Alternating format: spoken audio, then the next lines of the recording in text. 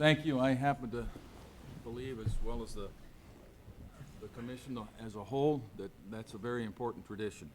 So we'll begin with welcoming everybody.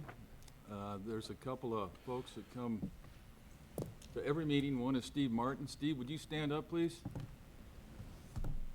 He's with the Wyoming Bowhunters, and I don't care if the meeting is in Newcastle, Cheyenne, wherever it's at, he happens to attend, and I appreciate that very much, and so does the commission as a whole. So, in any event, we would like to recognize Senator Mike Guru from Jackson. And this is the second time in a row I've seen him at our meetings, and we appreciate that very much. All of you, everybody that's attended today, we thank you sincerely. Please silence your cell phones, please. And now's the opportunity. I'd like to welcome Jay Clark. Know him quite well. A good man, good outfitter. We'd spend the whole morning. Tim Metzler, all you guys, thank you very much. Members of the public that would like to address the commission, you must. We don't just request it, we require it. You need to fill out a blue sheet, and I think, Angie, you'll give those to Brian, and fill out your blue sheet, and Tara Hodges back there will take it, and we'll go through the process like that. And I can't think of anything else, can you? Nope. Okay, we'll go directly to item agenda 1. We got to approve Okay. the commission meeting minutes. Mr. Chairman, I would move we accept the September commission meeting minutes as presented. Second. It's been motioned that we, and seconded that we accept September's commission meetings, minutes. Can call to the question, all in favor? Aye. Any opposed? Motion carries.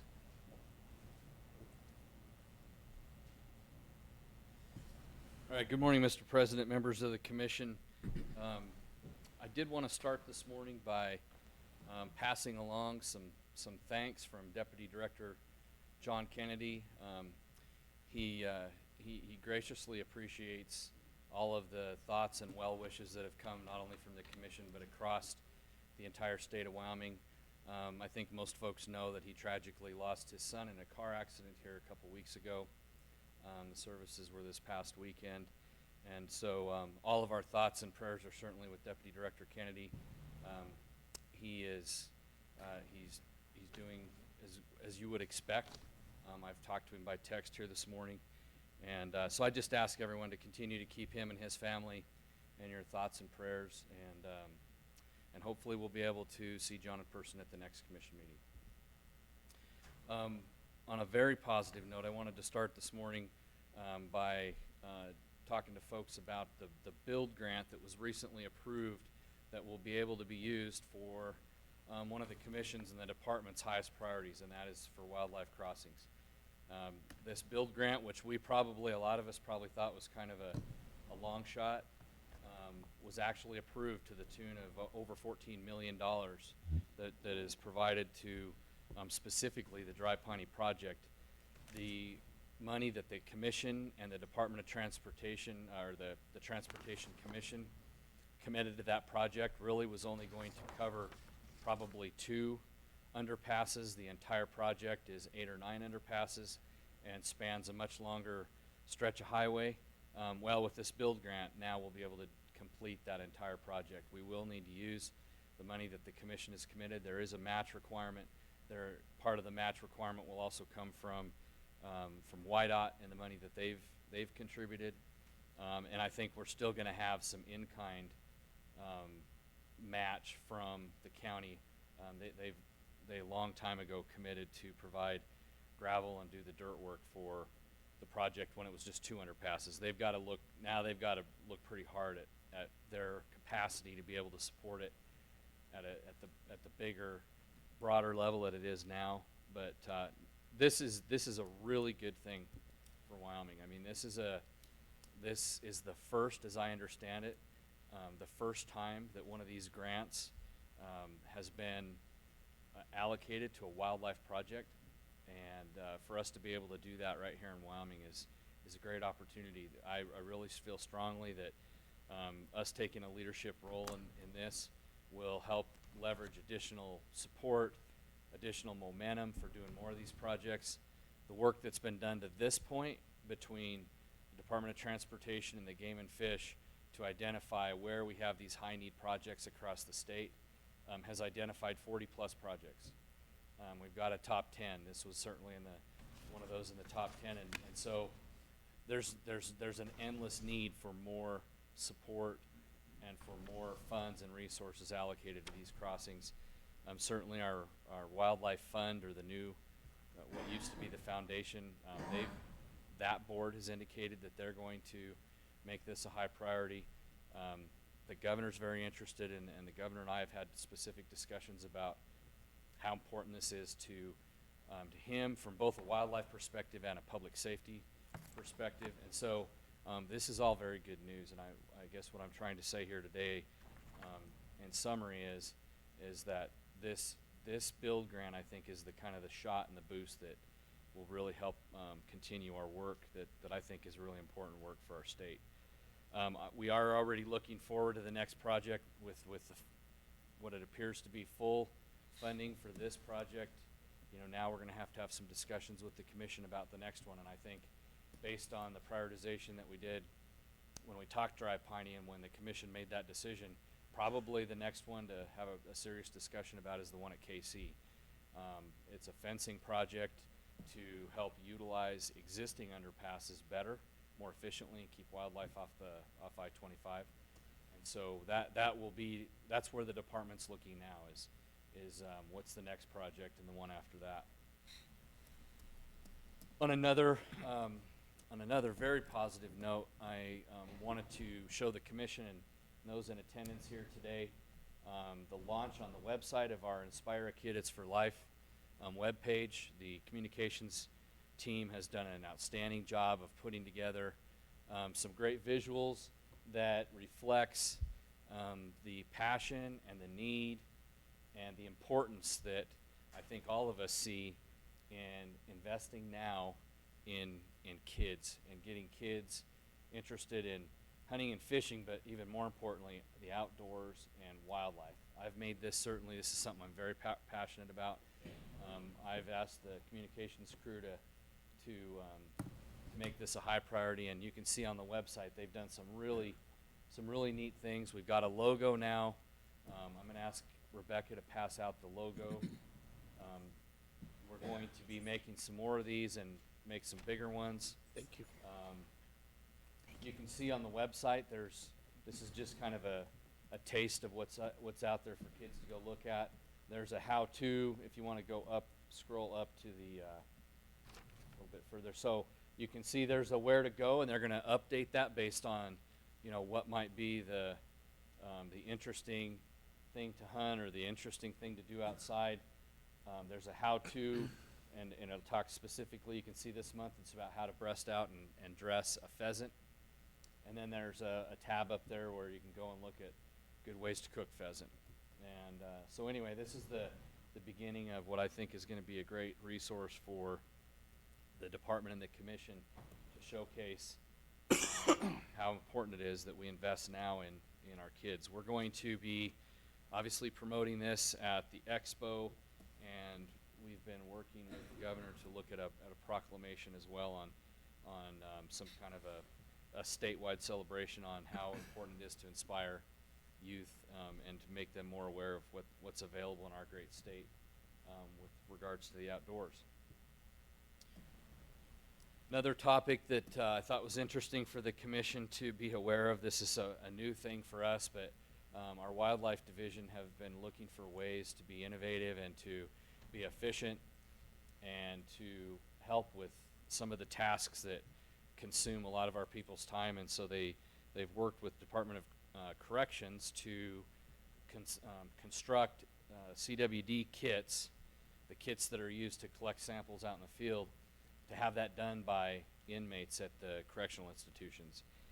This is you know, then we're kind of just dipping our toe in the water here to see how this might work. This process now of putting these kits together is really kind of a all hands on deck in the lab process. It takes a lot of time. With us kind of outsourcing this to the Department of Corrections, it's going to save, we figure, about 450 man hours just for this particular project. It'll free up space in a very small lab. Our lab's only 900 square feet where they do all this work, and so it's going to free up some lab space. So we're going to continue to evaluate this. There might be some other opportunities, and we'll update the commission as those come along. There's some new stuff on Wildlife. I just encourage the commission to continually go there and look. The communications crew has been updating that with some new pictures. One of my favorites is the one you see here. Chris Martin got some great video of a beaver. Got some real close-up video of what beavers do when beavers are building their houses, and this video seems a little bit choppy. It's actually better if you go on the web and watch it, but pretty neat video. And then there's the other one that I really like that we're really starting to focus on now with all the migration that's going on around the state this time of year. Is we've got some good underpass videos. You can play, yeah, there it is, with deer walking underneath underpasses. I don't even know which one this is. Obviously it looks like yeah, that's a highway. I don't think that's the interstate. But anyway, Chris Martin on our communications team has been looking at new places to do this. And with that, I would be glad to answer any questions that that the commission may have. I just got a statement I'd like to make, Brian, and back to the highway crossings. You know, we just had a public meeting in the little dusty oilfield town of LaBarge, and it was pretty amazing. I went to it, and I didn't really expect a lot of people there, but there's about 25 folks there, from oilfield workers to ranchers to retired folks and what I call service workers. But it was just amazing how unanimous the consent was and the excitement for these crossings between LaBarge and Big Piney. It just goes to show that what we all know and have all said a million times, how important wildlife is to Wyoming, because it hits every one of us, and it's important to every one of us. So these wildlife crossings they're huge in this state, and they're going to garner a lot of support and more as we move forward with them. So it's good stuff. Mr. Thank you, President. Brian. Yes. Brian, I'd really like to commend you and the communications team. I mean, this is great stuff. This is gonna inspire a whole new generation of hunters and outdoorsmen, and you know, our website has the stuff that's on there is amazing. So great work to both you and the communications department for getting that stuff going. Thank you. Thank you, Brian. Scott Edberg.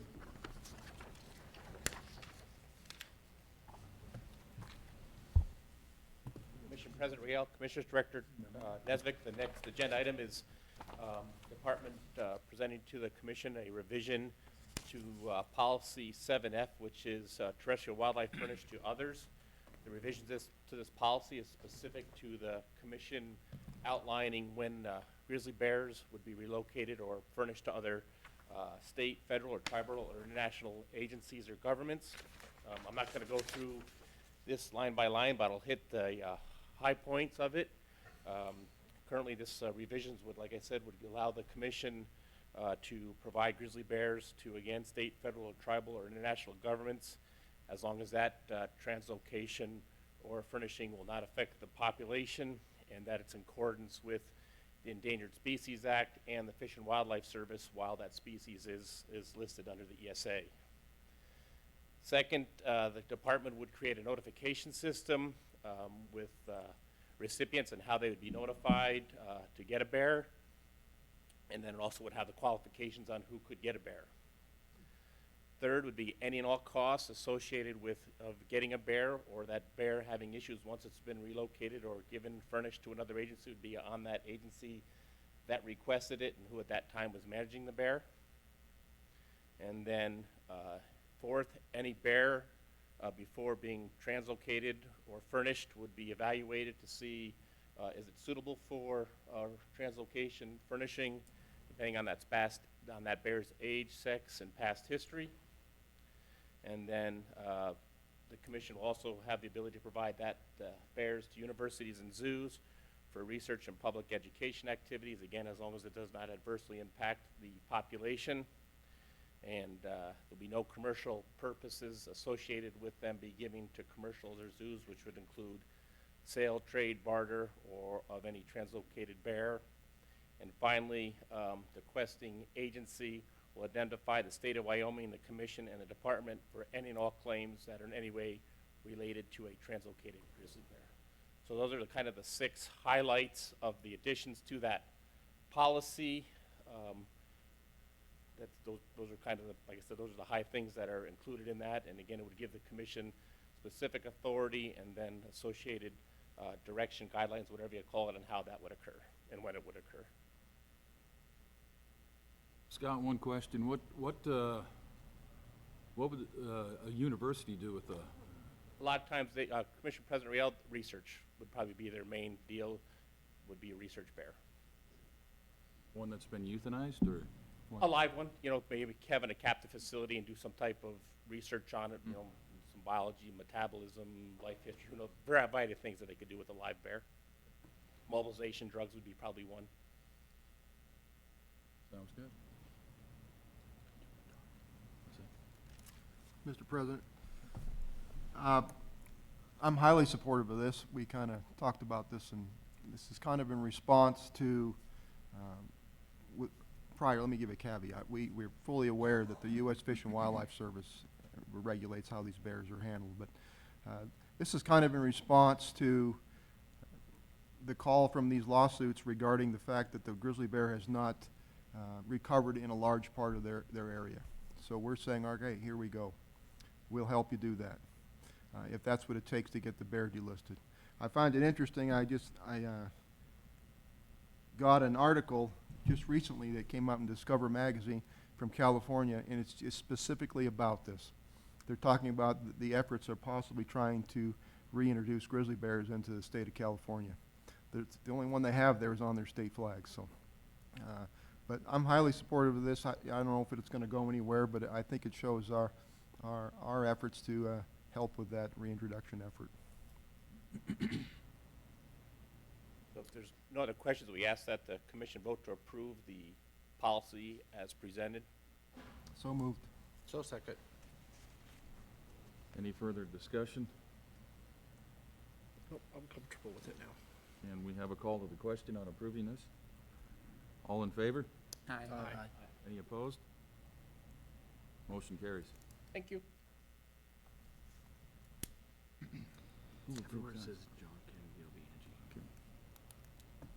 Angie. Mr. President, Commissioners, Director Nesvik, I'll present number 4 on the agenda, looking at 2020 commission meetings and dates and locations. You guys have been presented with those possibilities, and I'll run through those. January 15th and 16th in Cheyenne. March 19th and 20th in Cody. April 20th and 21st in Riverton. July 7th through 9th in Rollins, and that will include a field tour. What were those dates, Angie, in July? 7th through 9th. Where was that at again? Rollins. Sorry.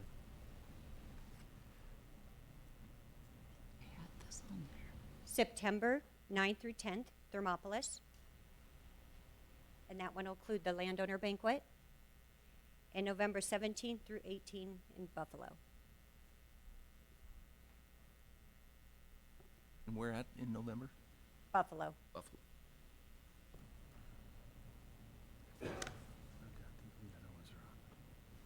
And the Cheyenne dates were the 15th and 16th of January. I got them on her initial.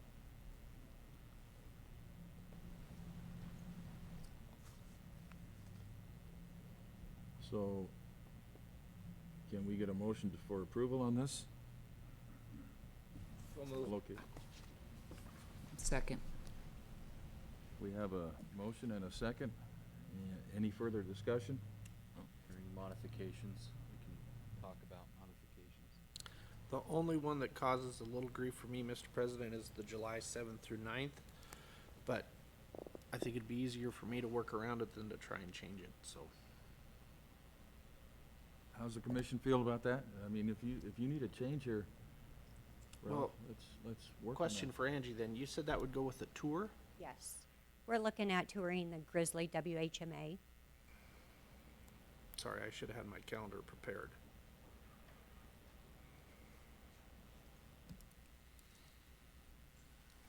What if we went the next week, set it 14 through 16? Yeah. So, if we did that, we'd have to go probably 15 to 17, because of Waffle. But that's certainly possible, 15 to 17 is possible. So yeah, July 15 to 17, if you didn't hear the director, would be possible. Fine with me. That'd be great. Yeah, it works for me. Thank Will you. the commission approve the change then, the modification? Yes. Yes. Do we need a motion on the modification, or can we just proceed? Thank you. If both, and I heard both the motioner and the second say that they're okay with the change, so you're good. Okay. Thank you. Let's have a call to the question. All in favor? Aye. Any opposed? Motion carries as along with the modification from the 15th to the 17th, I believe it was? March date. Thank you. March. Yeah. Thanks, Angie. 20. Mike? All right. Yeah, just a quick update on our foundation. I think I made mention in the last commission meeting that we had selected a group of folks to serve on the board. I know I see one person out here, Bruce Shackelford.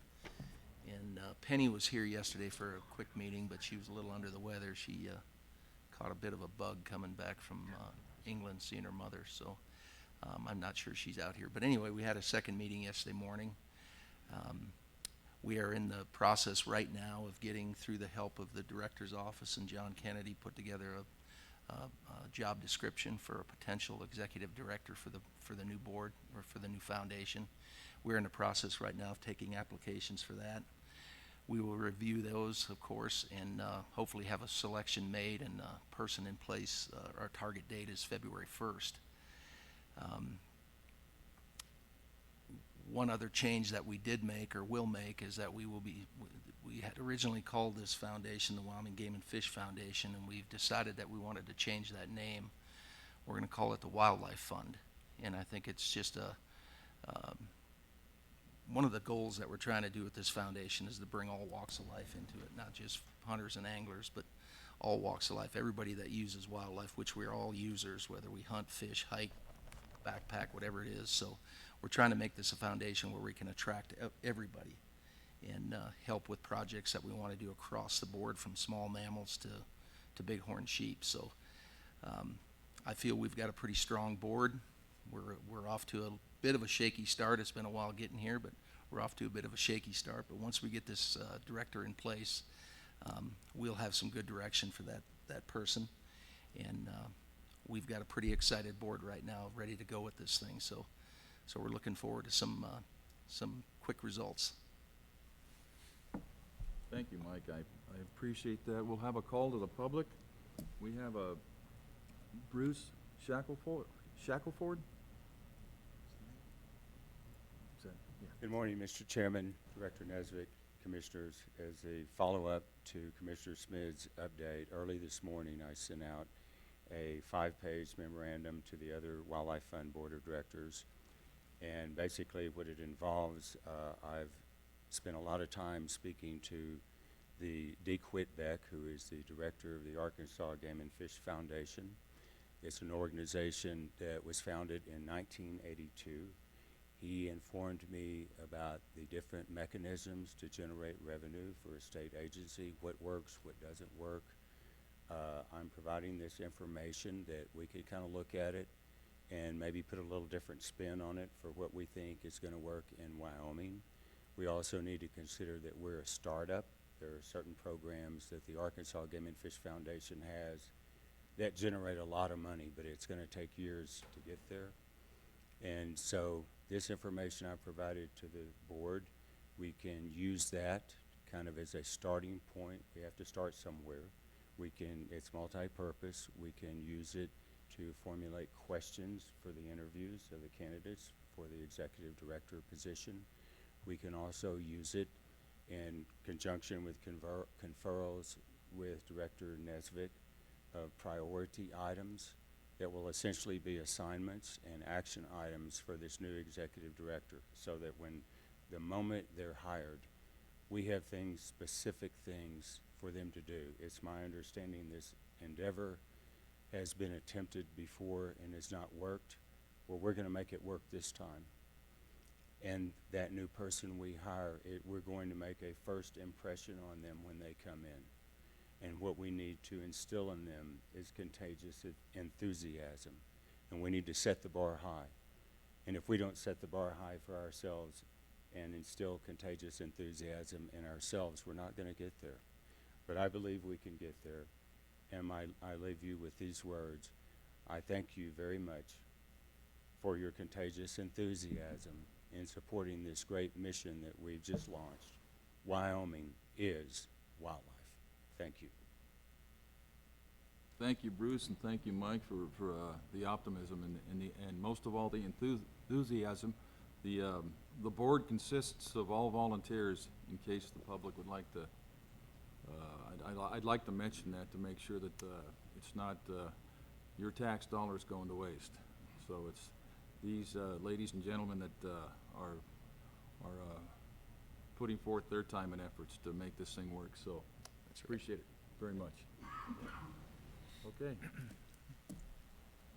Go to awards and recognition, I guess, Alan?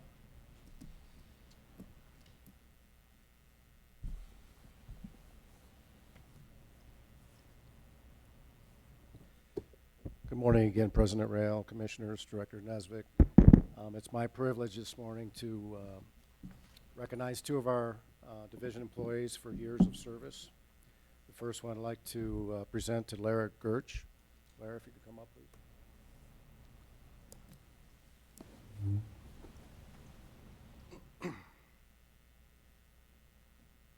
I don't want to stand up here alone. So Lara's kind of been like me. She's had a hard time figuring out what she wants to do when she grew up. And she started out in 1993 as a fisheries management technician in Laramie. And from there, she worked for a few years until 2000, where she transferred to brucellosis biologist position in Jackson. And then in 2002, she went to an aquatic habitat biologist position in Jackson. And then ultimately, she's been about 5 years in the regional aquatic supervisor for our habitat biologists in the regions. Lara's a very talented aquatic habitat biologist. She supervises 5 biologists in the regions, 6 coming up now. And with her, when we're having coming into Casper, some of these projects that she provides advice and supervision are pretty straightforward, can be straightforward, such as a culvert replacement under a road to provide fish passage, to some really complex projects that have a lot of money invested in it. They take a long time to come to fruition, just the planning stages alone. And so there's a lot of moving parts, and Lara does an excellent job providing supervision and leadership to the folks at her division. So with that, I'd like to present Lara with 20 years of service. Congratulations.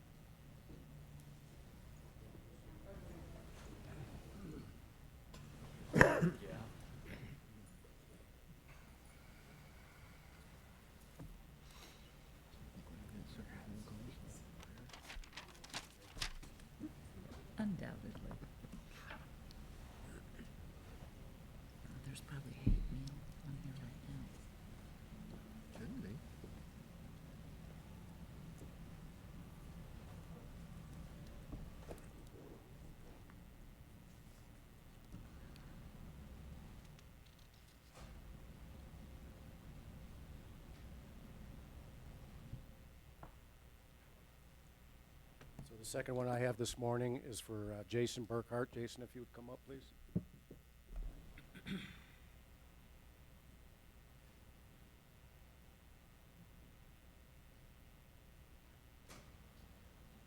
So Jason started his career with the department in 1998 as an aquatic assessment crew technician, and he moved on from that to in-stream flow crew technician. And then he went on to a fisheries management position starting in '99 until he went to work for the co-op and then started his master's degree at the University of Wyoming and finished that up in 2002. Jason's been, he was hired on July 1st, 2002 as the Cody Regional, one of the Cody Regional fisheries biologists, and has been in that position.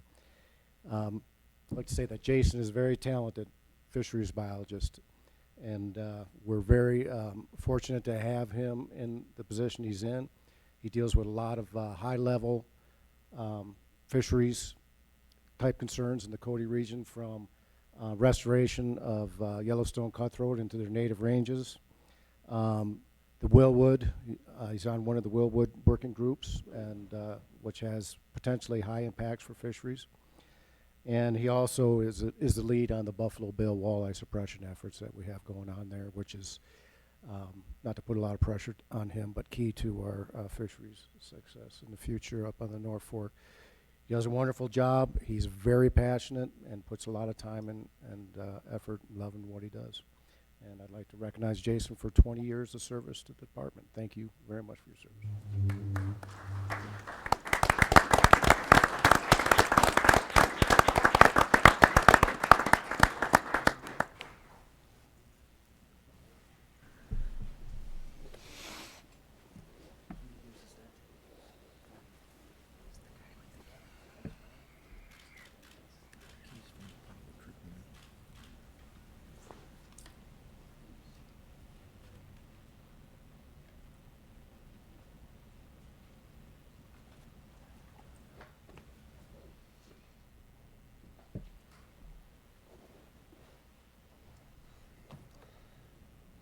Now we'll hear from Rick King.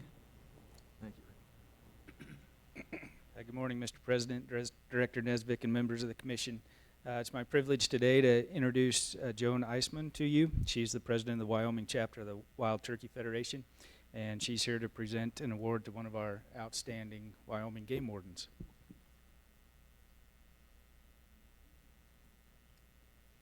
Good morning. On behalf of the National Wild Turkey Federation and the state chapter of Wyoming, I would like to present Miss Jessica Beecham of the Lander Riverton Game and Fish for Outstanding Law Officer of the Year.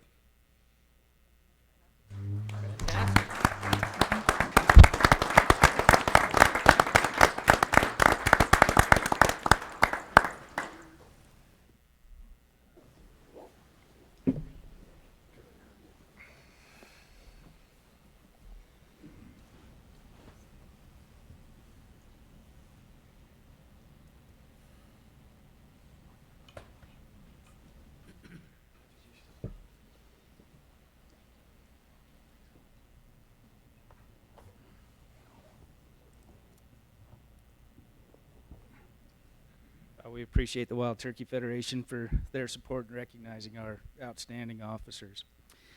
Next, I'd like to introduce Pidge Fulton. He's a board member of the Wyoming Wildlife and Natural Resource Trust, and he has an award to present to one of our very talented Wildlife Division employees. Mr. President, members of the Commission, I'm here today on behalf of the Wyoming Wildlife Natural Resource Trust meeting to give our Partner of the Year award. This gentleman could have had this award many times over already and will probably qualified for it much more than he is now. But we would like to honor Ian Tater today and give him this award to be our Partner of the Year.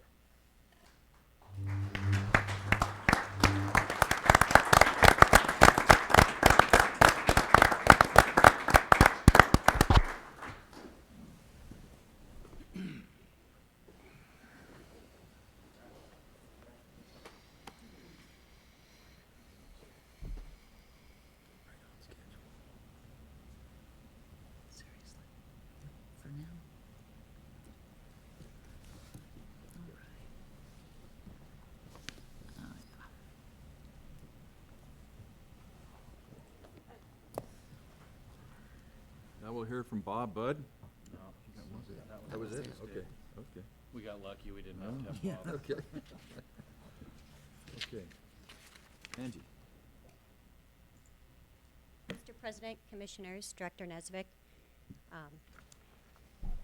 So number 7 is the department's operations in Teton County. As we discussed during the work session yesterday, is that we're really looking for guidance and direction in moving forward with this issue. So with that said, I'm going to read those 4 questions that the director presented you with yesterday as a reminder. Should we maintain presence in Jackson, and at what level? Build houses at the South Fork Wildlife Habitat Management Area. Start work with a developer. And move forward with selling commission property. I do understand that there may be other things besides those 4, other ideas or proposals as well. So with that, we're looking for direction on how to move forward.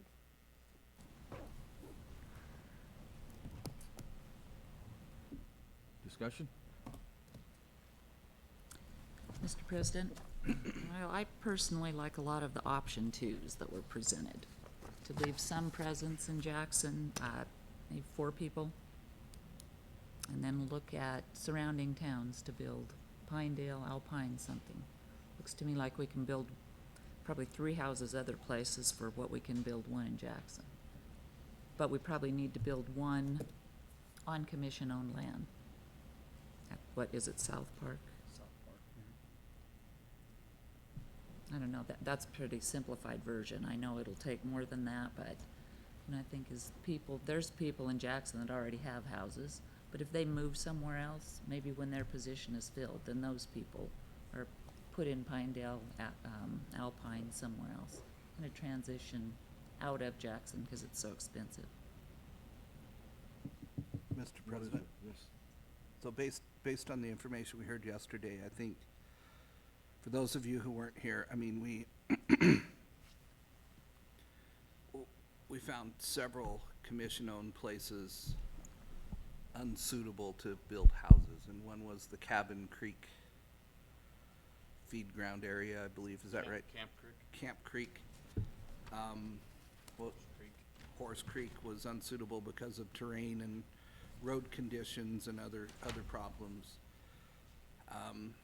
Is it the Teton WHMA? You know, and that's 300 and some odd acres behind the National Elk Refuge because of various problems with that and road access, and that didn't seem to be a suitable place. But I think the places that are suitable that we should direct the department to look at are South Park is a potential. Bondurant is a potential site to build some additional housing. Alpine is, we have a warden station there that we use for kind of training wardens, but there's additional land there, so that's an option of a place to build houses. So I think with all 3 of those, we really need some more information. I mean, we need, I kind of lump these into categories. We need information on development costs. So with regard to all 3 of those locations, what would it take to provide water, electricity, gas, septic systems? What county fees and permits will be involved in those 3 different locations? I think the department needs to look at construction costs is another category. So are we looking at single-family homes? Are we looking at townhomes? Are we looking at twin homes? Are we looking at modular versus stick-built homes? I think we need more information on those to make a final decision. I'd ask the department to explore, there's a meeting, December 16th, I heard, with other state agencies in Teton County, because we're not the only one with this problem. I mean, DCI, YDOT, Game and Fish, Workforce Services, Family Services, every state agency is having the same problem. So there's a meeting with all those state agencies to explore maybe what the solution is. I'd ask the department to take a lead in seeing if there could be cost savings by those state agencies that want to hiring a common developer or general contractor builder. You know, I'm wondering if maybe we can't obtain favorable bids if we put this out statewide, and maybe someone, you know, if a contractor's gonna be able to do I'll just throw this out, $20 million worth of work in Jackson, maybe we get a break on some of the prices that each of those state agencies may incur in building housing. So I'd ask the department to explore that. I think the question that remains for the commission, and I don't know that we're prepared to answer, I'm not prepared to answer today, is how many houses do we need to build?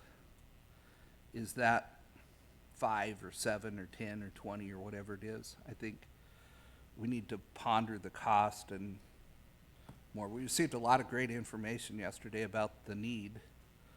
You know, and as I sit here today, I like to overbuild. I mean, I'd rather have, if we believe that, you know, within the next, say, whatever period you want to select, 15 or 20 years, you're going to need 5 houses, we should invest in 5 houses today versus building one and then having future commissions have to deal with this. I mean, we have some funds that are available to deal with this problem. But I also want the department to explore what positions actually need to be in Jackson. You know, and I don't want to pick, I don't want to impact any employee that's currently in Jackson. If they are renting houses and they want to stay there, or they own their own house, I'm not suggesting we make them sell their house and move to Pinedale. But I believe there are positions that I heard about yesterday that the department ought to look at that could be just as well put in Pinedale or a different office and avoid this housing problem that exists in Teton County. I made the statement yesterday, I'll make it again. You know, the best reason that I've heard why we should stay in Teton County, with all due respect to Senator Guru, is Doug Brynmeier told me it takes 4 moose to get out of a swimming pool, to get a moose out of a swimming pool. And that, you know, we do need extra bodies in Teton County because of the unique wildlife needs they possess. So I believe that. So I think eventually we need to decide exactly what presence, continued presence we do need in Jackson. But I do believe there are positions that don't need to be in Jackson. And I think we need recommendations from the department. Long-winded thing, but I think that's where the commission should go. Mr. President? Yes. Yeah, I concur with pretty much everything you said, although maybe it takes 3 guys to get him out of the pool, I don't know. But I think He we need... hedged a little bit. He said if you have a our winch, problem you is, might be able to do it with 3. for us trying to make a decision is, fortunately, right now, we have a good housing situation with our employees that are there now, in most cases. So it's difficult to determine how to plan that out. We were talking about basically retirement age people or people in those areas figuring out. So what we need from you is more of a kind of a step-by-step plan as to when we think we're going to need these houses. Because it's hard right now to say, well, we're going to do 6 houses. Well, we don't know if we need 6 or we need 3 or need 2 or what it is. And then echoing what you said earlier about the fact that we need to know the priorities for the department on who should be in Jackson. And who can possibly, or not a person, but the position, if it can move elsewhere or be located outside of Jackson proper. For us to determine whether or not how many houses are possible or what not to do with them. But I think we should also explore whatever avenues we have. If retaining property we have and developing it, selling property we have and using those resources to build, we should look into all those different avenues. Also, I think the Teton WHMA is definitely out of, is not possible to develop on it. But I would still like us to explore a trade with the U.S. Fish and Wildlife Service in that property on the south end, realizing that it may take several years, but at least continuing that process to see if it's worthwhile. Mr. President. I agree in that. I think it needs to be a multi-staged approach. One thing I don't think we should overlook at is current houses that come on the market. I think we should keep our eyes open for that, for immediate resolution to a house or two. The house in Jackson that we lease, maybe we could pursue purchase of that home.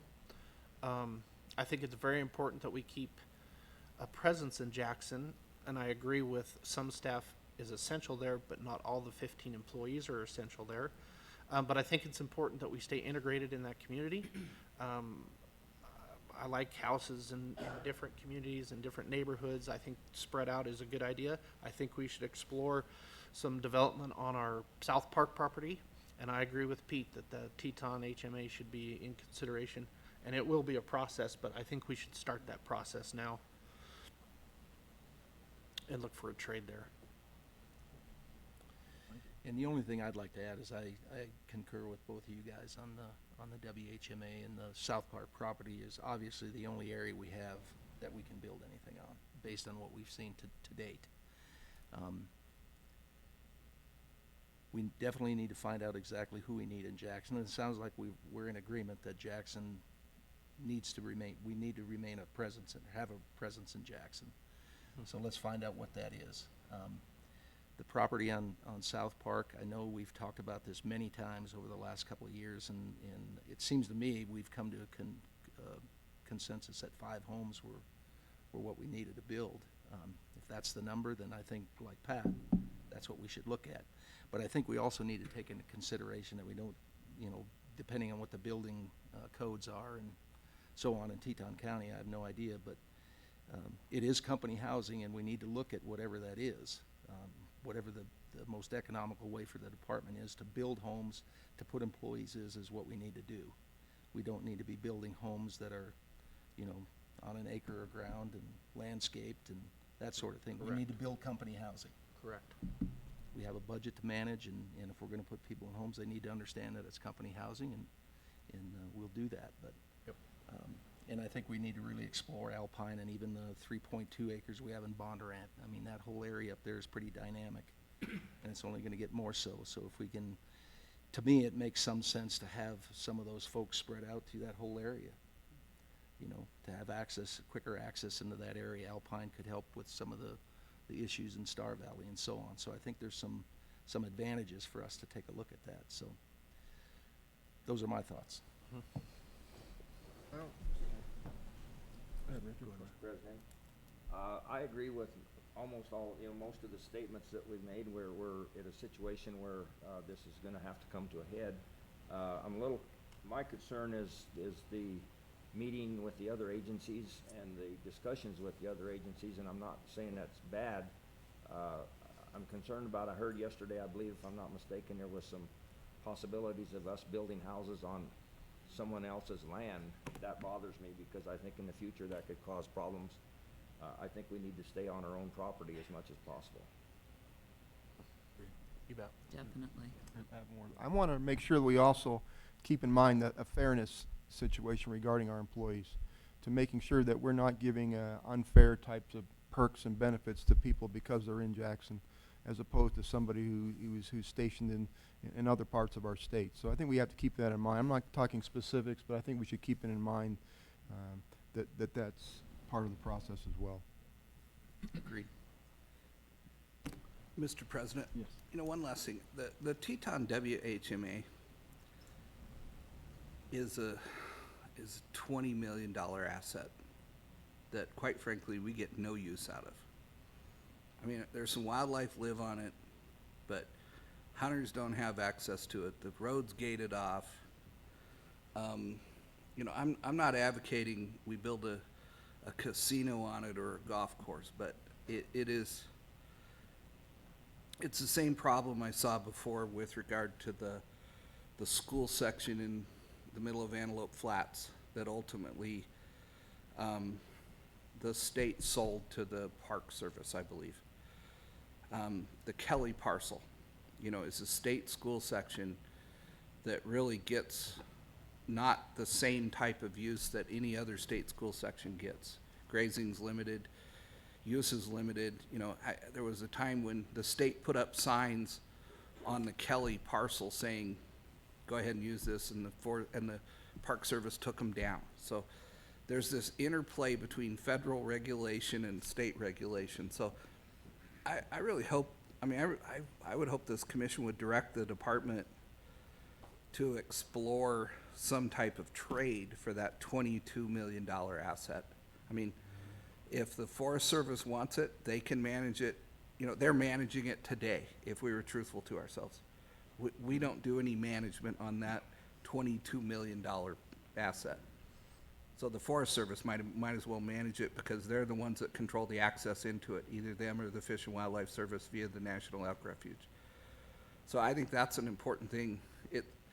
To me, it's totally separate from our housing situation, but I think the department should explore gaining some value for that $22 million asset that we can spend on other stuff.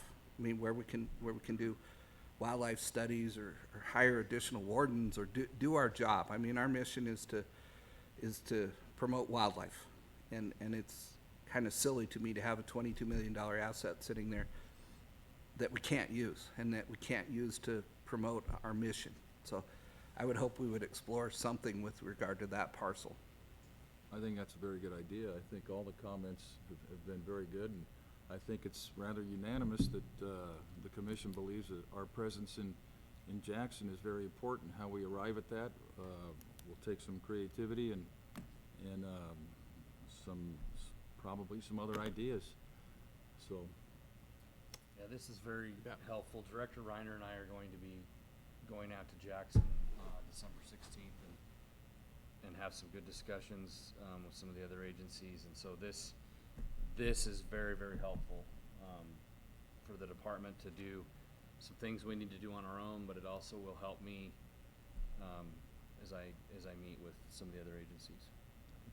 Hopefully those other agencies, if we do get involved in, don't bottleneck our mission here. I think referring to some of Richard's comments, so I think that's Yeah, wise.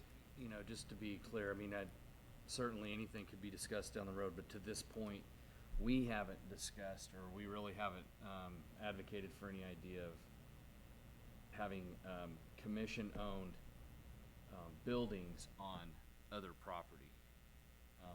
I don't think that's necessary. I just see problems there. That's I not do good. think there is some opportunities, though, to explore anyway, where the agencies work together to potentially utilize each other's resources. Obviously, for you gotta do the right thing with resource allocation, but there's probably some opportunities there to make sure that state-owned resources are utilized to their maximum benefit to Teton County. Any further comments? I do think we should call the public starting with Senator Guru may have a comment or two. Senator Mike, would you like to come up and address the commission?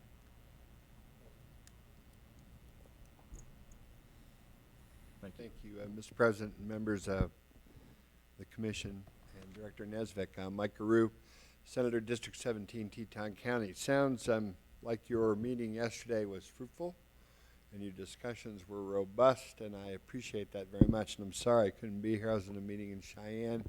Drove up last night just for the opportunity to just chat with you for a moment. First, I'd like to take a quick moment and digress and congratulate you on your award of the Wildlife Crossing grant. I'm sure you are aware that just at the beginning of the month, voters in Teton County, with a margin of over 78%, voted to allocate $10 million of their own spet tax money for wildlife crossings. And so I think it shows, again, a commitment in folks in Teton County, as Commissioner Schmidt was speaking of all of our folks in the state commitment to wildlife, and that we in Teton County share that commitment. With regards to housing, I think you're on the right track. I, of course, like to see as robust a group in Jackson as possible, but I also understand the concerns of the commission with the cost of housing employees in Jackson. As a businessman there for 44 years or 40 years plus, I can tell you I share those concerns and struggle with that every day, as I discuss with you in Pinedale. Since our last meeting, I've had a chance to talk to our county commission. Our county commissioners, who also can't be here today because they were at the same meeting I was in Cheyenne yesterday, but they too have pledged to be at this meeting on the 16th to work and offer their support with logistics and whatever support they can. I think what you'll find is a community that's ready, willing, and able, once again, as I stated to you last month, to help in any way to affect keeping valued employees, valued state employees in Jackson. I also think there might be some opportunities working with other agencies, as was discussed with YDOT, Department of Family Services, Department of Workforce Services, or other housing opportunities that might be available. Understanding the concerns of the commission to want to be in control of their own destiny and their own property and their own building.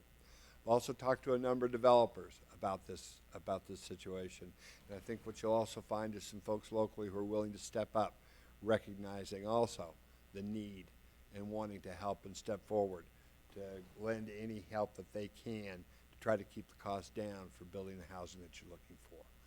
So we look forward to these meetings, we look forward to these discussions, and I just wanted to be here today to let you know that we do encourage you on your efforts and appreciate it very much, and stand for any questions that you have. Thank you, Mr. President. Thank you, Senator Mike. I appreciate it very much, and I'd like to give you some free advertisement. This man serves the best sourdough pancakes you'll ever have in any restaurant. He owns Jedediah's, and I've known him quite a long time, and anyways, for what it's worth, if you get a chance. President, I owe your wife a sourdough starter, and I got it for her, so don't worry. Message received. Thank you. Thank you. Thank you very much. Thank you. Appreciate your time. Thank you. We don't have any other blue slips, but you might just do a call to the public. Do we have any blue slips, Andy? Can we do a call to the public, a final call on this agenda item? Okay, we'll move on then. Angie, thank you very much. Sean? I'm gonna let Dee finish. Sure.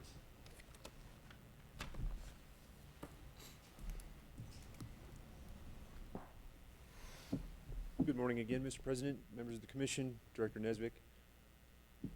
Just have one agenda item today from the Lands Branch. This is a request for an authorization to proceed for a public access easement. This would be a permanent easement for a roadway and a parking area through private property to obtain access to just over 32,000 acres of wilderness study area, mostly owned by the Bureau of Land Management. Mr. Kim Clark recently acquired the land that separates the Grue Canyon area and the access trail from US Highway 30 north to Cokeville, Wyoming. He's expressed an interest in selling the Department of Permanent Public Roadway easement and the associated parking area, which, as I said, would give us some access to over 32,000 acres of the Raymond Mountain area. The area has been identified by the Green River region as the highest priority for acquiring hunter access for elk, deer, moose, mountain lion, and black bears. Improved public hunting access for these species will improve the department's ability to attain population management objectives along with improving hunter opportunity. Here's a closer up view of the property with some aerial. As you can see, the highway runs right along the middle of the property. The green highlighted area would be the two-track road that the public would be able to use to access to the parking area, from which there would be pedestrian horse access up into the range. Also have some drone footage that I'd like to show you.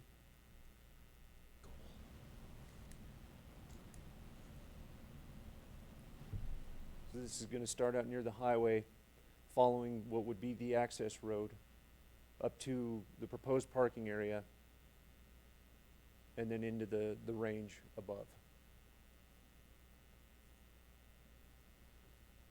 And I apologize, the video feed's a little choppy, but we'll continue through.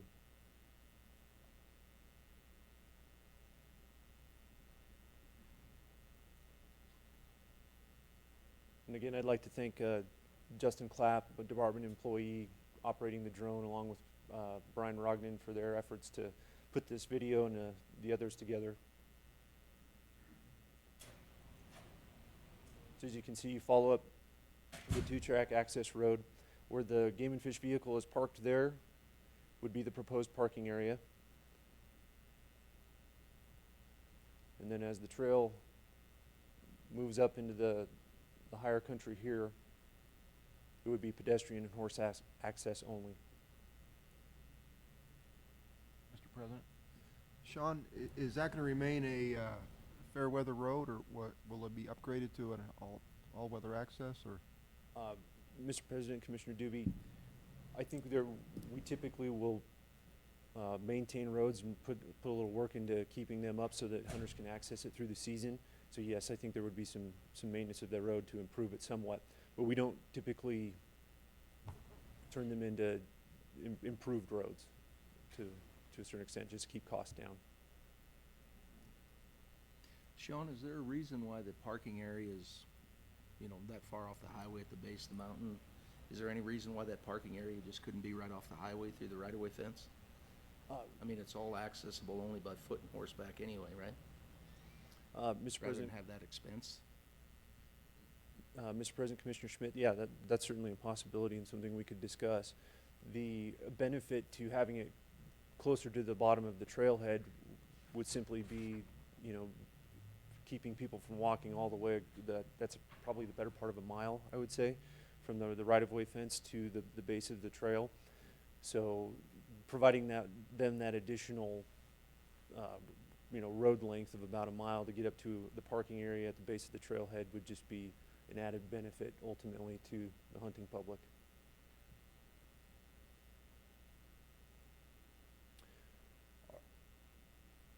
What our intention would be to acquire an appraisal for the permanent easement to see what the value of that would be.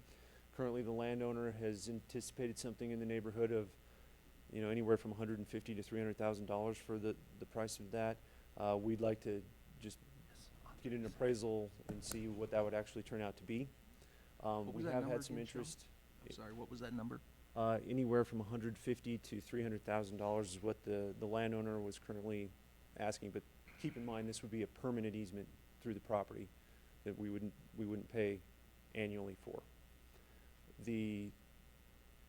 So we would obtain the appraisal, determine fair market value for the easement, and see what that actually comes in at. And I have had some interest from some other parties to contribute to this project. So when we come back at a future date, if with the approval of the commission, we should be able to present some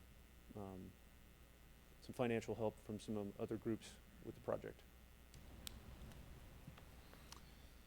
Mr. President, so what do you need from us, Sean?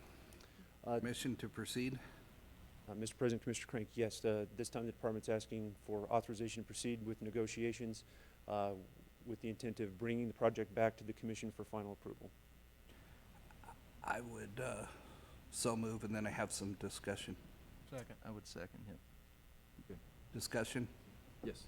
I mean, this sounds like an amazing deal. I mean, we gain significant access to public land, so it's just it's a no-brainer. I pretty shocked about a mile-long road easement being worth $150,000 to what was the $300,000?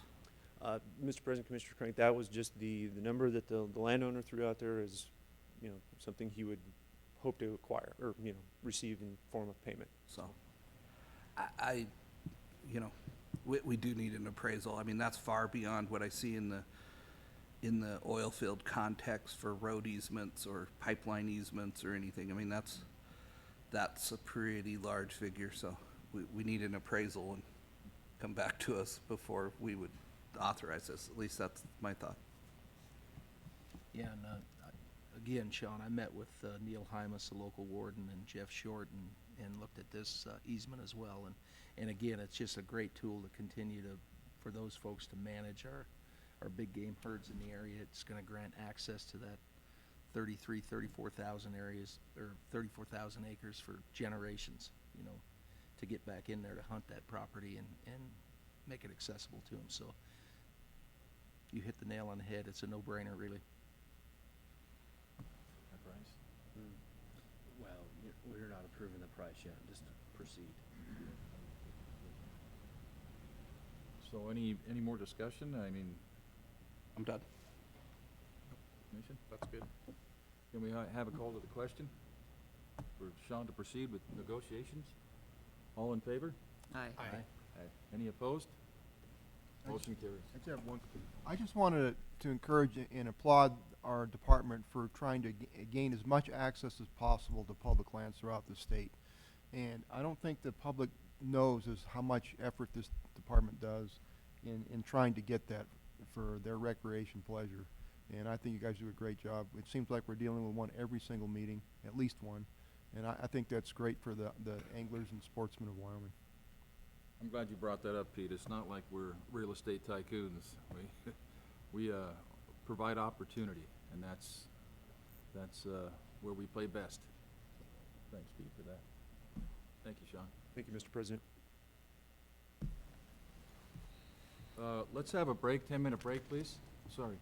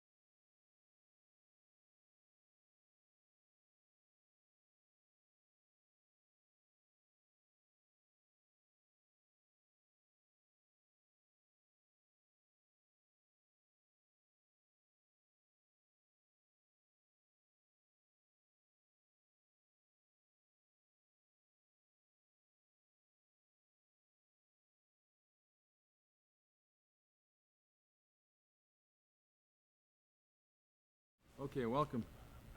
We'll move along, and Dee Dee Hawks.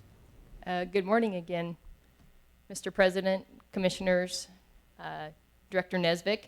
I have some exciting progress to report on the Cody Regional Office. On November 5th, we had interviews with 4 different architectural and engineering firms up in Casper.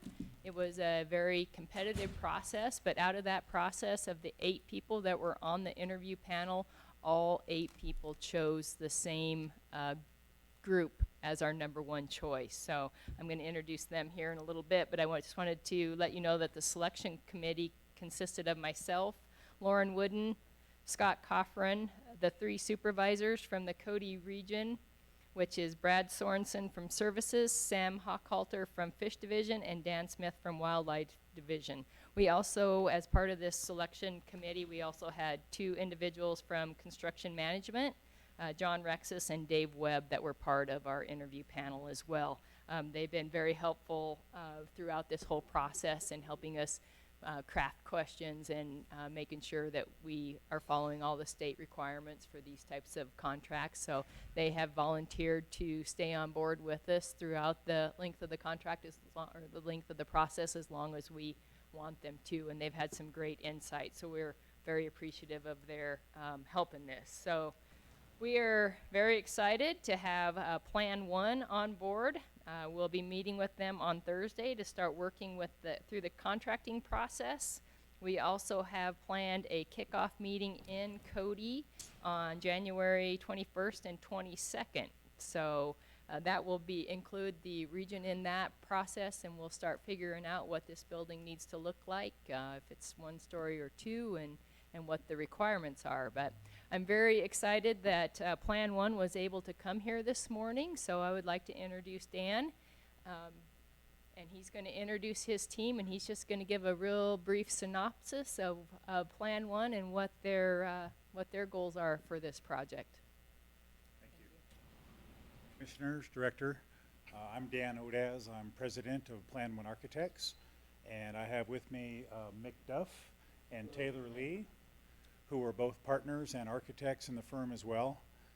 Just a real quick bit about Plan 1. We're one of the oldest and one of the largest architectural firms in Wyoming. Been in business in Wyoming for 35 years. Originated in Jackson. We currently have offices in Cody and Rock Springs and Cheyenne. All 3 of us are from the Cody office, so we'll be nice and close by working on your project. We're very excited. We're very honored to have been chosen for your project, and we promise to be very conscientious with the funds that'll be entrusted to us. We pride ourselves on a Western style of architecture, a durable, maintenance-free materials, functionality for the staff. We're not going to go overboard with the design. We want to portray the right image of game and fish to the public, and we can't wait to get started. We're excited about the project. It's going to be great. I don't know if anyone has any questions of us at this point. Mr. Vice President, so, you know, we recently built an $18 million building in Laramie.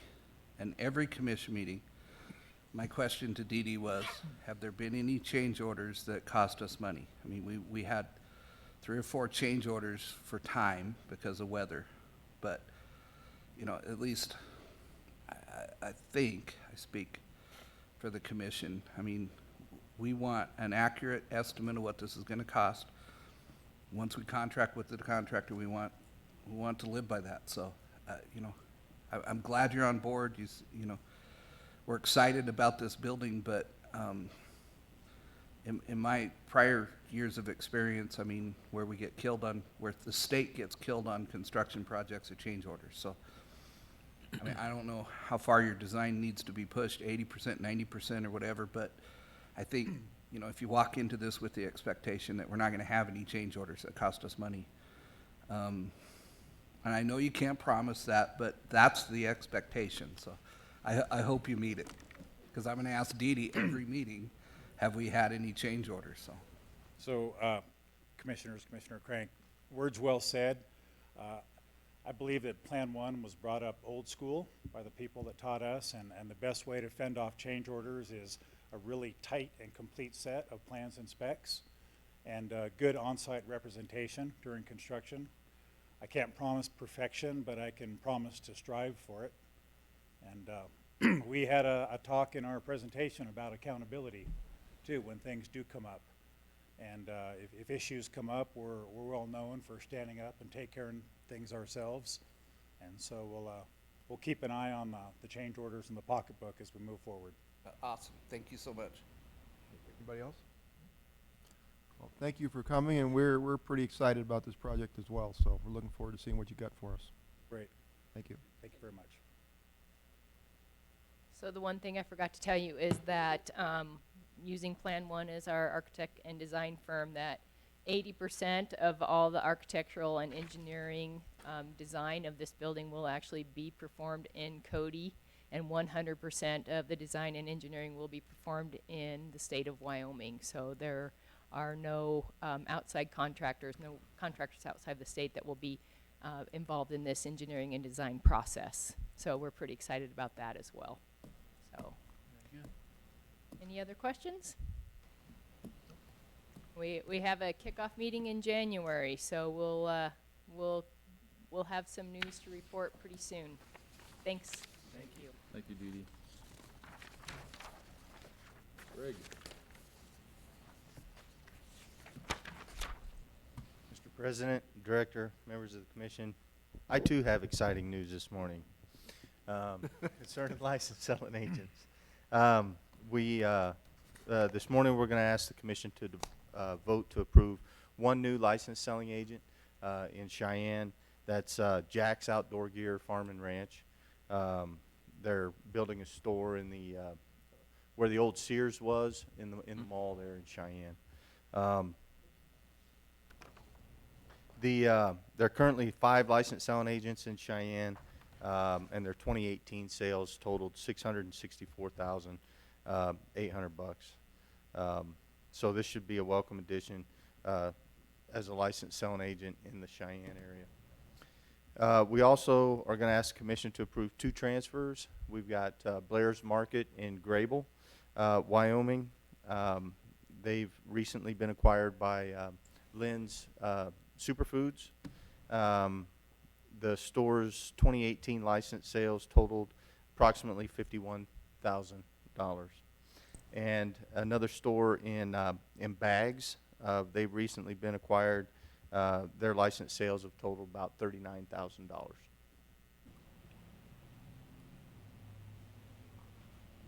Any discussion? So moved. Second.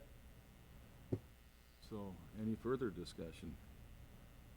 Okay, it's been moved and seconded. I'm sorry, who did the second motion for? To approve the new license selling agent and the transfer of 2. Call to the question. All in favor? Aye. Aye. Any opposed? Motion carries. Thank you. Okay, Greg. The next agenda item, Mr. President, is the applications, the request for approval for the applications for the special antelope hunt licenses.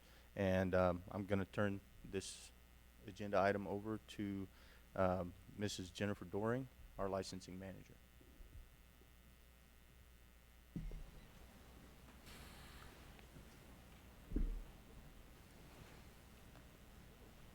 Good morning, Commission President, Director Nesvik, members of the Commission. I'm going to do a small presentation on the applications we received for the special antelope hunt licenses, and then those organizations, I believe, are both here to speak on their behalf.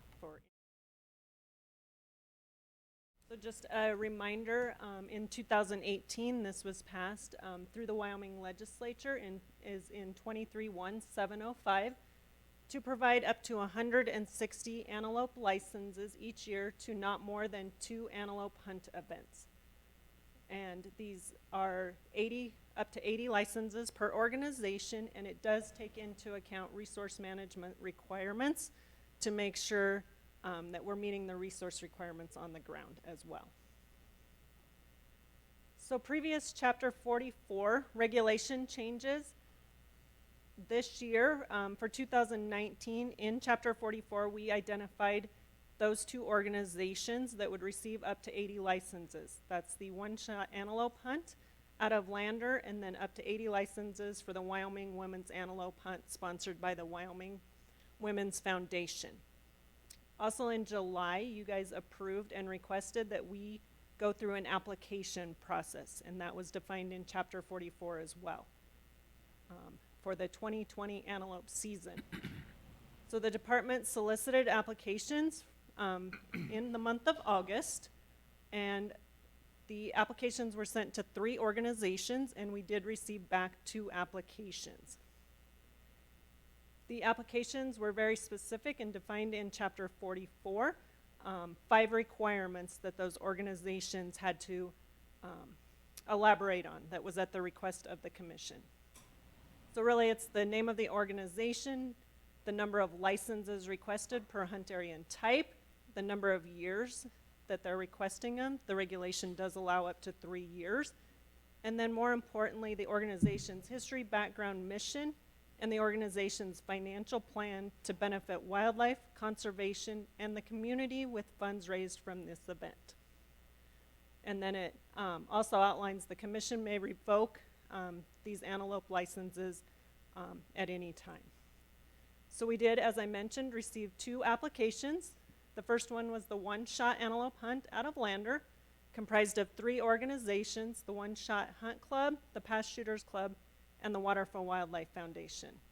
The second application was received from the Wyoming Women's Foundation, which is a priority fund of the Wyoming Community Foundation. And so I'm just going to quickly go over the hunt area types and the number of licenses each organization is requesting. So the One Shot Antelope Hunt out of Lander requests licenses out of areas 65, 66, 67, 68, and 106. The quota for each of those areas is based on the commission regulations that they work with the Game and Fish on. So in 2019, you can see how those broke out per hunt area and type, which is a total of 80 licenses. The Wyoming Women's Foundation has requested licenses in area 10, 15, 16, 17, and 109, and that's the quantity of licenses they've requested in each hunt area, for a total of 80 licenses as well. And each of these requests were for a 3-year approval, and those applications were provided in your commission notebook.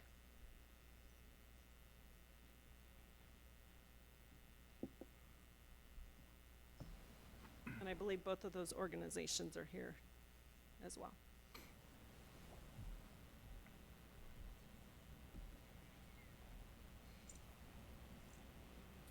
Any questions? So this is Jennifer, what did you say about we could revoke the licenses? So there's language in Chapter 44 that says that I believe for resource management or that it can be revoked. So Section 5 EB, the commission may revoke an organization's opportunity to receive antelope hunt event licenses if any information is incorrect or no longer valid. So that doesn't, here's my wonderment, what if we have a horrible winter in, in and around Green Mountain? And the areas that the One Shot Antelope Hunt want to have licenses issued for are just not feasible because thousands of antelope died. What do we do? I mean, are we today saying that we will give these licenses for 3 straight years, or on each year do we come back and say this is okay this year because we had a good winter, we got lots of antelope, but maybe next year we come back and we say, no, we're not giving you 80 licenses. We only want to give 25 or whatever number it is. Can we do that? I believe that it would be as to how the commission approves it at this meeting. Well, we can always do an emergency regulation, regulation, no matter what. But Commissioner Crank brings up an interesting thought. I'm trying to think of how else we do that. it would probably just be presented at the commission meeting because it's not being written in regulation, the approval. And the commission regulation does give the authority to review resource management concerns. Well, But see, does it have that's to be not- done annual, I mean, on a That- 3-year that- basis? Can't we just That's do it only annually? okay if they lie on their application. I mean, I'm sure the one shot and women's antelope hunt are completely accurate in there. I have a solution to this that I think will work. So if we approve this today, we'll be doing a chapter 44 revision before next September, and we could just bring very specific language in chapter 44 that basically the purpose would be to notify folks that, for resource management concerns, we could revoke permission based on, and we can set up some criteria, work with the wildlife division and set that up. Revoke or reduce, I guess. Revoke or reduce or modify. The commission certainly has statutory authority to do that, but I think to be fair, it's good to have it in chapter 44 so that everybody can see it. And we have plenty of time to get that done before the next hunt. I would think that any organization that we donate licenses to in this manner, they would be very receptive if the herd that they happen to be hunting is declined, has declined because of a harsh winter. So otherwise, that tells me right there that they're after one thing and one thing only. Not in the interest of wildlife. So that's my Well, thought. Mr. President, I think the one shot told us that. Someone asked that question, that if we have a problem with our antelope numbers, that they would agree to reduce their number of licenses, but Yeah, both organizations that we're talking about here today have indicated their interest in making sure that no matter what, this doesn't have negative impacts on the commission's management objectives or on wildlife herds. So that's not an issue. It's just a matter of making sure that we've got it spelled out and it's quick and easy if we do need to make those adjustments. Well, Mr. President, my thought when we approved this 3-year deal, as I remember that discussion, was we believe that the two organizations that we selected needed at least 3 years to plan ahead and do their thing. I don't think we ever agreed as a commission that we would automatically issue 80 licenses for 3 straight years, and particularly in specific areas. I mean, that's not what I was voting for, at least as I remember. I think it was, you're gonna be the designated person that gets these 80 licenses or however many the wildlife can support for 3 straight years to be able to do your thing. But it wasn't that we're gonna give you 80 licenses for 3 straight years. And even in specific areas. I mean, one of those areas could have a disease outbreak where we have next to no antelope and we shouldn't issue any licenses. Go ahead. Well, there's two other things too. I mean, we also have a responsibility to the sportsmen. I mean, if we have an area there where we have to withdraw licenses because of a die-off or whatever, they're gonna get cut out of getting licenses as well. So we have to look at a fairness thing but I also understand that this is only, for both organizations, are licenses that they don't receive through the drawing. So it could be up to 80 tags. If they go through the drawing and receive a license, they don't need one of those licenses. That's my understanding. Is that correct? The way that the one shot works a little bit different than the women's antelope hunt. So the women's antelope hunt, they do require everybody to put in for the draw. Those that don't draw, they issue these licenses to up to 80, and they never have gone that high. They've never gone up to 80. In the one-shot antelope hunt, they do issue all 80 licenses most of the time, and Jason's here, or I don't know if we've got a one-shot person here, but Jason's here as well. He can correct me if I'm wrong here, but essentially the shooters, the 21 shooters, all received. Go ahead, Jason. Come on up and help with this. All right. Commission President, Director, members of the Commission. Yes, so with the one shot, they do issue their 24 licenses to the one shot team. Those are issued, based on those hunt areas. the remaining licenses that go to the past shooters, those folks have to apply and be unsuccessful in the draw before they're eligible to receive those. But they do typically take all 80 licenses unless there are, travel issues or things like that. But they have in the past reduced the number of licenses because of population issues. There were a period of years where, a couple of years where I don't think they even had a hunt at all.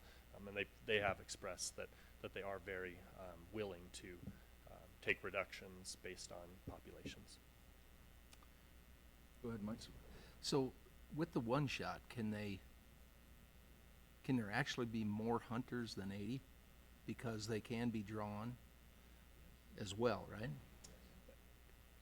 Correct. Technically, they're not part of the overall hunt, but they can be participating with other folks who are out there. So we're giving them 80 tags plus whatever else they can draw out of those hunt areas.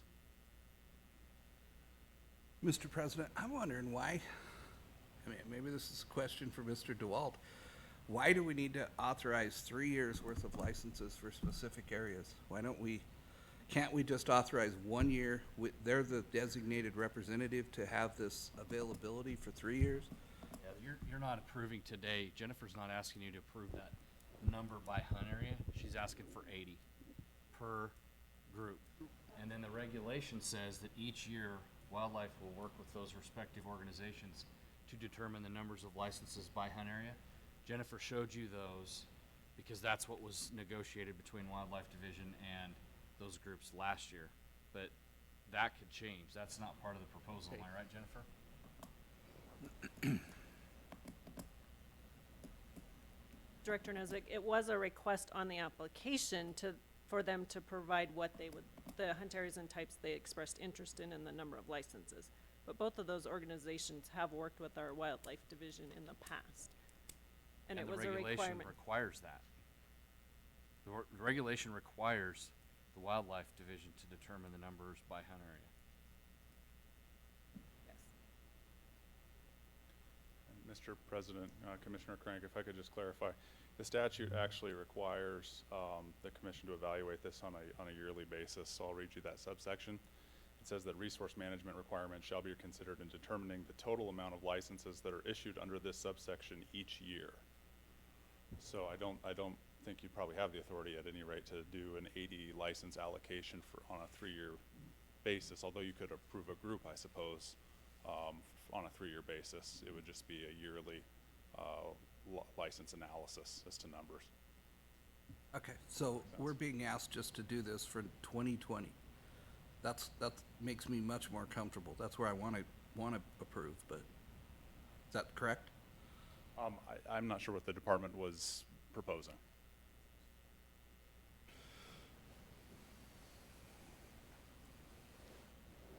Commission President, members of the commission, I believe the request based on how Chapter 44 was written in our previous discussions were that the commission had the authority to approve the organizations for up to 3 years, those 2 organizations. So I think that's what they're asking. That's what they want to approve is identify those organizations for 3 years, and then on an annual basis, they'll revisit. We'll have to bring this as an agenda item and ask them if it's okay to give each one 80 licenses each year. I think that's what. Correct. So you're just asking us to say the women's one shot or the women's antelope hunt and the lander one shot are the 2 organizations. Correct. Okay. I would so move. Well, I guess we have comment, but. No, it's moved and seconded, and then. But we have the one shot and the women's antelope hunt here. They want to talk, I guess. You want to talk afterwards or right now? I think they should, before the commission votes, you should. Do we have a representative from the one shot? Do we have a representative? No. A representative from the women's antelope hunt? Please come forward. I don't know your name, but it's Rebecca. Rebecca.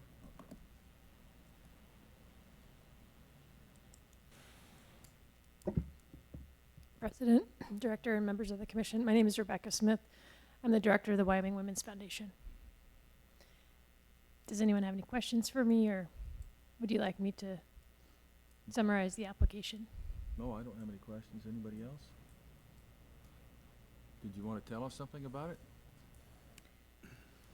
I think I've spoken to all of you about the event that we've hosted for 7 years now up by Ucross. So I won't go into too much detail, but we are requesting these licenses to help with the predictability of planning this event. We feel that we provide a benefit to the department in terms of their goals for recruitment, retention, and reactivation of the hunters, as well as teaching conservation and recruiting new hunters to the sport. And about a third of our hunters over the last 7 years have been first-time big game hunters, and about half of them are fairly new hunters, either brand new or fairly new. So if there's any questions, I'm happy to elaborate, but I don't want to take too much time if you all are pretty clear on what we do.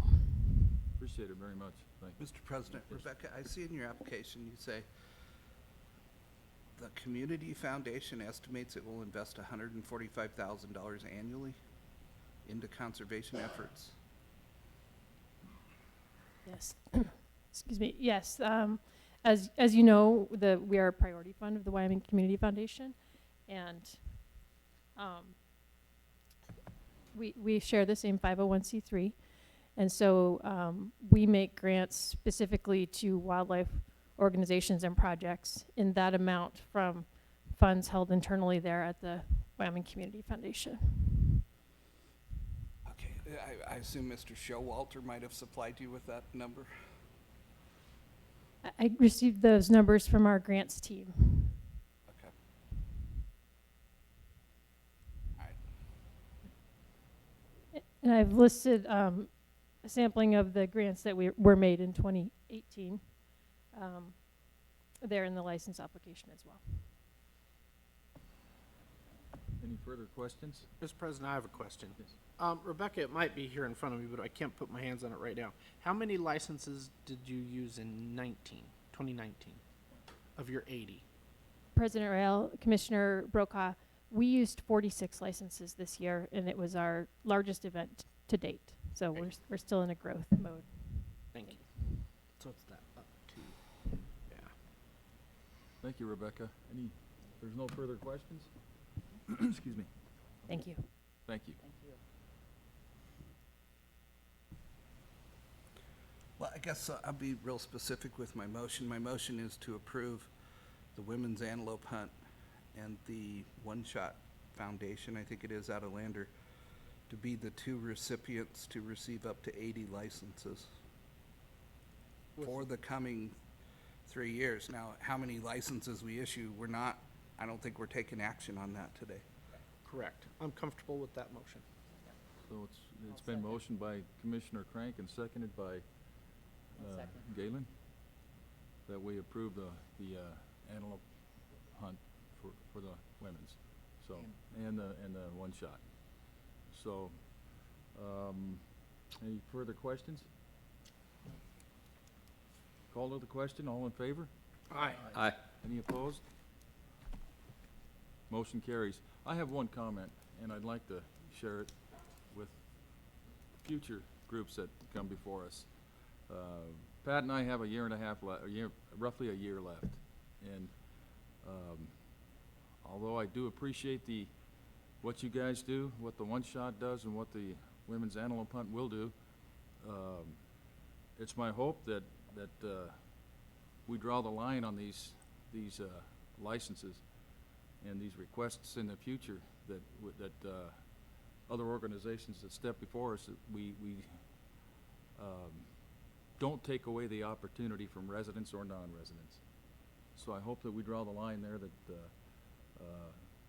as it's inevitable, it will happen.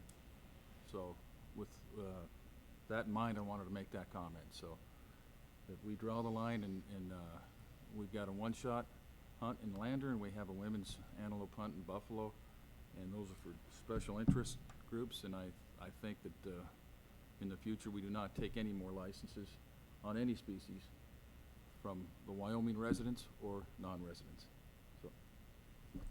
So noted. Thank you. Thank you, Jennifer.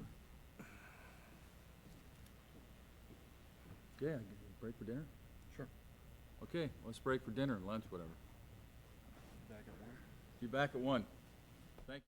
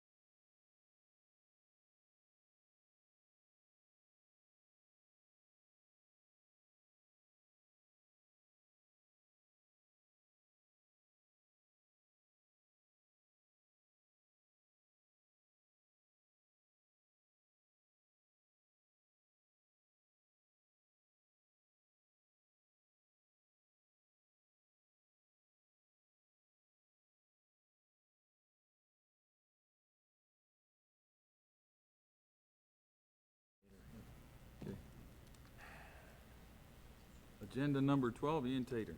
Thank you.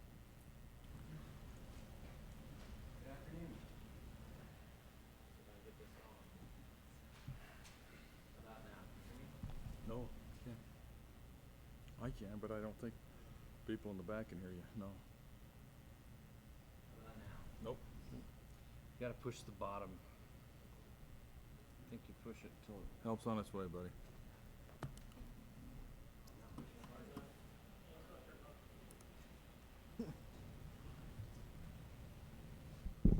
And you've got a degree? Obviously not in IT. That was mean. That was a good joke, Ian. Green means go. I'm ready now. Good afternoon, President Rael, Director Nesvik, members of the commission. I'm pleased to be here today to talk to you about the statewide mule deer projects for FY 2020. Give you a little bit of an overview before we get too deep into this presentation. Since FY 16, the commission has allocated up to $500,000 a year for habitat projects and collaring projects that are used to determine habitat selection and movement patterns. So the projects today represent year 5 of 5 of that initial ask. Projects generally occur within Mule Deer Initiative herds, of which we have 10 statewide.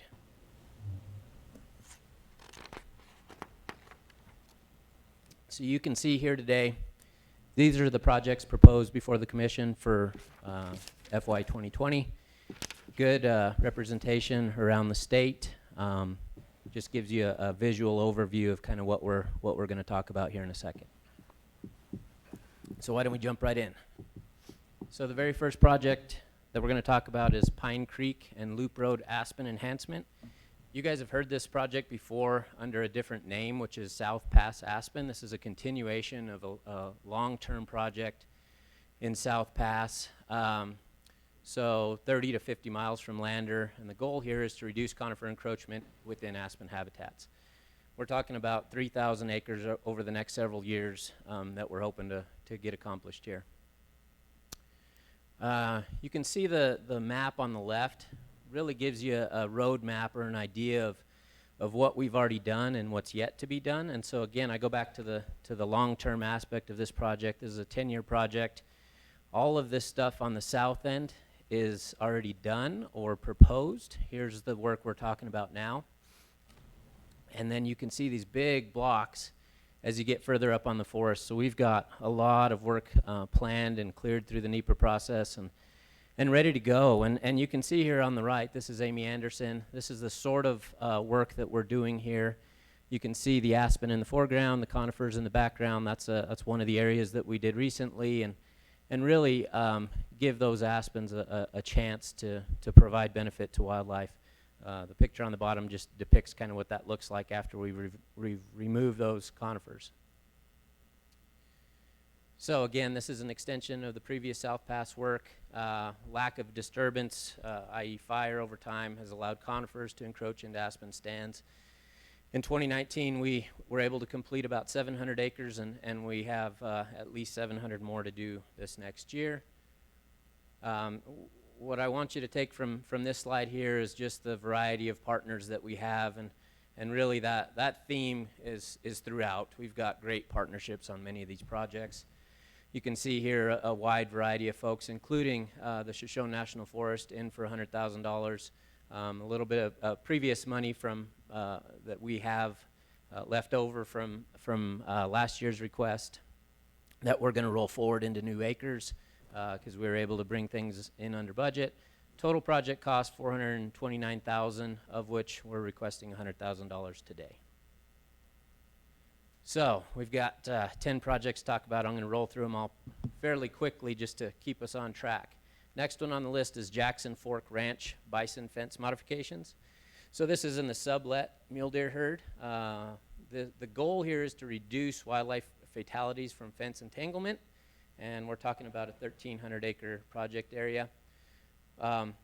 This map here really tells the tale, and I bring this up, and I'll bring it up again a little bit later, but we're using previous collaring efforts to inform where to do the work, and that's really a big deal. 5 years ago, we didn't have access to that data, and now we do because of the collaring efforts that have occurred. So this is a high-use corridor for mule deer, and this is the proposed modifications. And so you'll see that we've very purposefully selected certain areas on the landscape to transform those fences to allow them to be wildlife friendly and passable to wildlife. And so what does that mean? So on this particular place, it's a little complicated because the Jackson Fork Ranch runs bison. And as you might imagine, bison require a pretty stout fence. And so one of the innovative designs that people have come up with is the ability to remove this top rail. And so welded steel pipe with the ability to remove the top rail, thereby reducing the distance a deer has to jump over, but still able to contain a bison. So this is kind of a unique way to be able to meet both needs, the needs of the ranch and the needs of deer. We're also going to move the bottom wire up to allow deer to freely pass underneath. This is in close coordination with the ranch. This gives you an idea of the partners on this project. Again, variety of folks that are involved here. Total project cost $67,000. Mule Deer Initiative request today for $15,000. Moving right along, Crazy Woman Watershed Project. So this is in the Upper Powder River mule deer herd. It's 17 miles south of Buffalo. The goal here is to reduce cheatgrass infestation, and we're talking about 4,400 acres.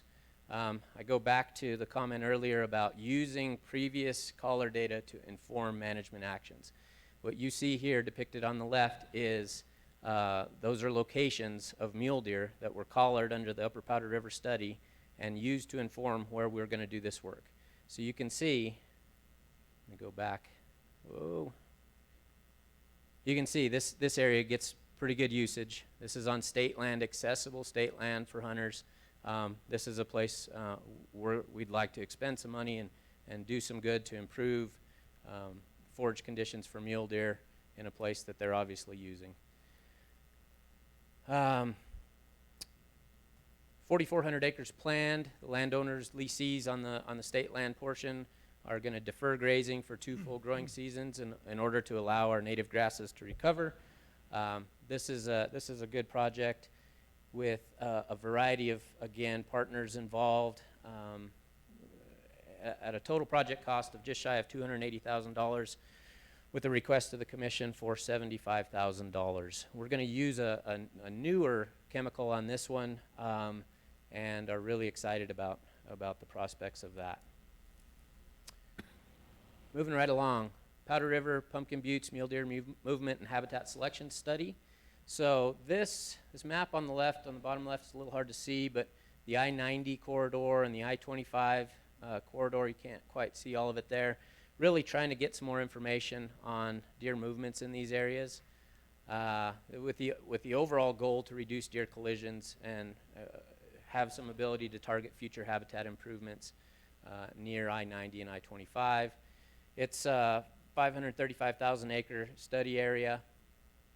This gives you a little better feel for where that occurs on the landscape in both instances. This is the I-90, this is the Powder River here. We're hoping to collar 84 doe mule deer with locations collected every 2 hours.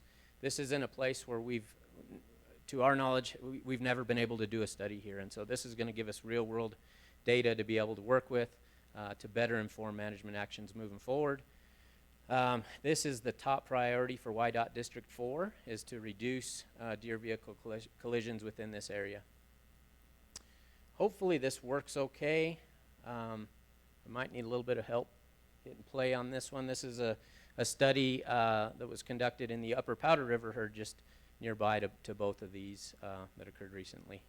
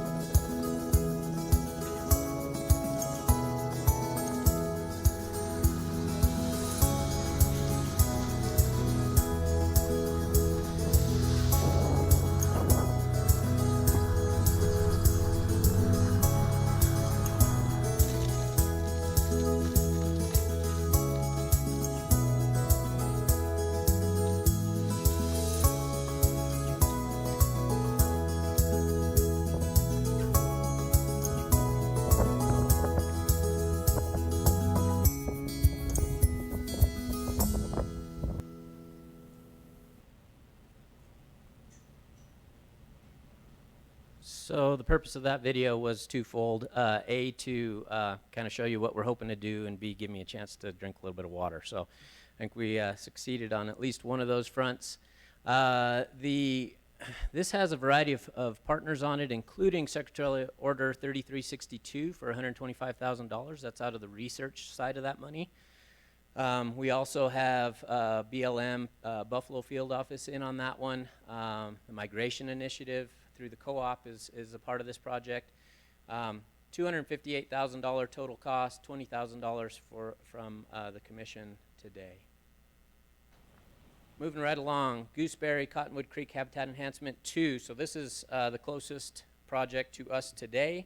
This is just south of us, essentially, in the Owl Creek Matitsi herd unit. The goal here is to enhance aspen and sagebrush grassland communities for a total covering at least 550 acres.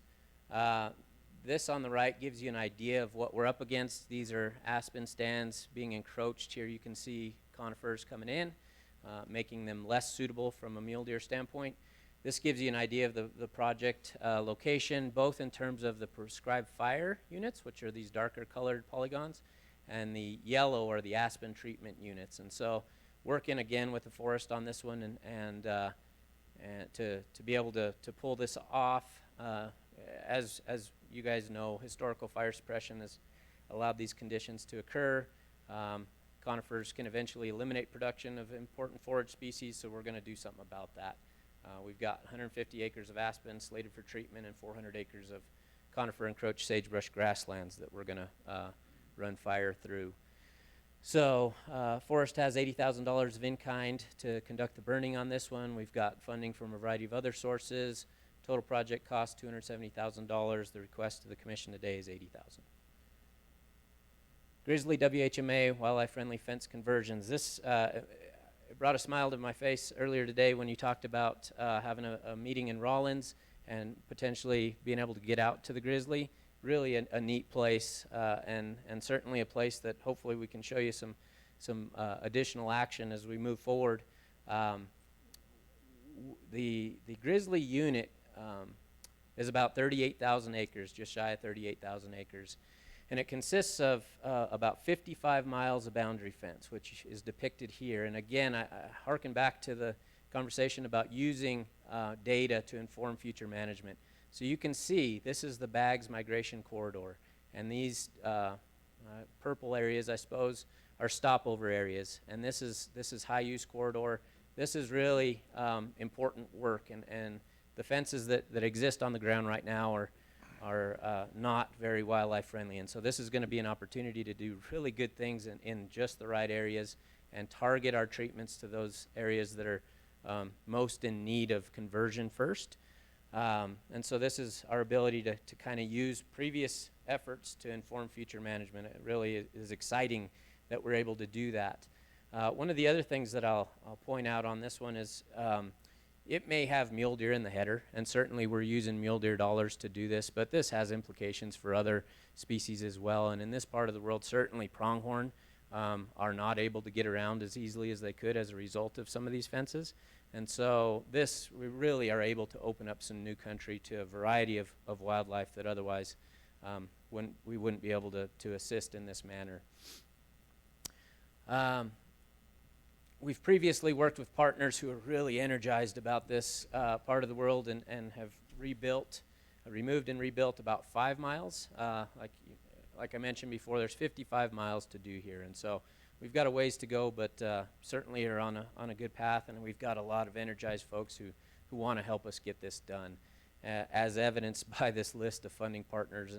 And certainly these projects aren't cheap at $401,000, but the commission request today is for $55,000, and we're going to be able to do a lot of good, I think, as a result of this action, and certainly engage a lot of folks who want to help with the effort. Moving right along, chronic wasting disease, epidemiology, and mule deer. This is in the Bates Hole, Hat 6 area. The goal here is to examine the influence of CWD on mule deer habitat selection and survival. We're talking about over 650,000 acres. This here is the current distribution, current status of CWD in North America. You can see this area we're talking about here has had CWD for a long time. I'm not telling you guys anything you don't already know, but it does show that, you know, this is kind of the core area that's had it for quite a while.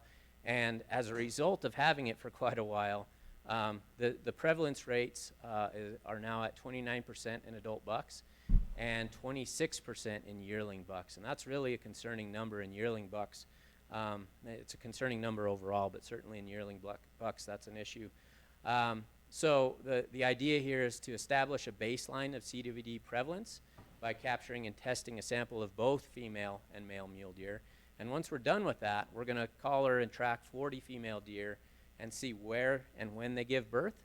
And then we will continue that cycle of collaring fawns and recapturing them throughout the study to determine CWD incident rates and age of infection. This is really an important thing, the age of infection. At what point do these deer contract CWD? That's something we don't know a lot about yet. And so this project's going to help us evaluate current management strategies and further our understanding of CWD epidemiology. It's also, as all of these collaring studies do, will help us further refine where we may need to do future habitat projects. The Muley Fanatics and UW are definitely a part of this one. Other funders, this is a really early stages on this one. Lots of other funders are likely to come in with if this seed money gets established. Total project cost $132,000 for this phase, and Mule Deer Initiative request of $50,000. Again, moving right along, we've got 10 of these. Hoback cheatgrass. So this is in the sublet mule deer herd throughout the Jackson region. The goal is to manage cheatgrass to provide mule deer forage. We're talking about 8,300 acres. It's pretty big acreage for a cheatgrass project, and we're hitting this one with everything we've got. This is a pretty important area from a mule deer and other wildlife standpoint for sure. These are the areas we're talking about treating. This includes all the way to the elk refuge, all the way down Hoback Canyon. You can see here, this is South Park. We put that on there to give some additional reference. So we've got a lot of areas identified for treatment. We've got great partners with Teton County Weed and Pest who are going to help implement this project. Cheatgrass is spreading in Teton County, and it's increasing risk and severity of fire. We've seen several fires that have been fueled, at least in part, by cheatgrass in Teton County. This is an issue in our higher elevation habitats, and certainly a place that we need to begin addressing the issue.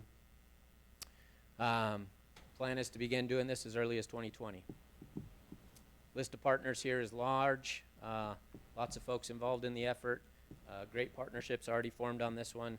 $442,000 total cost, $75,000 request to the commission. Moving on, Grant Ranch fence modifications. This is Wyoming Range Mule Deer Initiative herd. This is essentially 10 miles west of LaBarge.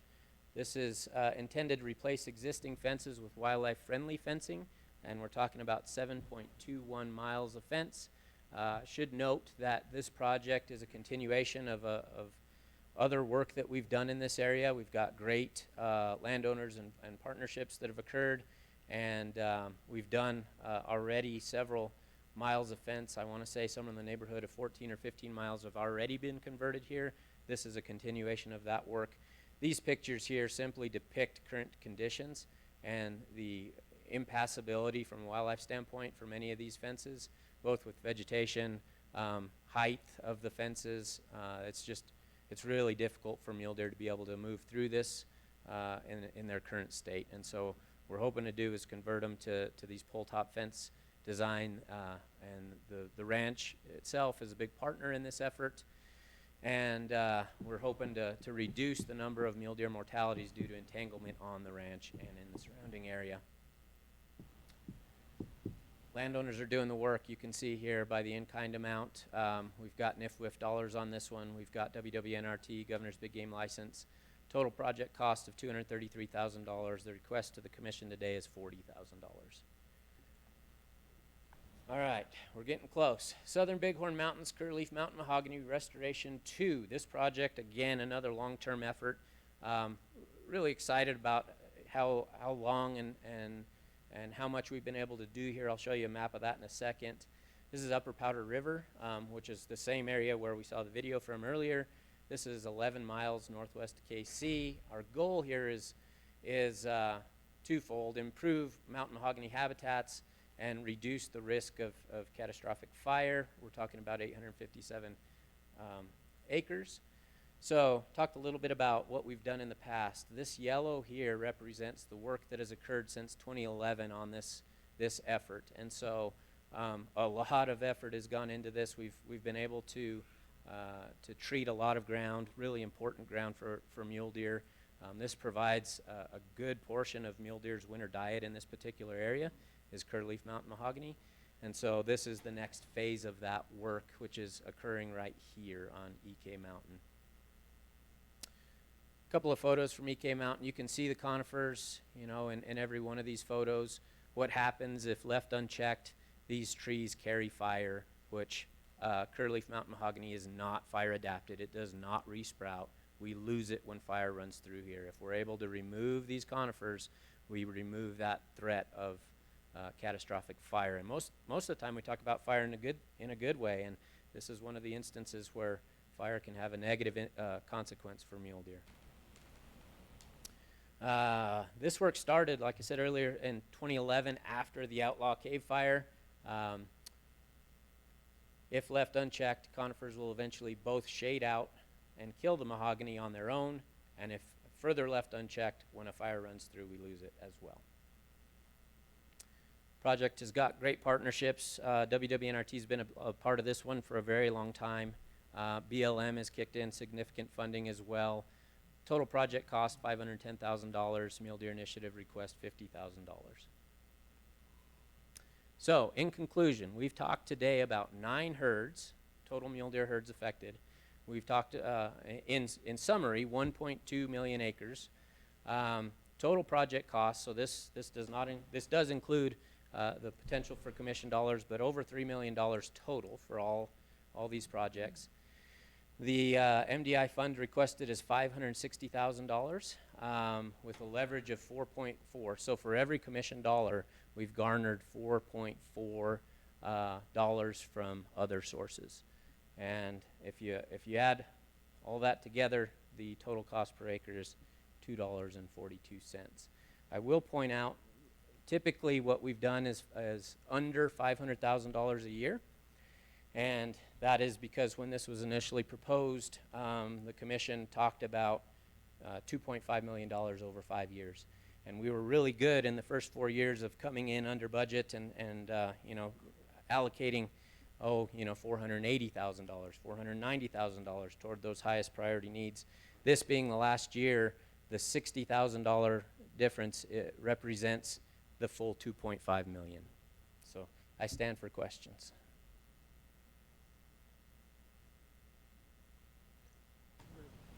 On the mountain mahogany one, do you basically pile all that timber up and slash burn or burn piles, or you haul it out of there, or what do you do with the conifers that you take out? Mr. President, Commissioner Doobie, so it does depend on the density. So our preference is always to lop and scatter, and so we will spread that out. Now in those areas where conifers have really come in thick, sometimes we do have to pile it, and then the BLM comes back in and burns it for us. And so the preference is to lay it out on the ground, let it decompose naturally, but we aren't always able to do that because of density of conifers. Are any of those conifers marketable at all? They have the size where they can be sold, or? Mr. President, Commissioner Schmid, no. A lot of it is limber pine or juniper, and so limber pine has no value. Many of these are scraggly trees. These aren't high productivity sites. Soils are pretty poor. Growing conditions aren't great for conifers in general, and so the sort of trees that grow there are not marketable. Okay. Ian, you've got 9 herds of mule deer. Any idea what the projected number is? I mean, in the herds? Do you have an overall number that's affected? Mr. President, do you mean the number of mule deer affected? Yes, yes. You know, I don't have that number in front of me. It's something we could easily generate, but yeah, I don't have it in front of me. It's significant. We've got Many of our bigger herds are included in this work, including Sublet and Wyoming Range, which represent a big portion of the herd's total population in Wyoming.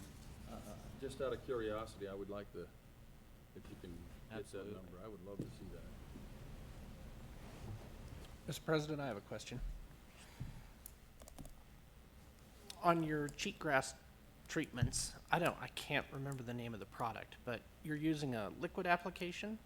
There's a new pellet form that they've done some tests with that falls through the overstory and gets down to the ground of the cheatgrass that's more productive. Are you familiar with that product? Mr. President, Commissioner Brokaw, I am. And in fact, we've tested it in a couple of places, including in the Platte Valley. And it's a product that we were initially, it's actually, so Plateau or Mazepec is attached to a piece of sand, a grain of sand. That's the application method. And we were really excited about it initially. I think there may be some more product development needed because our initial results didn't show great success, which is really unfortunate because we were hoping that we would show great success on that one. We're still monitoring, and hopefully over time we'll maybe be able to utilize that one a little bit more. But yeah, I am familiar. I move we accept the department's recommendation. I'll second. Go ahead. Either, you, doesn't matter. It's been moved and seconded I by think so. Galen. It's a lot for our money. Actually, hold on just a second. So, we do have one blue sheet for just this item, Okay. so maybe before you vote, Okay. we should have a talk with Steve Belinda. Now I think right now before you vote. Steve Belinda, if you'd like to come forward, we'd sure like to hear from you.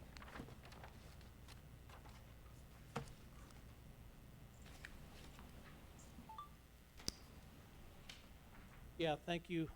Sorry. Thank you, Mr. President, members of the Commission, Director Nesvik. We just want to give our applaud to the department on the Mule Deer Initiative and staff. Great 10 projects. We fully support it and we'll help where we can. The second reason that I come before you is to give you an update on the NIFWIF grant that I informed you that got approved last April. There were some difficulties, administration, some staff turnover, but we now have all the paperwork signed on MDF's end between MDF and NIFWIF, and we will be signing a grant agreement between the department and Mule Deer Foundation. Could be today, could be tomorrow. It'll happen very shortly, which will result in $869,000 available for the department for the projects identified last year through Ian and the Mule Deer Initiative to be funded. NIFWIF grants are reimbursable grants, so the work gets done, submit invoice to MDF, we'll cut a check within a day or two, probably do everything electronic. So, and then 10% of that grant is held back administratively by NIFWIF till the end of the grant. So we have until the end of, I think, August 2021 to spend these funds. So we're ready to write y'all a check for work that's been done, and the match has been secured, and so we're looking at getting y'all the reimbursed money that NIFWIF provided through this grant. So, Excellent. Great. Thank you. thank you. Okay, it's been motioned and seconded. Any further discussion? Call to the question. All in favor? Aye. Any opposed? Motion carries. Ian, good presentation. Thank you. Thank you very much.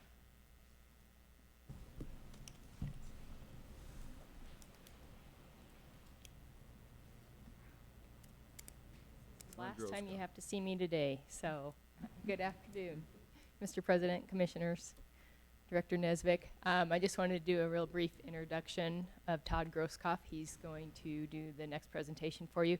Kind of a follow-up of the information you just saw.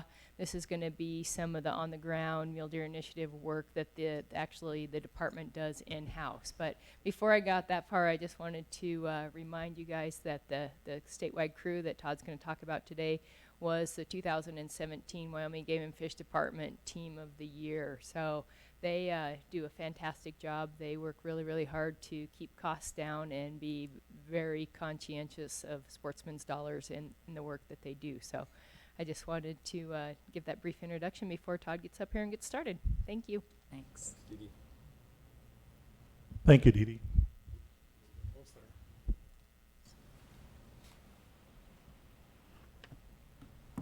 Alrighty, Mr. President, members of the Commission, Director Nesvik, thank you for your time today. Pleasure to be here. My name is Todd Grosskopf. I'm the Habitat and Access Statewide Supervisor. I'd also like to thank Commissioner Brokaw, Director Nesvik, and Deputy Director Angie Bruce for your time on our 2 tour dates earlier this year. We had a chance to tour the Grizzly WHMA unit. The first day was very good. The second day we ran into a lot of inclement weather, including snow, rain, excessive snow, but all in all, it was a great day. So thank you for your time. Today, I'd like to talk to you a little bit about Mule Deer Initiative work and then also about stream restoration. But before we get into that, I would like to discuss the Habitat and Access branch and how our involvement in these projects is tailored into our work plans and schedules. So the Habitat and Access branch, our mission statement, enhance and conserve habitat and serve the people, very similar to the mission statement of the department. Here is a breakdown of the Habitat and Access branch. As you can see inside of Services Division, we have 4 regional areas: the Cody and Sheridan region, Jackson and Pinedale region, Lander and Casper region, and the Laramie region. And on the left is the statewide region. So as we put that on a breakout of the map, you can see in these 4 quadrants the land mass responsibility of each working group, and statewide is down at the bottom. A big part of our job is to help in the regional areas with WHMAs and PAs, and then also help on department priority projects. Some of our responsibilities are to monitor, protect, and manage property rights on commission-owned lands. We do have 22 full-time employees with 200 years of experience working for the department. We manage 450,000 acres on the commission-owned wildlife habitat management areas and 200 public access areas. We also maintain facilities and developments on WHMAs and the PAs. We also work cooperatively with landowners and neighbors to protect the commission's property rights and achieve wildlife habitat management goals. And we also assist on hatcheries, bird farms, and feed grounds. Some other responsibilities are to communicate and coordinate with other department personnel through the project request system, which I'll get into shortly with you. Federal, state, local government agencies, landowners, and the public. And we also complete habitat development on commission-owned lands, other state, federal, and private lands. So one of our main priorities is wildlife habitat, and that is to conserve and enhance wildlife habitat on commission-owned public and private lands to maximize habitat potential and achieve wildlife management goals. So how do we decide in the course of a year which projects we're going to be doing? Internally for the department, this is our main communication source with speaking with aquatic and terrestrial habitat biologists. You can see we call this our project request system. As of 2019, we have approximately 60 projects in the hopper. About 75% of those are for the Habitat and Access branch with Mule Deer Initiative and stream restoration projects. The other 25% would be towards surveying, conservation engineering projects. Right now, as we sit, we are about 2 to 3 years out on full production to complete all of these projects. So to touch base on the project request system a little bit more, why do we do this? Well, definitely because projects are completed more efficiently in-house. Our communication with AHABs, our THABs, all the people together is much simpler. We have the equipment and expertise to conduct many of the projects. For the Habitat and Access Division, within our asset inventory, we have 6 dump trucks, 1 semi-tractor, 13 tractors, 1 loader, 2 excavators, and 1 dozer. This also provides constant education for all of our field personnel. Why not keep that experience in-house? So we'll move on to mule deer initiative work here quickly. Starting in 2014, we started working on Wyoming Range and Sublette Range mule deer initiative work. And then in 2018, still working there, we also started working on the Bags mule deer initiative work, which is what we're referring to with Ian and others on the red rim grizzly WHMA. I would like to point out that the teamwork with Wildlife Division and fisheries on other stream restoration projects is key to making this work. From 2014 to 2019, approximately 21,834 acres have been treated through mowing, aeration, Dixie harrowing, interseeding, and aspen ripping. We can complete these treated acres at a 3-to-1 ratio compared to that of the private sector pricing. Ultimately, that will protect our investment, positively increases our in-house operations, and it will increase our financial stability and savings for the department. So on the mowing, that is primarily our #1 goal for mule deer initiative work on a year-to-year basis. Our average is a 50% cut ratio, and right now we're averaging 5.25 to 5.5 inches on the mowing height. If we try to go any lower than this, we will cause catastrophic failure to the mowers. As you can see from that bottom picture, it kind of looks like a mosaic pattern. This would be a polygon treatment area on the red rim grizzly WHMA. We refer to that as a buffer zone, how it's all squiggly and doesn't look like a tractor should be ran in that type of fashion.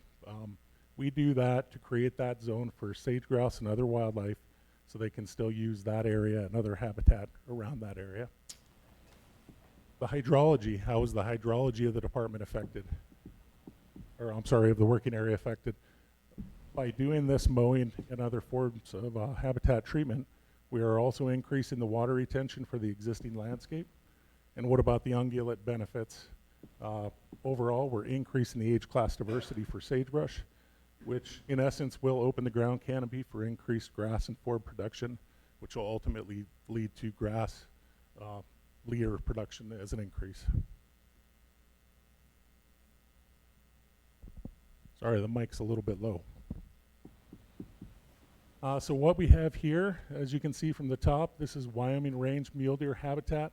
This is Little Colorado mowing, located about 10 miles outside of Big Piney, Wyoming. We're showing a 30% mowing on these polygons. In the upper right corner, area number 599. Usually how we go about this work is we will communicate with our regional terrestrial habitat biologists. They will provide these maps and GPS units with these polygons loaded onto these working areas. Once we get that information, we will go out in the field. The people working in the field will go out there, assess the landscape, and usually start in the outside perimeter of those areas to kind of per se get a lay of the land to make sure safety is not an issue. And that's an example. At the end of the week, we will take those GPS units back into the regional terrestrial habitat biologist. They'll upload all of that information. We'll come back the following week and get some input from them whether we need to increase our cutting ratio or decrease our cutting ratio. On average, from 2014 to 2019, our margin of error has been less than 5%.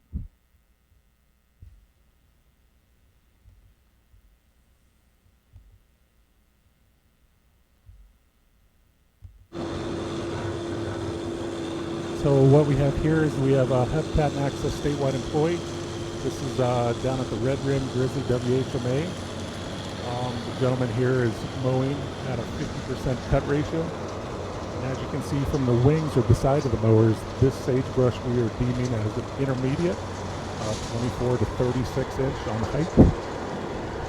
Just wanted to provide you with a video showing you what the treatment areas look like after some of the mowing is completed.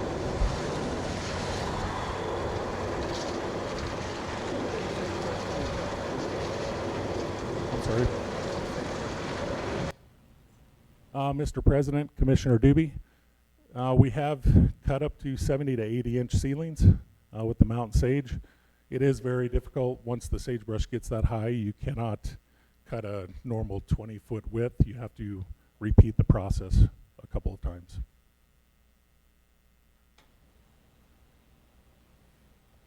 Okay, another photo here. This is Deputy Director Angie Bruce.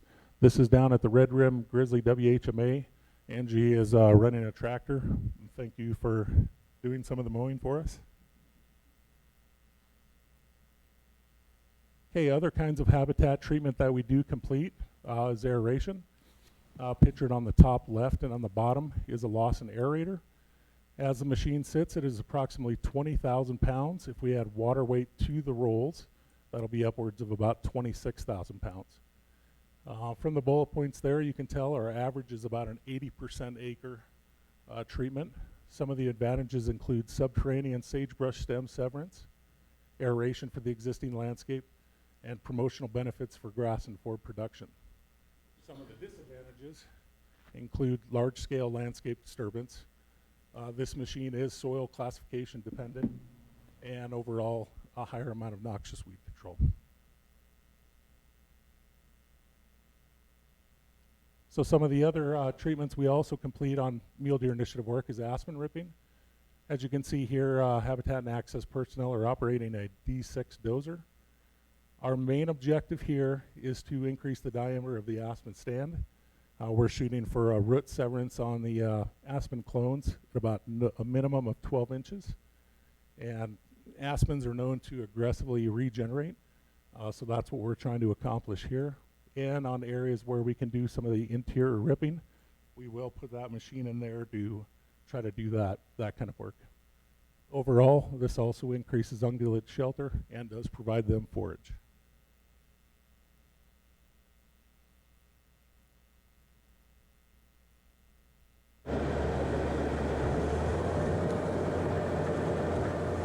So this is a video, aspen ripping, Red Rim Grizzly WHMA, located 30 miles south of Rollins. Our personnel are ripping those root systems from those aspen trees.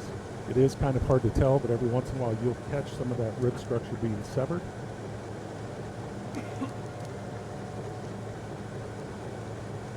We've started doing this work last year. From last year, we've already seen some good results. We just have to be very careful as far as safety is controlled with this because you're usually on some of the steeper slopes.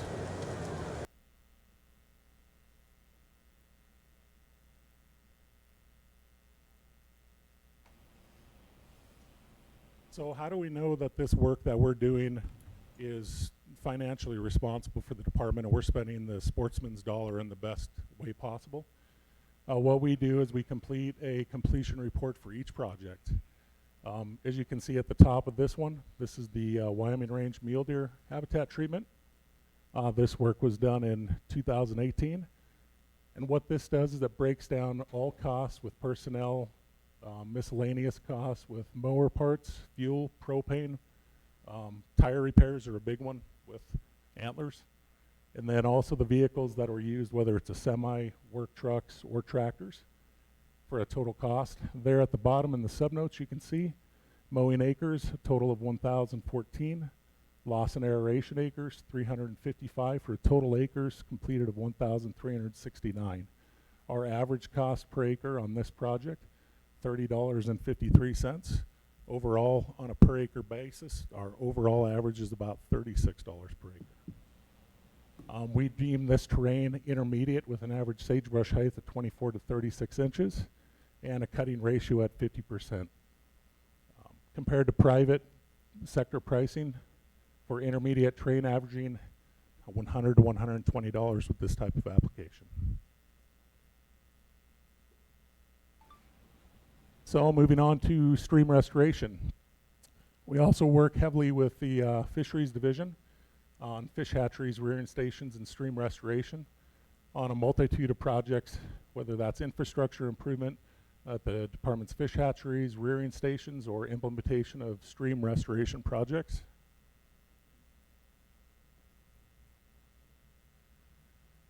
I do not want to spend a lot of time today for you folks on sunlight stream restoration, but just one quick slide.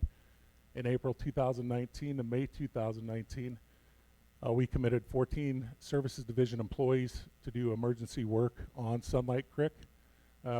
We did not do any work on the in-stream structures. but we did do the work on Pond 1, 2 in the floodplain. We hauled approximately 130,000 tons of material. An equivalence on this with the Wyoming Game and Fish dump truck would be about 6,624 loads of material. Luckily, we had some larger equipment there, renting some Caterpillar 725C articulated rock trucks. We're able to reduce that load down to 3,312 loads.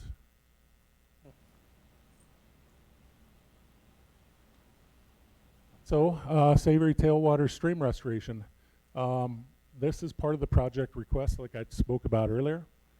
Kevin Spence, who at the time was an aquatic habitat biologist for the department, I believe he has now moved on to be a terrestrial. He put in a project request on this water. And this is the first water that hosts the tiger trout species among many other trout species in the area. Its 3.5-mile reach is the only reach providing public access for anyone to fish. So our overall goal is to increase habitat quality and complexity. And a restoration includes channel realignment and modifications to channel dimensions, which would include increasing the floodplain, cross veins, J-hooks, J-hook sills, tow woods, and other forms of structures.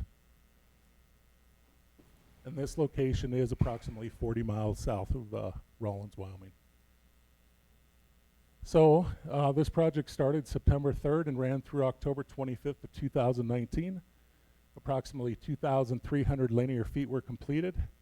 It was a collaborative process that involved Wyoming Game and Fish Department, Trout Unlimited, the Bureau of Land Management Fisheries out of Rawlins, Wyoming Water Development Commission, and the Little Snake River Conservation District. So before we could start the stream restoration work, we had to address an issue with the access getting the materials down to the creek. For about 3 weeks, Habitat and Access employees performed some road work to increase the elevation of the road, installing culverts with spring locations, and pulling materials down from the top of the dam. Here on the left, you can see a picture where we had to do some road improvements, elevating the overall height of the road. And on the right, we are unloading materials for the stream restoration. Pictured here is professional engineer Mark Blakely with the Little Snake River Conservation District. He is the gentleman that designed the plans for the stream restoration project. He's in the process of using one of those CAT 725C trucks. He is unloading some dirt to increase a bank full measure, separating the wetland from the back area for us to complete a channel realignment.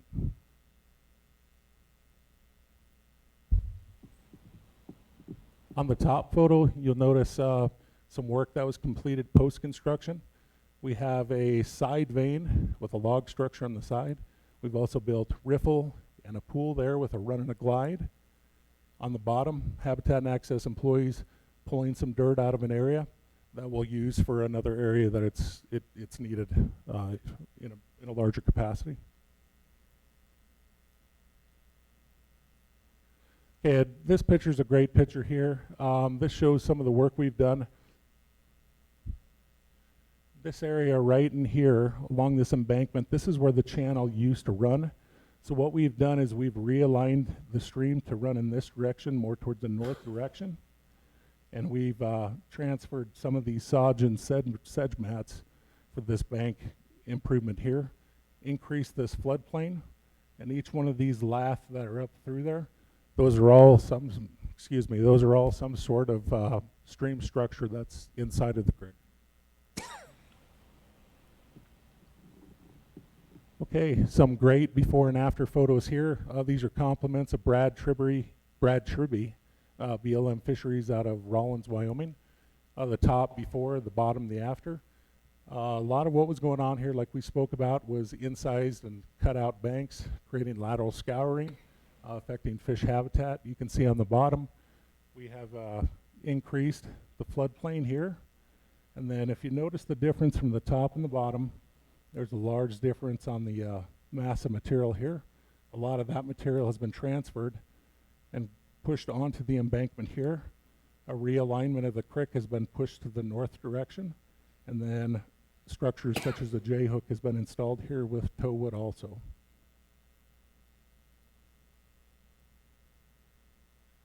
Another before and after. This is looking directly to the left of the previous picture. You can see the same thing here. Transferred a lot of this material here and positioned it here on the edge of the embankment. A tow wood structure is coming there. We've realigned the channel to the north direction and increased the floodplain to the south.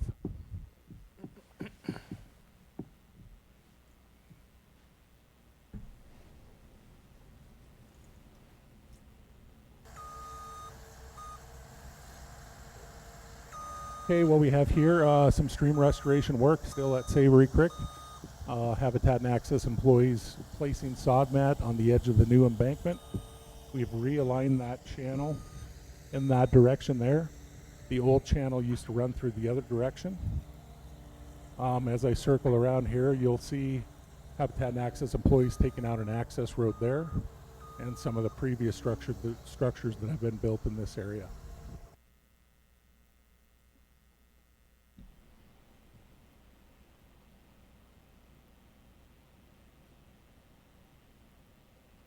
So I just wanted to say in closing, thank you to the Commission for your hard work and support, and thank you to all of our partners.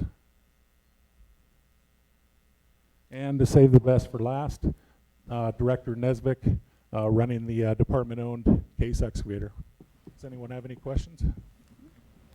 That's all right there. Any questions?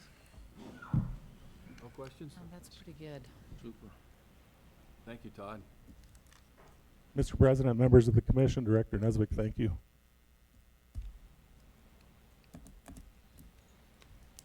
Next, Scott.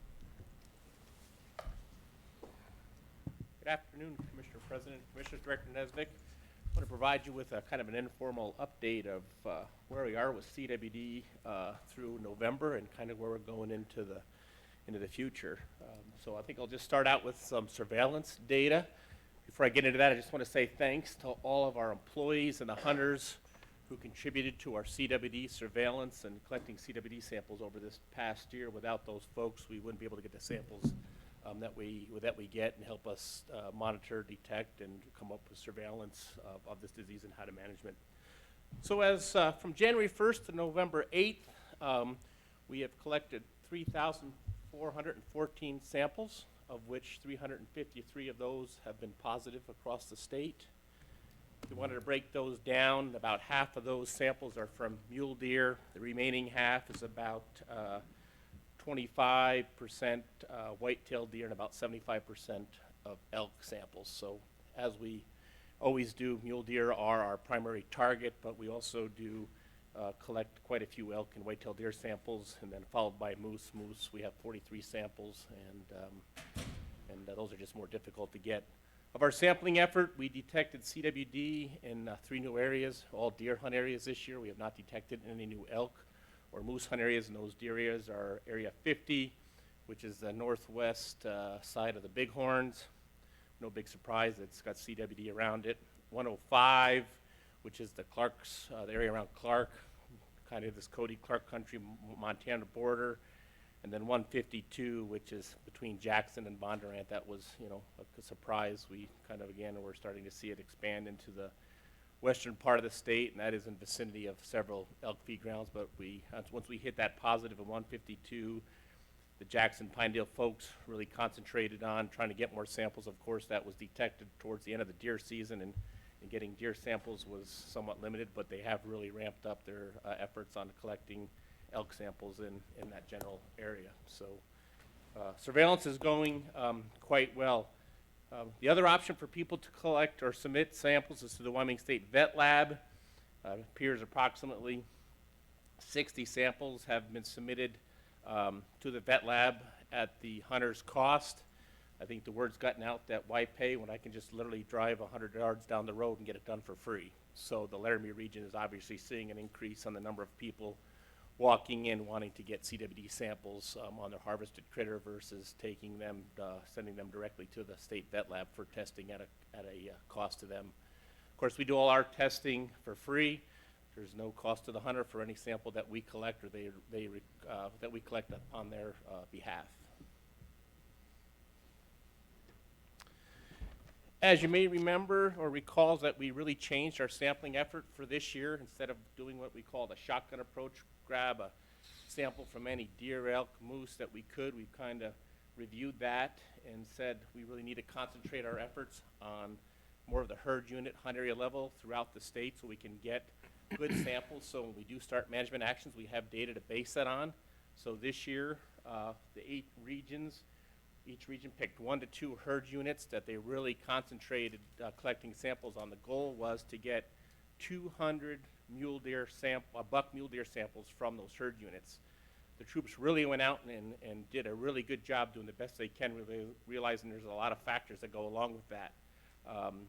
Some of them made that 200, some did not, but we knew that was going to happen. So we will continue that on in those herd units into the future for next year, but we also continue to get samples, road kills, target animals, whatever, to add to that 200. So we have not given up, and in addition to that, while we did not actively solicit samples from other hunt areas or hunters that were outside of these target areas, we did not turn anybody away that asked for a sample to be taken. So we did take quite a few samples from areas from deer harvested, elk harvested outside of these targeted areas. So we still did that customer service, which did result in probably several regions seeing more people coming to the regional offices to get CWD samples taken, because traditionally we didn't have those check stations in those areas where we did it in the past. We hired CWD techs in the regions. That was a great benefit to our targeted area sample collection, but also dealing with those people that would come into the office during the week wanting a CWD sample, because a lot of times our wardens and biologists would be out in the field and we'd have that tech there at the office. Anecdotally, sitting at my office in Casper, looking out the window, looking what the real cool people do during the fall as I'm signing papers and stuff, I would notice 3 to 5 people would come into the Casper office and go down below to get a CWD sample taken, which I hadn't seen in the past. So we're providing that service as well. Some comments from across the regions on what they're kind of seeing with regards to engagement with CWD and hunters. Here's just some comments that I got from the field. For Jackson, there has been an increasing trend in hunters wanting their animals to be sampled and wanting to learn how to collect samples themselves. There still remains an attitude among some that the disease is nothing to be worried about with regard to human consumption. Casper. The most important take-home message for Casper is having a technician stationed in Casper during the hunting season was extremely valuable, especially considering Casper hosts many big game hunters and people could come by to get their animals sampled in a convenient and quick manner. Lander, the number of hunters that requested samples didn't seem unusually high, and it wasn't too burdensome for regional personnel, but many were taken care of by the CWD tech. Overall, hunter attitudes, thoughts with regards to sampling were positive and cooperative. There doesn't seem to be any dramatic increase in concern from hunters regarding CWD and the effects of the disease with regards to meat consumption, human health. Overall, it's fair to say no panic regarding disease and its real or potential effects. Sheridan, hunter request for CWD testing was up at the office. Cody, the region expected the public to request CWD samples in non-target areas more than what has occurred. Some check stations occurred over 20 deer in a day and no samples were requested. Green River, hunters are responding to this renewed interest in CWD in one of 2 ways. They're either not concerned at all or showing an increased level of concern and anxiety over the disease, including potential transmission to humans. Again, kind of related to that, Laramie. Hunter attitudes continue to encompass a range of perspectives. Some sports persons are well aware of CWD and have very strong concern about potential risks for human health. Others are aware of the disease but are not concerned. Some are entirely unaware that CWD even occurs in the region. In Pinedale, kind of a continual trend. Hunters have generally expressed increased awareness and concern about CWD, and demand for sampling has increased. Some hunters have shown interest in being trained by field personnel to collect samples themselves to eliminate the need for packing the head out. So, you know, in those remote areas, Jackson, Pinedale, Cody, you know, many times we don't see the head come out, so we can't get a sample, so they're wanting to learn how to do that themselves in the field. So again, surveillance went well. We are down from last year's sampling. Again, that's because of our targeted emphasis and trying to get good data so we can start making management decisions and actions based on that data. And if you don't have any questions on surveillance, I'll kind of go into the working group and where we're going with the revised CWD management plan. I got a question for you, Scott, on surveillance with the selected herd units where we're pulling the 200 samples. Those are all male deer? We target male deer? Male deer, but we will take samples from any age, sex, except for fawns that we get our hands on. Okay. We are targeting for 200 male mule deer is what we're after. Is that mostly because that's what we harvest? That's mostly what we harvest, and without getting into a whole lot of time, we do it on a weighted, what's the word I'm looking for? Surveillance. Gosh, I've lost the word here. Every age and sex deer, elk, and moose have a weight to it, and so those buck mule deer have the highest weight for sampling, and so we try to get those because when it comes out to the statistics to get true accurate prevalence rate at like 95 or 99% confidence, those are the ones that have the most weight to detect that level of CWD at 1%. And of the female deer that have been tested, do you have any idea how many of those there were and what the prevalence rate was in those, of the females? I do not have it broken down by sex between male and female, but we can, you know, Hank's lab goal is to get these all tested, and then we'll get the real in the weeds data here probably in another month or two when we start winding down. So that's something sampling. we may see. We can get all that to you. See in some of the later CWD meetings. Okay. Yes. Thanks, Scott. So anything else? Okay, so we'll move forward with the CWD working group. First, want to say a big thanks to Justin Binfit, Janet Millick, Hank Edwards, Brad Hovengay, and Dr. Mary Wood. Even though Dr. Wood moved to Colorado, she and those other individuals have been key in this collaborative CW working group project. This was a big lift, and they really carried it and took it forward. And even though we're winding down, I know today Justin Binfit is wrapping up the revisions of the CWD management plan so we can get that out for public review and comment. And Commissioner Schmid, as you know, was the commissioner's representative on that working group. So before I start, Commissioner Schmid, you want anything you want to add on before I get into that on the working group process from your perspective? I mean, it was just a pretty informative process that we went through. I mean, there was a lot of opinions, a lot of good professional opinions. One of the things that I found fascinating with it and is hard for me to get my head around is we had, I don't know, 2 or 3 presentations, I guess, from experts. And for a disease that's been around 50 or 60 years, we still don't know a hell of a lot. You know? And I think that's a challenge for us, is try to figure out how to build some kind of a plan or a program around something that we still got so many unknown answers, you know? So to me, that's the challenge. I think you hit it right ahead.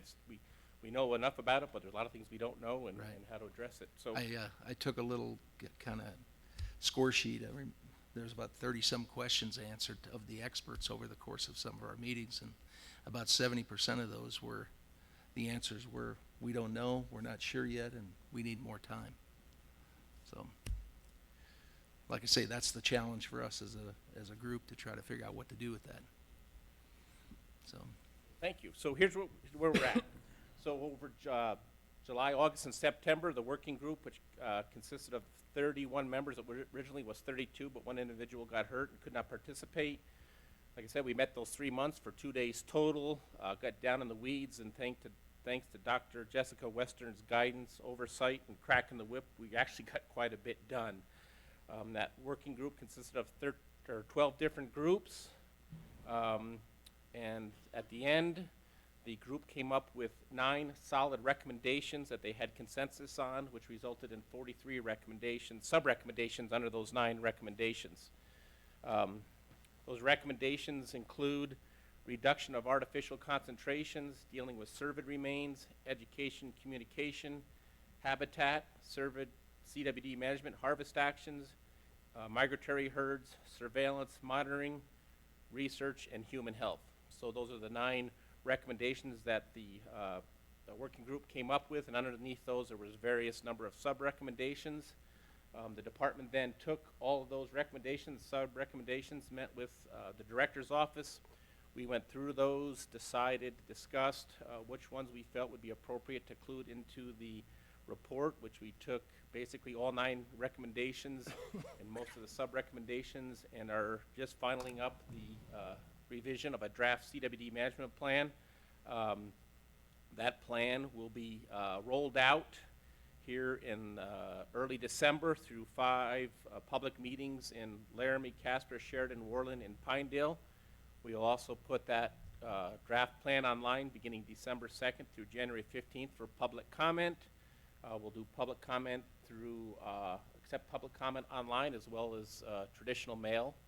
And we will then take all those comments that we get to the public meetings through the other commenting process, reconvene the working group in February of 2020 to go through all those comments, have the working group look at the plan, the draft plan one last time, provide any recommendations, comments, edits that they see necessary, and then we will bring that plan, revised final plan to the commission in either March or April of 2020. And the reason for March or April, we'll just have to see how many comments we get and how much revision we have to do.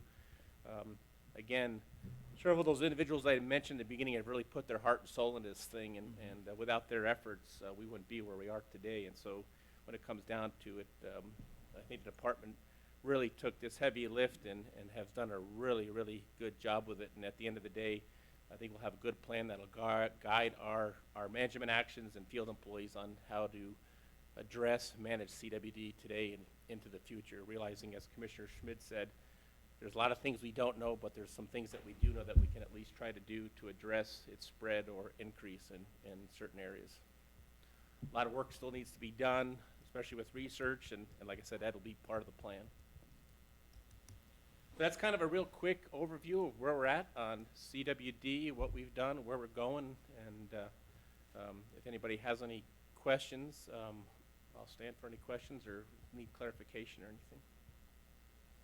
Hey, Scott, I do want to add quick to the work that's been done with carcass disposal. Oh, so, yes. Back, it's been quite a while ago, one of the requests from the Wildlife Division in order to, one of the first steps that the Wildlife Division felt was really important to be able to deal with this, any CWD management plan changes that we made, was to identify and help solid waste operators with carcass disposal. And so over the past several months, we've convened a separate group, basically, of state agency directors and other leadership to work through what the options are with solid waste operators and what the options are for how you dispose of these carcasses. And so the culmination of all that work is going to be a summit that's going to happen in Casper on the 17th of December. It's a day-long informational summit that the department and others are going to provide significant information for. The Wildlife Division's put together a really good cast for that, basically to provide a lot of information on 3 options: dumping a carcass in a solid or in a lined pit, incineration, and then composting. And the invitees for that are county commissioners, solid waste operators, municipalities, other western states, working group members, legislators on TRW, long list of folks. Yes, we're actually getting inquiries from word of mouth from other states, like, hey, we want to come. So yeah, carcassing is a big deal.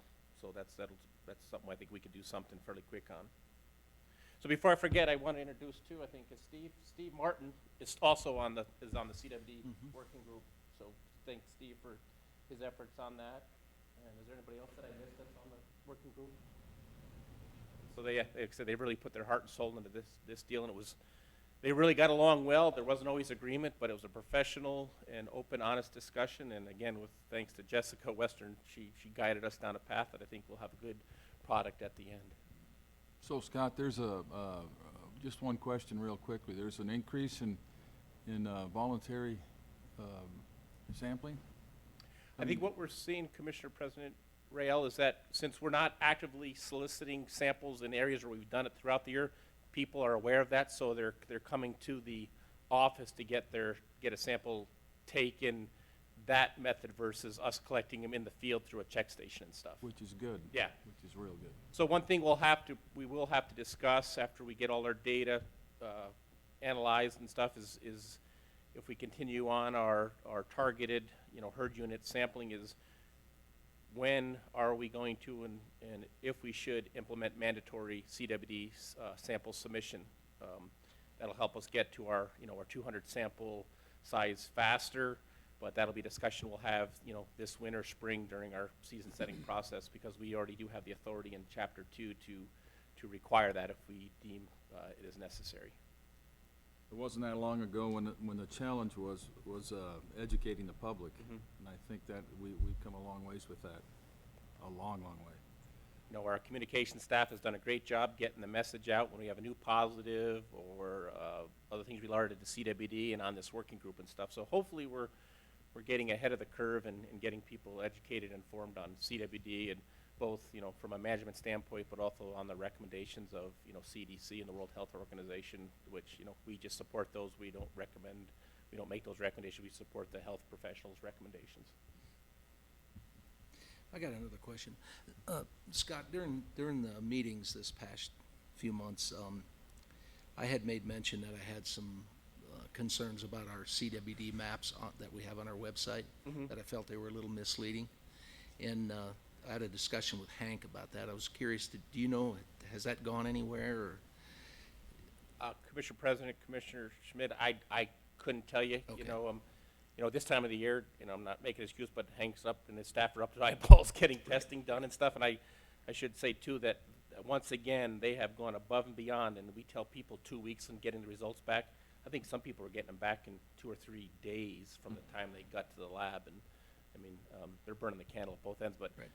We can sure look at that Okay. after we kind of get through this heavy lift. Right, into okay, the future. that makes sense. And the reason I asked that question is I don't know if you guys have looked at these maps or not, but I just pulled up the mule deer one here, and when you look at that, what makes me a little concerned is that when a reader looks at that, it looks like the whole state is just blown up in CWD because it's shaded, other than the very corner. And I asked Hank that what I felt was misleading is it gives the reader the impression that this is just blown up statewide, and we have cases that have been reported in a lot of these areas, but it's not a high prevalence yet. And I felt like if we could, for every case that we find, if we could use some kind of a bullet point, it would show us clusters of real high prevalence. And I think we could focus our efforts better that way. So that was the reason I brought that question up to Hank, but I'll follow up with him on that. Yeah, we can, we can work on that too. I know last time, I haven't looked at them for several months, that you could pick different layers to put on the maps, and they were Right. color shaded based on their prevalence and stuff. And so it's actually a pretty interactive map on what layers you can put on it and stuff. And so depending on what layer you're looking at, you may get that exact impression, as you said, if you're not very, techno on GIS maps and Exactly, stuff. exactly. Scott, real quickly too, I'm sorry, Rebecca. Go ahead. Real quickly, I know it was addressed not too long ago, but is there a significant difference between the mule deer and the whitetail in the prevalency? Part of it is mainly just sampling size. As we just don't get the sample size of whitetail deer as we get mule deer.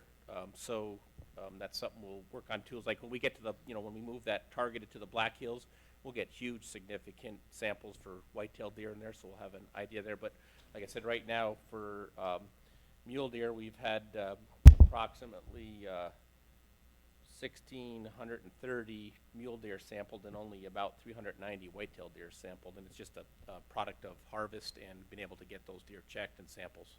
Is there a difference in Prevalence rates? Yes, yes. I have to look at the data. I don't want to give you false information, so I'd have to look at that, but we can report back to that when we give you more of a final report at the end of the year or early next year. Would you please? Yes. That'd be great. Thank you. Any more questions? Becca, do you have something? Commissioner President, Commissioner Schmidt, I was just going to say we have made that adjustment related to those maps. So Okay. when you get to the first one, it is the prevalence rate, and you can click through on those layers. But then as everything related to the communication about CWD is the prevalence map, not just the lit up areas. So we are working to address that density thing that you brought up. Okay, thank you. So we'll plan on coming back maybe when we do the CWD plan presentation and ask for your review and approval in either March or April and give you a really good synopsis of 2019 and other things related to CWD, as well as acceptance and a review and acceptance of the CWD management plan. I got one last question. Okay. And I haven't read a lot about this yet, but it's just something that I've seen recently about tetracycline and doxycycline. Have you heard anything about that? I have not. Okay. I have not. Sorry. Was that in a scientific journal or something? Or I missed it. I was talking to David. About this tetracycline, I guess they found where if they treat feed and through research mice that it's actually, the results tentatively are showing that it's stopping CWD. Huh? I have not heard that. Okay. And then this doxycycline, it's been shown in research mice that it's suppressing CWD. Huh? So, I don't know. I haven't read much on it yet, but I'm gonna dig into it a little bit more. But that kind of, No, I haven't heard. I have that. not In heard- fact, the most recent Okay. news I heard was the moose positive in Montana. Yeah. okay, I thought it was interesting. Was so. that in a scientific journal, Commissioner Schmidt, or where did you hear Yeah, it? Probably. You have, if you could maybe send that to I me? will forward Okay. it to you. Yeah. Yeah. Yep. Well, again, our folks have, as always, done a great job out there collecting CWD samples, taking it to heart, serious, and know the importance of it. So they, without them, we wouldn't be where we are today. Right. Appreciate it, Scott. Okay, thank you. Thank you. Thanks, Scott. So, Dirk? No, Dirk's not here. I think either Beth or Alan is doing this next one.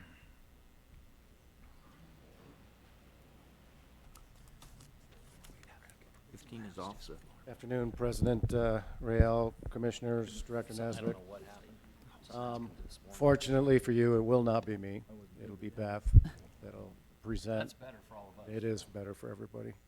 So Beth was our AIS coordinator. She's recently been promoted to our aquatic assessment crew supervisor position, but she still remains our foremost expert on the subject. So Dirk had to leave for a family emergency, and she'll give an overview of our program. We've been kind of heavy on the fisheries end of things, I realize, but this is kind of a time-sensitive issue. We'll give you an overview of our AIS program. Beth will report on the use of dogs for detecting mussels, and then we'll finish it up with Kevin Gelwicks giving an update on where we're at on our rapid response plan development as part of our strategic plan. So with that, I'll turn it over to Beth.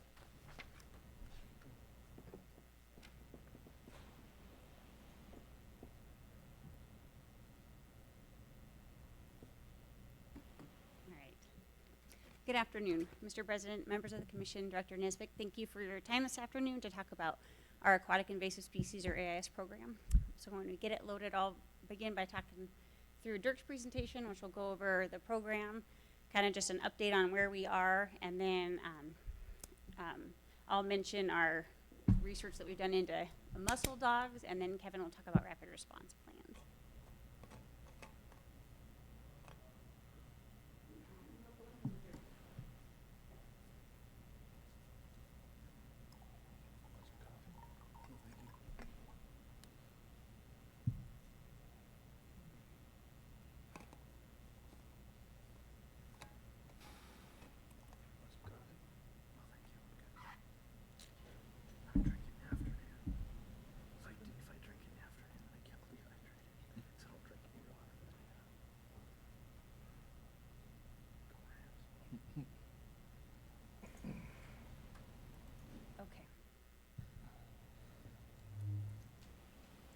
So to start just with some background about our AIS program, it helps to start with what we consider to be an AIS or an aquatic invasive species. So by this we mean something that's non-native, so it's not originally or historically from Wyoming, and it causes harm when it's introduced. And that second part is really key for us. We do have species that are non-native, but we don't consider them to cause harm. Brook trout are a great example of something that are non-native, but most often not harmful.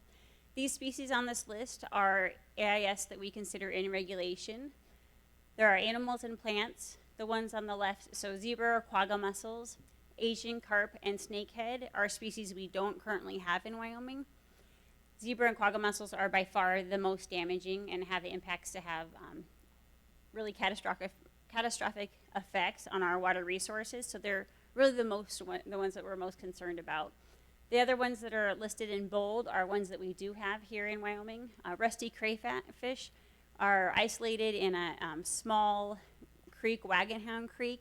It's a private land. The department has gone in and tried to eradicate them, and we think we've, for the most part, been successful. Our goal is really, if we can eradicate them, to keep them from reaching the North Platte River system where they could be really widespread. So they're pretty isolated.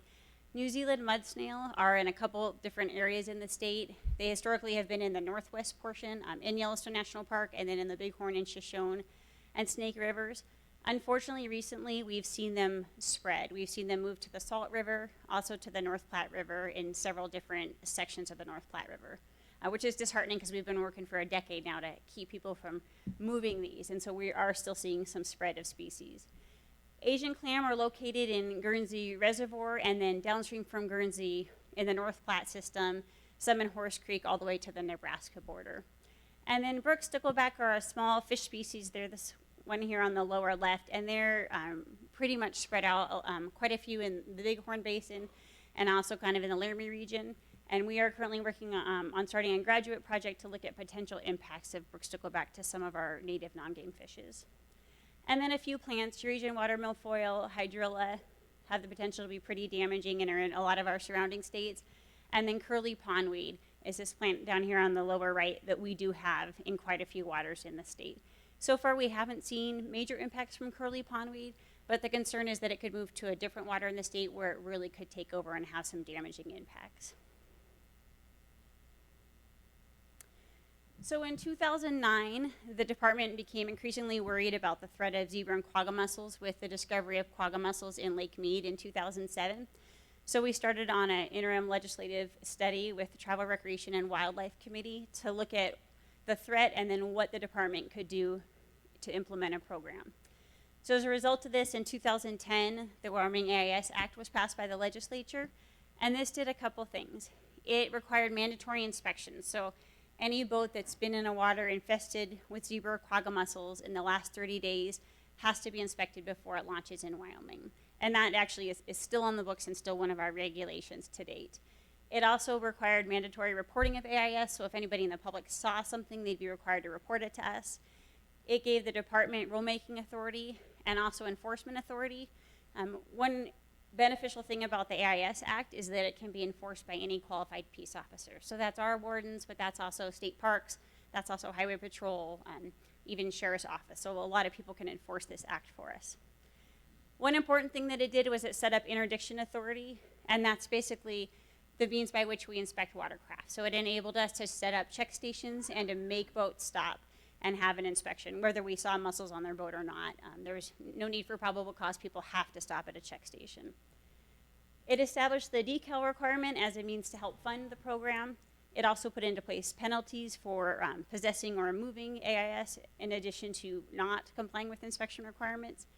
And then in that decal requirement, it set up a fund that's solely dedicated. The decal fees go into this fund, and that fund is then used to help fund the program. In 2012, the legislature was concerned with the increasing threat of mussels coming from outside of our state, and so they enacted legislation to require mandatory inspections for conveyances, which means anything that can hold water. So in addition to watercraft, that's also fire equipment, water hauling equipment, any vessel that moves water. So it requires inspection when it comes in from out of state.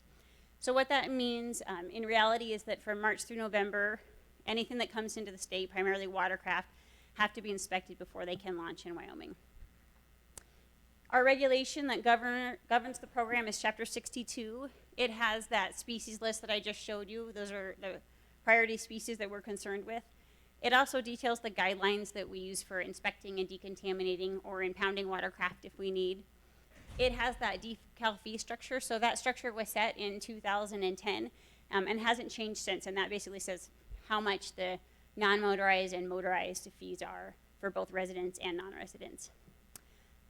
The most recent update was in 2017, and it was part of a West-wide effort. And as part of that effort, Wyoming requires that all plugs, so bilge plugs, ballast plugs, any barrier to water be removed from a watercraft when it leaves the water, and that those plugs stay out during transport. And that allows boats to just more thoroughly dry when they're traveling between waters. So the impacts of invasive species, primarily zebra and quagga mussels, are very far-reaching. Just an example of some of the economic impacts that other states have experienced. The California Water District draws their water from the lower Colorado River out of Lake Havasu. And after quagga mussels were established in Lake Havasu, they saw increased costs of $10 to $15 million annually associated with that. And a lot of that is just mechanical removal, as you can see. Oh, skipping way ahead here. This is a water intake at Parker Dam that's completely clogged with quagga mussels, and so a lot of the cost is physical removal of the mussels and then also chemical treatment to keep the mussels from establishing and clogging intakes again. In the Great Lakes, where they've had zebra mussels for since the late 1980s, they've seen a cost of the power industry of about $3.1 billion over the period from 1993 to 1999. Substantial costs there to the power industry. And that's not to mention an extra $5 billion to industry, business, and communities in the Great Lakes area after the establishment of zebra mussels. There are also costs to water treatment facilities.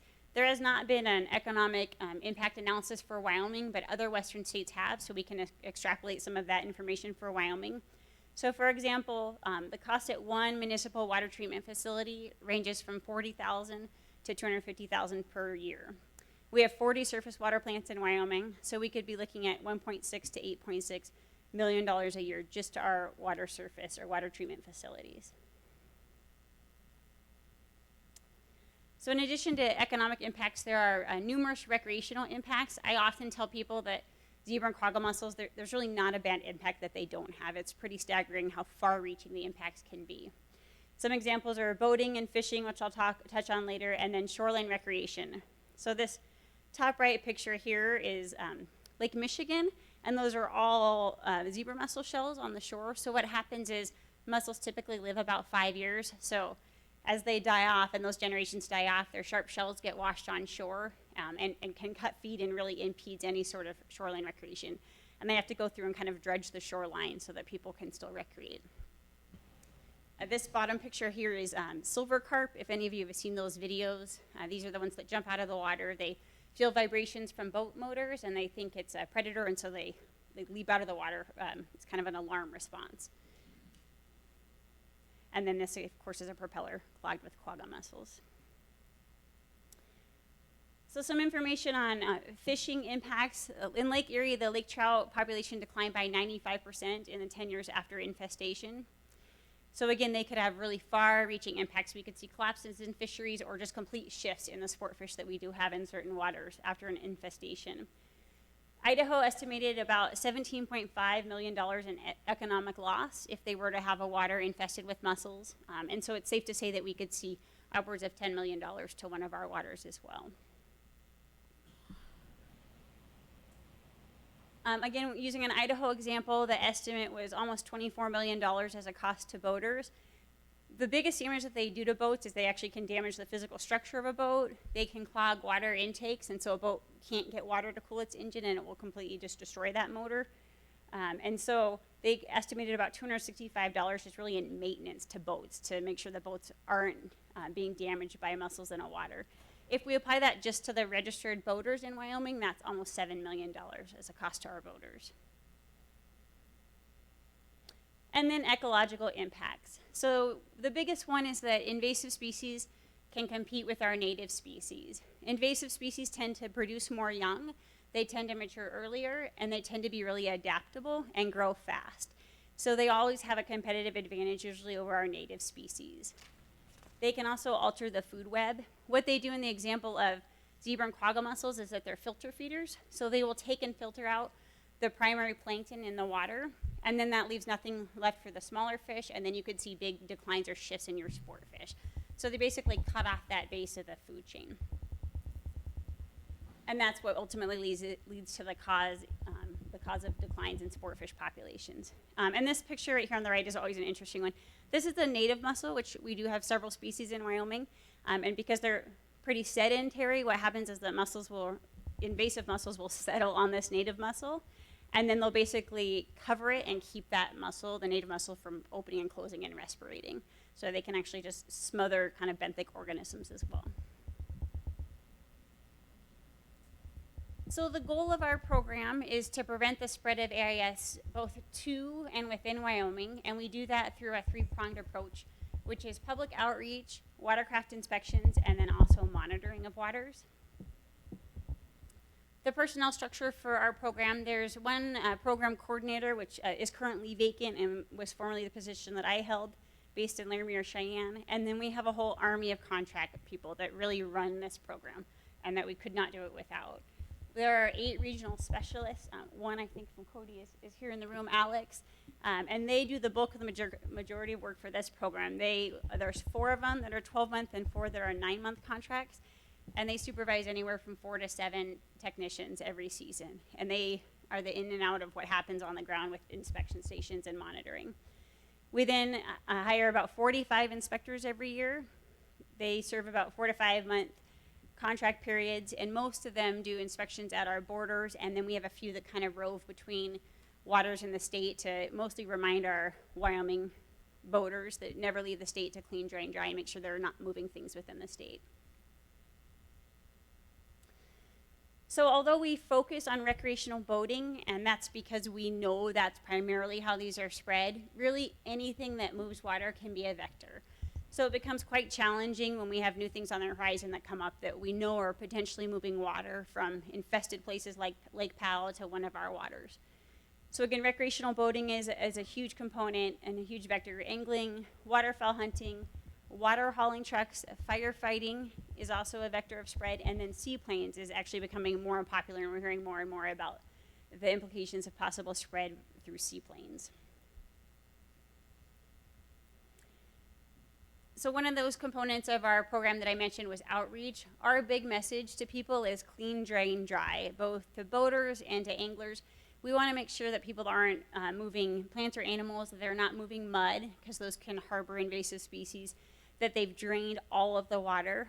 Mussels, their larval form is microscopic and you can't see it, and that's really probably where the biggest threat for us is in water that people have in boats that could have these veligers and we don't see it.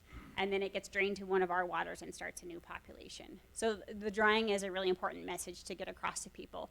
And then, so we want to make sure everything's drained and dried. We like to talk to people and make sure they understand the inspection requirement for out-of-state boaters.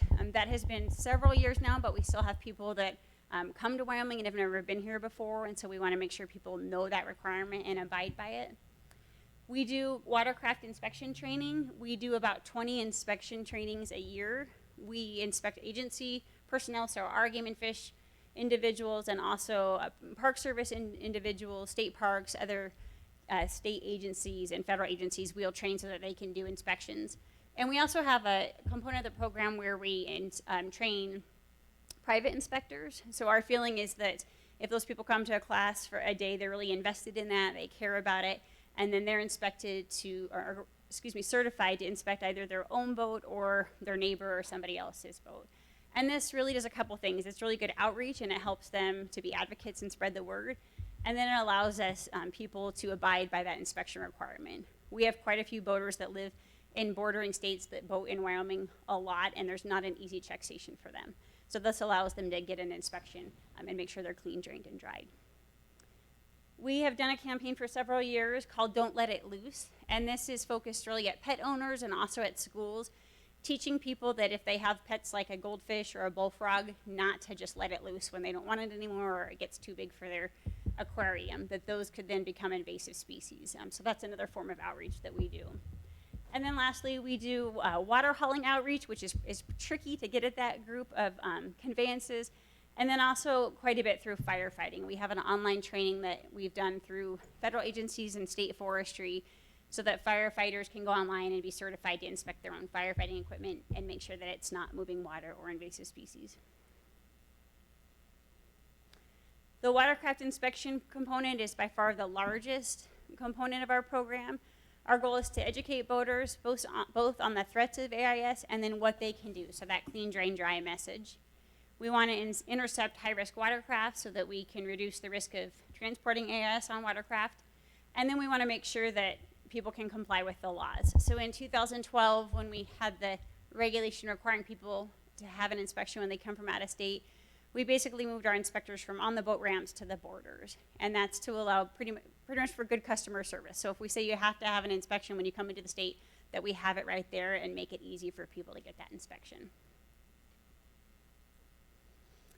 So a few numbers from this last season. Our check stations were open from the 13th of April through the 22nd of September, which is really the boating season in Wyoming. Boating is pretty much from Memorial Day to Labor Day in Wyoming, mostly weather dependent. This year we had the most inspections we've had in the last decade of the program, over 51,000 inspections.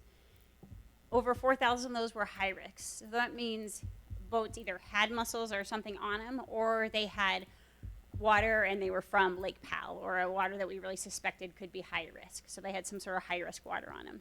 So those inspections just take us a little bit more time. We really look through thoroughly the inside and any equipment. And those are just a more involved inspection.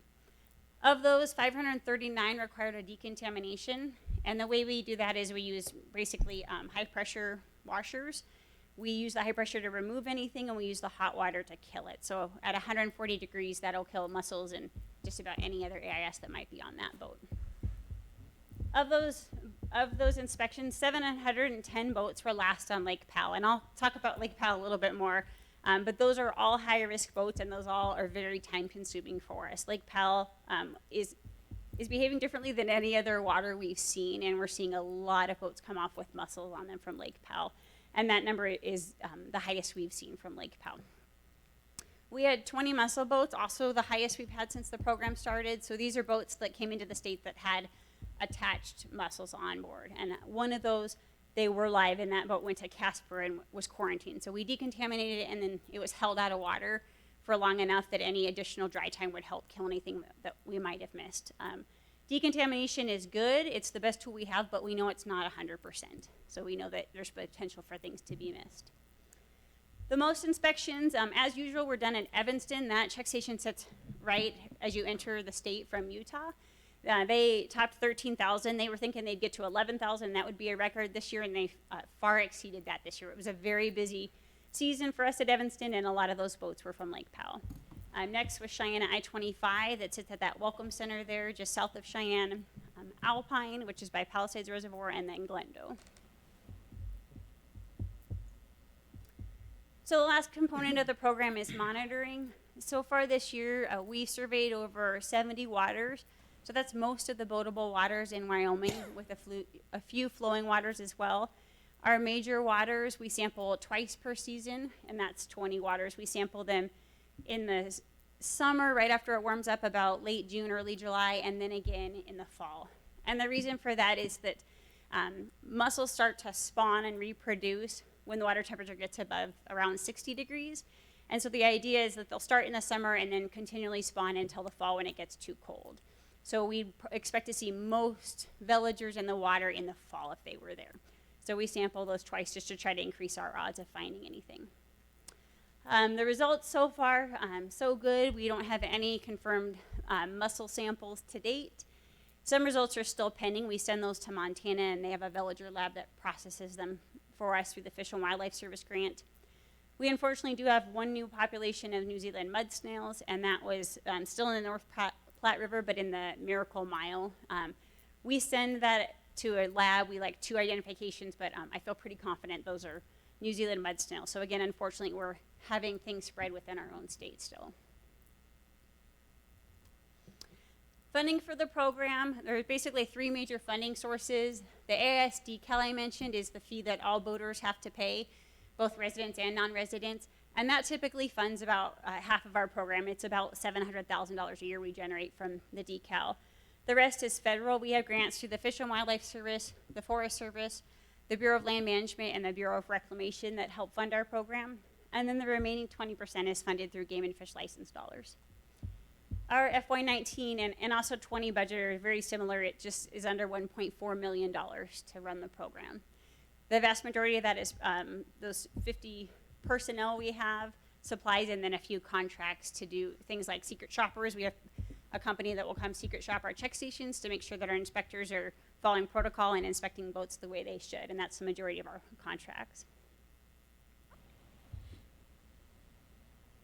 So our program has been operating for the last decade, and we've identified some future challenges that we have seen and that we see in the future. The biggest one is staffing. So whether it's at Evanston or Glendew or Keyhole, we simply are struggling to be fully staffed every year. We typically, I think last year, had 1 week where we were fully staffed and had everybody on board. There's high turnover with our inspectors, and to be honest, it's not that desirable of a job. They work weekends and they work holidays and often deal with angry public, and so sometimes it's pretty hard to keep our inspection stations fully staffed. And the way we schedule them really leaves little wiggle room because we want to be open as long as possible. So when we do have turnover, it creates quite a few challenges. We don't have a solution yet. We've talked about things like housing, increases in pay, whether we could look at a temporary contracting service, but we don't quite have a solution for our staffing challenge. And there are areas of the state where it's worse, but we typically have it statewide. Another challenge we have is enforcement. Primarily, this is boats that go right by the check station and they don't stop. Whether they don't see the signs or they ignore them, we have quite a few boats that still won't stop at the check station. And our wardens have been great and will sit at check stations, and sometimes just the presence of our warden will make people stop, but lots of times they still don't. And so our wardens will try to chase down these boaters and stop them, but they're not staffed or equipped to deal with this. So we really do need to figure out some solution to this, whether it's highway patrol or somebody else, but we will need some assistance in just making sure that those boats stop, because they could be potentially risky boats from Lake Powell that aren't stopping. I mentioned the threat from Lake Powell. Really, we're kind of doing a Band-Aid approach. We're trying to catch those boats from Lake Powell, but all it is going to take is one to slip through. And what we're seeing at Lake Powell is it used to be this understanding that if a boat was on a water for a long time, like 7 days, they could come off and they'd have mussels attached. So you focused on those kind of long-term or moored boats. What they're seeing at Lake Powell is that even day-use boats, so people that put their boat in Lake Powell for a few hours and then come out, are having attached mussels.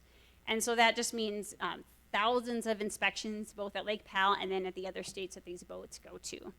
And so I think it's time that we kind of look at what's a bigger term solution. So is it through legislation, something that we could do perhaps even to prohibit boats, especially ballast boats, from launching in another state if they've been to Lake Powell or another infested water? Really might be something that we in Wyoming and in the West need to start looking at, because trying to just get this threat by inspections probably is likely to stop working at some point. We're pretty confident that zebra mussels got into the country through ballast boats of big ocean ships, and ballast boats are still our #1 challenge. They're very difficult to drain and they're very difficult to decontaminate. And so another tool that people have been looking at is, can we retrofit ballast boats so that it makes it easier, but we're still a long ways off from getting that solved. So Lake Powell remains. And I will say the folks at Lake Powell, the Park Service in Utah, are truly doing all they can. They did over 300,000 inspections last year. So it isn't that they're not doing their job, it's that the problem is too big for 1 or even 2 states to handle. Another future challenge that Kevin will touch about, and so I won't spend too much time on, is completing rapid response plans. This has been a heavy lift for the department. We don't have any permanent specialists, and so these are being completed by fisheries management personnel, which again is a heavy lift on top of their workload. And these also will require quite a bit of public outreach to other stakeholders, and so this is a major effort of our department that we're undertaking, and we see that this will be long-term. Once we complete the rapid response plans, though, it will still be quite a bit of work that will be ongoing for rapid response plans. Another challenge that Kevin will touch on is funding for rapid response plans, and so it's costly to think about containing one of these infestations. And so we need to look at trying to find diverse ways to fund this and to have a fund that's set aside so that if we do have a water that has zebra or quagga mussels, that we're able to implement the standard plan and we have the funding to do it. And then lastly, just ongoing vigilance to protect our waters. Things like silver carp and Asian carp are spreading in the Dakotas, and that they're not far from Wyoming. Silver carp are just downstream of a dam, and if they gain access above that dam, they have access to the entire Missouri River drainage, which is the Missouri River and Yellowstone River and a lot of valuable rivers. And zebra and quagga mussels we're seeing in more and more states close to Wyoming. So we always have to remain vigilant. And with that, I'm happy to take any questions. Questions? It's kind of depressing. Beth, what I saw your number up there, that there was 20 boats this year that had mussels on them, encrusted mussels, and one was live. So compare that to 10 years ago. How many boats? I remember having years where we didn't have any boats. Yeah. Mr. President, Director Nesvik, that's correct. I think we had 2 when we started, 4 for several years. We had 4, and we're just seeing that increase. And not to blame Lake Powell, but that's a lot of Lake Powell boats. We still do see some from the Great Lakes, primarily because there's not the infrastructure there to do inspections. Colorado is seeing the same thing. We're just seeing more and more boats because we have those day-use boats now that we never used to see before. Lake Powell is just it's really an oddity that we've never seen before. Do you have any estimation of the number of boats that blow by our check stations, and because of the hours, you're not open 24 hours a day, people can drive right on through? Do we have any idea what we're missing? Mr. President, Commissioner Doobie, we have some estimates. So on the really busy times at Evanston, so Pioneer Days, which is in late July, and then July 4th, we had extra personnel come in from all over the state, and we had somebody trying to count boats. And if I remember off the top of my head, I could get this wrong, but I think it was 30% sometimes weren't stopping. A lot of those were non-motorized, which some can perceive as less risk, but we still do find things on non-motorized boats. And so it can be really high in some locations depending on time of day. But again, that's just when we're there. So we have no idea what's happening when we're not there. I have a question then. So on those boats that run by, Beth, and they are contaminated, how long can the little monsters live out of the water? Like, is there a chance that they're gonna die? Yeah. Dry out? Mr. President, Commissioner Broke, I didn't mention that, thank you. What we know is that in ideal conditions, so probably about right now when it tends to be cool and it's more humid, they can live up to 30 days out of water.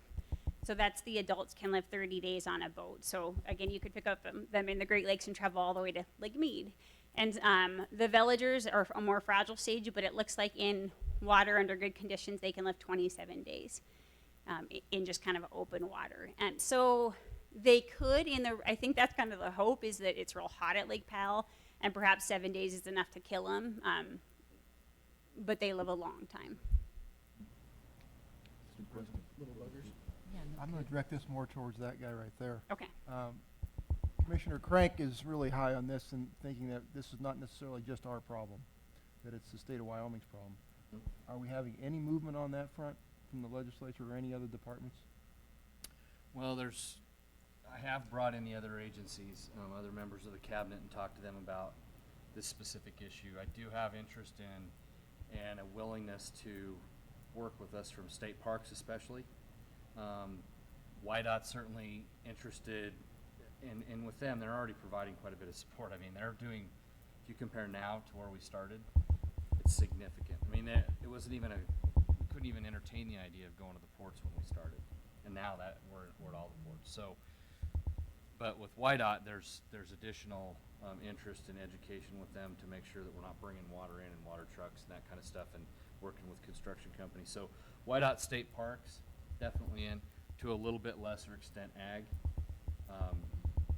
We have engaged with them, but as far as figuring out, their part of this problem or how they're going to help, we haven't got that far with them yet. So, there is general understanding as far as funding from the legislature. This was an interim study topic. We did talk with the legislature about it.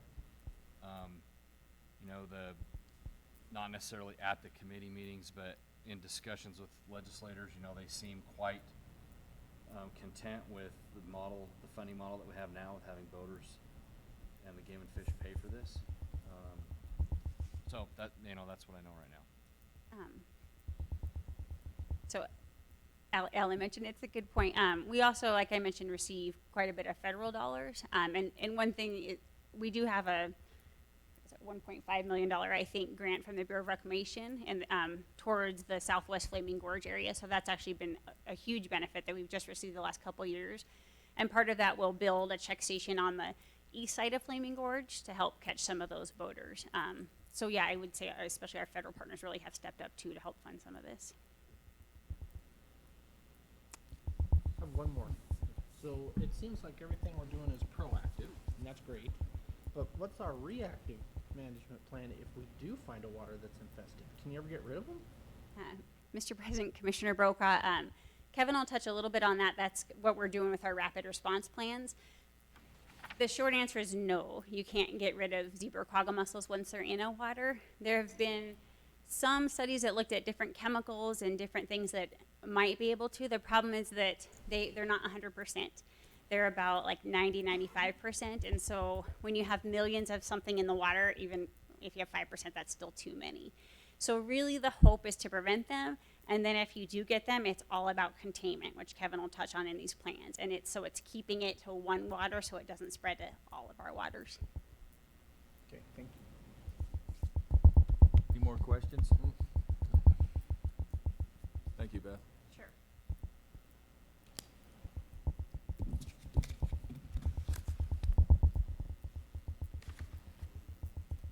What's that? She's got this. Yes, for the dog one. Let's take a quick break. Okay. This might be more uplifting because there's pictures of dogs. We'll take a quick Unless we're break taking a if we break. can. Beth, we'll take a quick break. Sounds good. Let's break for 10 minutes, please. Are we not doing 15?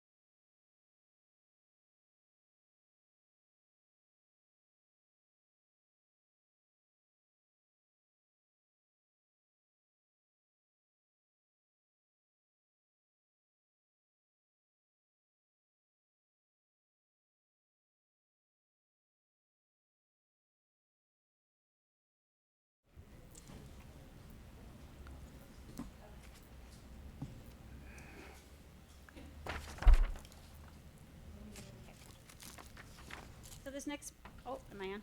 Can you hear me? Yeah. Yes. This next presentation, we'll look at kind of an overview of using dogs as tools to detect invasive mussels.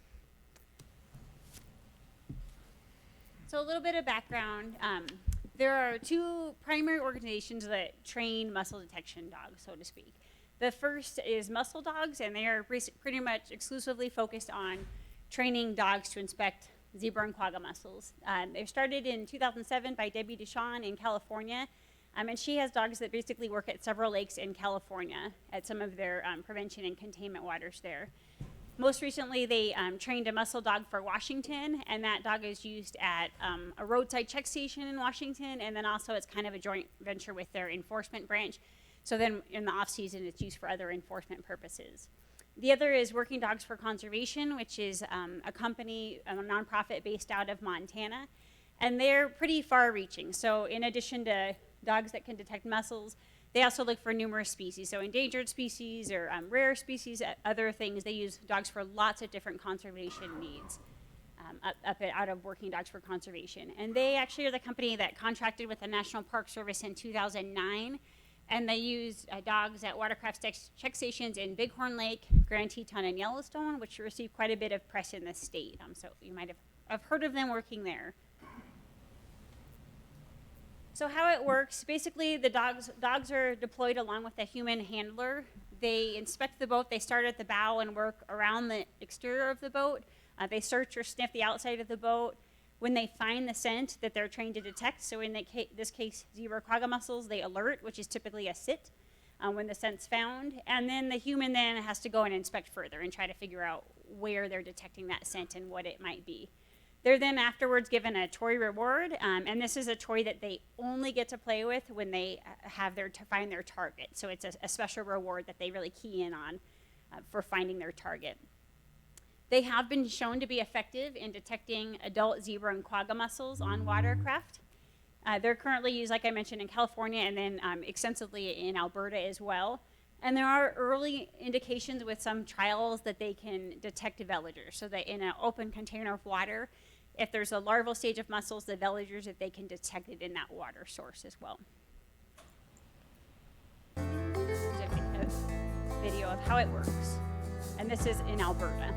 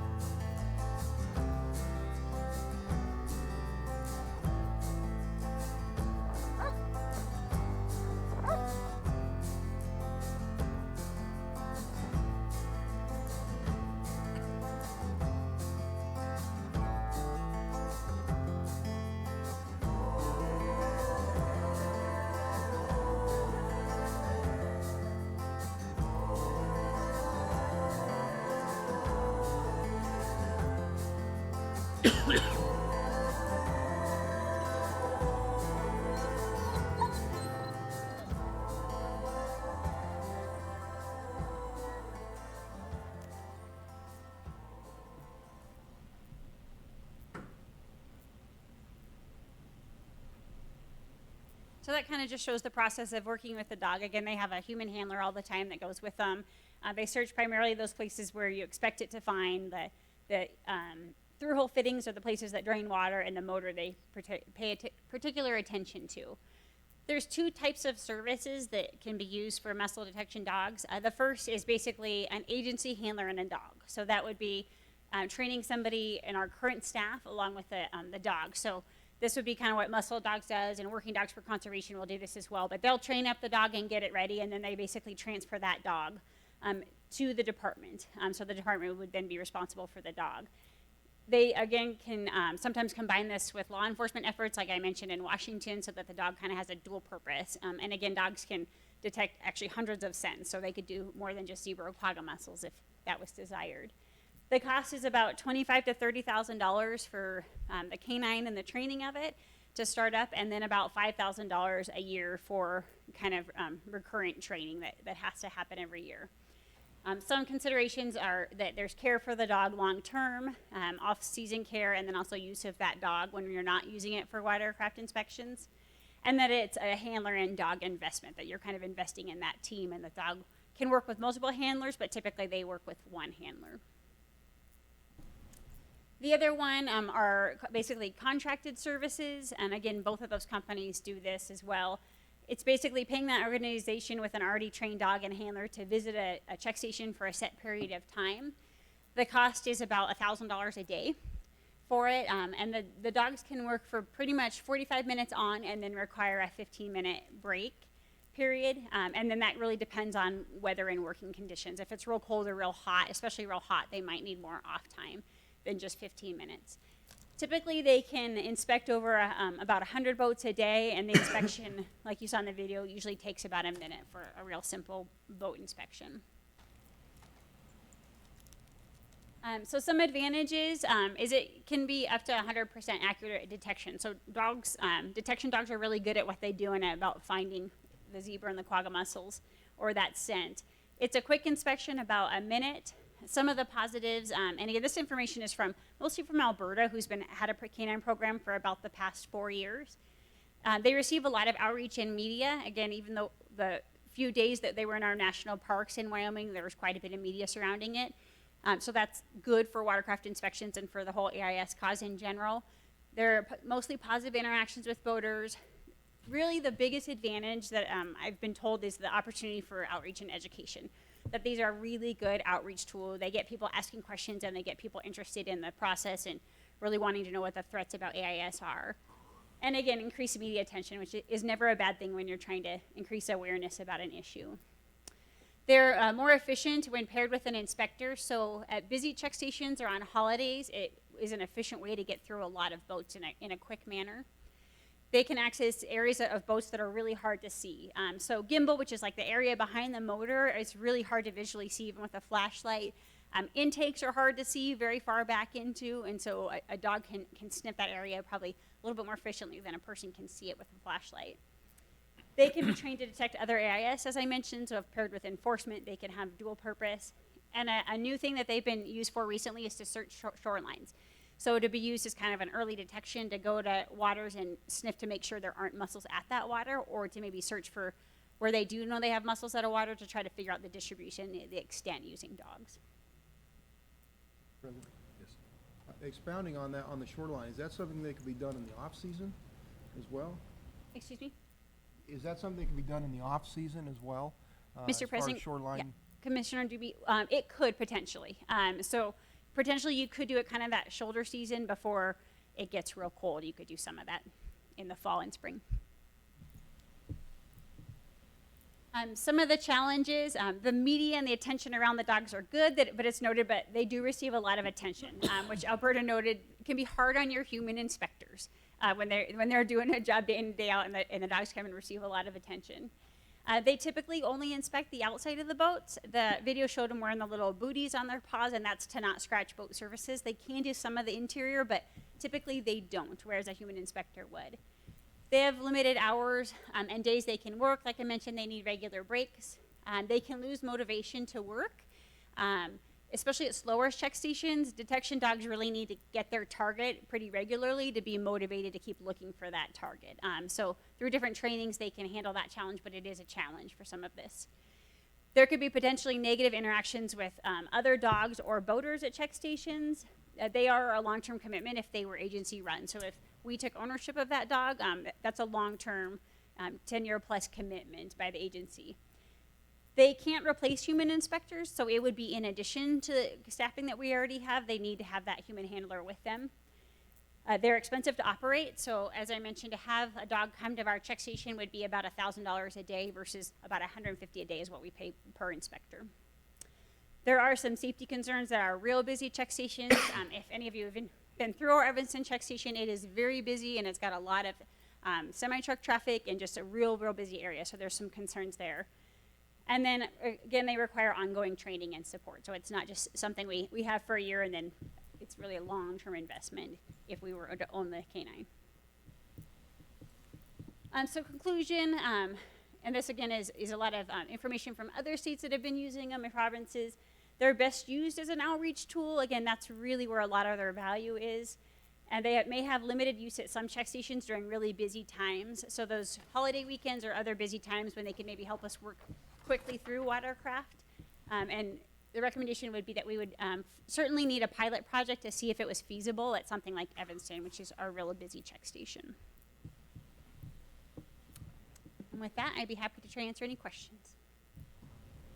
Questions? Thank you, Beth. Mr. President.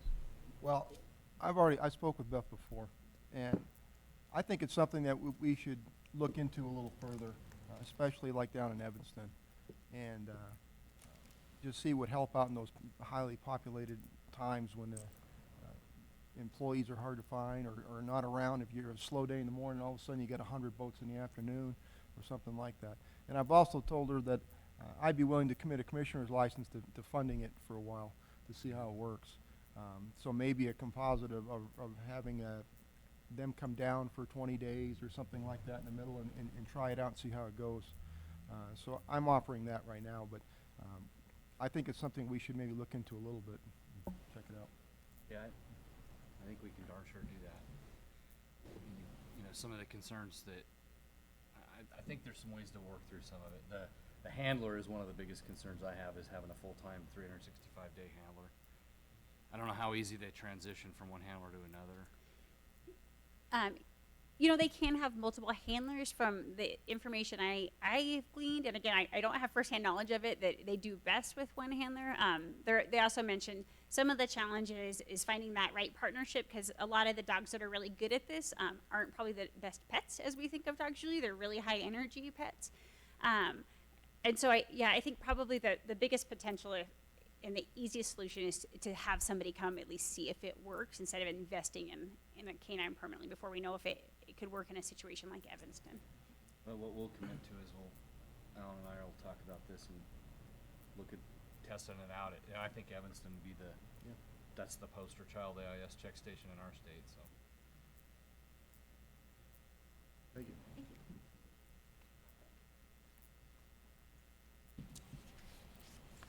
President Rael, Commissioners, Director Nesvik. So next up, we have Kevin Gelwicks. Wanted to introduce Kevin. Kevin was in Beth's current position. He was the aquatic assessment crew supervisor. Now he is an assistant fisheries management coordinator. Through our strategic plan, we identified the need for these rapid response plans. So we created Kevin's position. So Kevin's primary responsibilities for the next, up till July 1st of next year, are these rapid response plans. He's been working hard. They've been having coordination meetings via the phone every 2 weeks. We have deadlines for completions of so many plans that Kevin's going to go through. So just wanted to take this opportunity, this meeting, to give you guys a little update on where we're at. So with that, I'll turn it over to Kevin.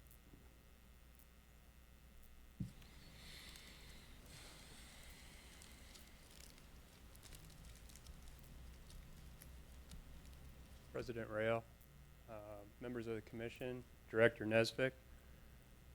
Today, it's great for you to have me here today to share with you what's been the focus of my efforts over the last 5 months or so.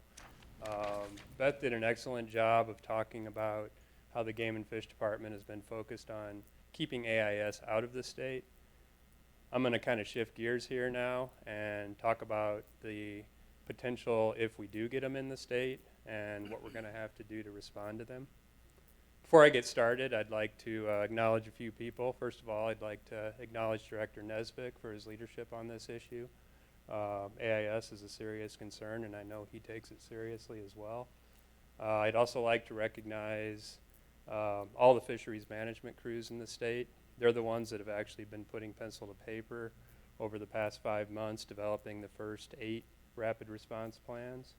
And finally, I'd like to acknowledge Beth Baer, as well as Dave Zaft and Mark Smith, who have given me a lot of support in delving into this issue that I previously didn't know a whole lot about. A little overview of what I'm going to talk about today. I'll start out by reviewing what a rapid response plan is. I'll talk about how we prioritize waters in the state for mussel invasion risk. I'll talk about a little bit briefly about monitoring and how we detect invasive mussels. That'll lead into invasive mussel status levels.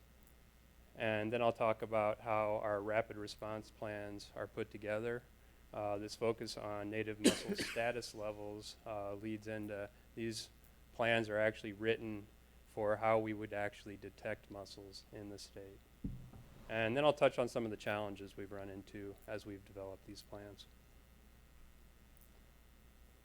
As you can see in this figure in the upper right-hand corner, the colored states are states in the lower 48 that currently have detected mussels or have mussels established in those states. You can see there are 5 states out of 48 that have not yet detected invasive mussels, Wyoming being one of them. But you can kind of see the noose tightening around Wyoming with the yellow states surrounding us. Idaho is our only neighbor now that has not detected invasive mussels. Beth touched on the risks of proximity to Lake Powell, and that is a potential source, and we have many sources like that surrounding Wyoming now. Our current focus has been to keep these out of the state, but we do need to delve into the question of what if they do get into the state. Most states that you see on the map that currently have invasive mussels, they didn't have plans. This often led to confusion early on and ultimately led to poor containment from the water where they were first found. So we've been developing these rapid response plans, and they will hopefully serve as a roadmap on how we would respond quickly to an invasive mussel detection and to prevent the spread of these mussels to other waters. Now, these aren't long-term containment plans, but they're intended to bridge the gap from initial detection until we can put together a long-term containment plan. And as Alan mentioned, this is a strategic plan implementation project for 2019 and 2020. A little bit on how we prioritize waters. Obviously, we could not write rapid response plans for every water in the state. So we need to look at what are the waters that are the most at risk for establishing invasive mussels. Beth, back in 2009, did the first dry-sended mussel risk assessment for Wyoming. That was recently followed up by an effort by Beth and Josh Leonard, the AIS specialist in Laramie. These risk assessments take into a number of variables, but what it basically boils down to is they gauge the likelihood of introducing mussels to a body of water, and this likelihood of introduction mainly deals with the 3 lower variables, things like watercraft types that are used on a water and their complexity, the number of users of a water, as well as the number of out-of-state users that could bring AIS into Wyoming. The other likelihood is for establishment. There are many waters in the western U.S. where they've detected larval veligers of zebra or quagga mussels, but the critters haven't taken off in those waters. The likelihood of establishment bears more on water chemistry and water temperature in the particular water in which they're found. Based on these prioritizations, we've come up with a list of waters in the state that are the highest priority, moderate priority, and low priority for invasive mussel to establish in those waters. Currently, we are working on plans for the top 8 priority waters, or at least these are the highest priority for each of the fisheries management regions in the state. Starting next January, we'll begin work on an additional 15 of these plans for high and moderate priority waters throughout the state. We're also in the process of developing an administrative plan. This will be kind of an overarching report that will deal with issues that are common to all reservoirs and lakes in the state, so we don't need to reiterate that information in every individual plan. And our target for completion of these plans is July 1st of 2020. Beth spoke to how we monitor for AIS in the state. There's about 70 waters throughout the state that we monitor annually. It's very likely that our first detection of zebra or quagga mussels in Wyoming will come from this annual monitoring. But there's also the chance that these mussels could show up from someone from the public, a biologist, or perhaps an engineer working on the outlet works of a dam could find mussels and turn them into us. If that's the case, we would go out and sample. And how we detect mussels, it just doesn't come down to somebody finds a mussel and we say, we've got mussels in this water. There's a whole hierarchy that's put together. Most of what I'm showing you as far as detection and status levels are standards that were developed by the Western Regional Panel and are used west-wide. But it all bears on this minimum criteria for detection. So whether it's an adult mussel or a veliger that's collected in a plankton tow, it comes down to these samples need to be verified by 2 qualified independent experts. Then once they have concurrence, we have to send the sample off to a laboratory for genetic confirmation.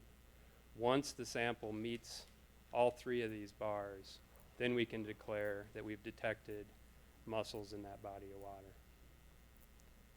So that minimum criteria for detection is important as I explain the various status levels for mussels.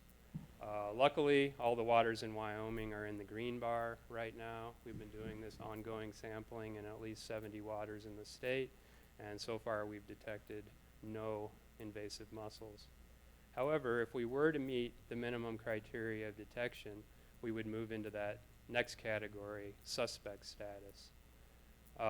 Suspect status would lead to additional sampling immediately, and if we were to get 2 samples that met the minimum criteria for detection within a 12-month period, we would move into the positive category.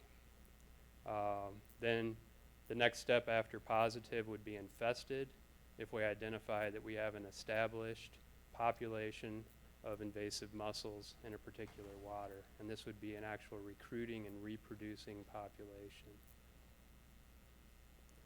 Now, it's pretty simple to describe it that way, but there are some pretty complex interactions as you move from one status to the next. I'd like you to first focus on this square right here. This is where any detection of invasive mussels would begin in Wyoming. We would get a sample, we would verify it, then we would be in what we call suspect status, and we're calling that phase initial response. So there we have a 6-week period where we send crews out, we get additional samples, and send them to the lab. If those labs do not confirm additional mussels, then we would move to a long-term suspect status. That long-term suspect status, at that point we would start monthly sampling to monitor, and if we still don't confirm them over the course of 3 years, that reservoir would revert to a negative status once again. This has happened quite a few times, especially in the Rocky Mountain West. However, if in that initial 6-week period or any time during suspect status, we get an additional sample within 12 months that tests positive, then we move into the positive status. And this indicates a slightly higher level of concern. We were able to get 2 positive samples, but oftentimes monitoring following a positive status finding doesn't confirm mussels after that. So if we can go for 5 years without confirming, then we would revert back to negative status. Finally, our infested status, we could move from in this 6-week period, additional sampling could find reproducing and recruiting mussels right away. We could also find them with monitoring after moving into positive status. So I guess the long and the short of it is these first 2 statuses could revert to negative. They don't necessarily mean we're in it for the long haul. Any of these 3 status levels could be the outcome of that initial finding. We could immediately go to infested. So that's just in a nutshell. And for your information, I provided a handout that gives you a little bit more detail on this particular figure if you need to follow along later. So a little bit about the plans we're putting together. Each of these individual water plans contains a summary, introduction. We have a section that talks about how we identify and confirm AIS in a water. And then a pretty detailed water description with a lot of information about the water itself and the user types on it. Then we developed actual response for each one of these status levels. So we would have a communication plan, discuss any closures we would need to institute. We'd talk about inspection stations we need to set up and how we would staff them, as well as the supplies and equipment we would need to have on hand. We've actually drafted initial budgets for all these components as well. And finally, we've developed public outreach plans for each of these as well. In addition, as I mentioned, we're working on an administrative plan, and this will have information that doesn't need to be reiterated in each of these individual plans. So a little bit about the response we've developed at each of these status levels. So this suspect status initial response, this is that first 6-week window when we're waiting on on follow-up results on our initial detection. During this period, we don't have time to hire new personnel. We don't have time to even buy equipment. So we've got to make do with what we have. If we hit this level at any water in the state, it's going to be kind of an all hands on deck for permanent existing personnel. We're mostly going to hit up the local region in the response, and we might have to reach out to other regions for assistance. The goal at this status level, actually as well as the rest of the status levels, is to minimize the risk of spreading mussels to other waters. Our response would have to gear up within 1 week. We would build a capacity to contact all boats leaving the water. We'd conduct clean, drain, dry exit inspections. We would decontaminate ballast tanks and other undrainable areas on these boats. And recognizing that we might have our hands full, we won't mandate motor flushes, but phase them in over the 6-week period.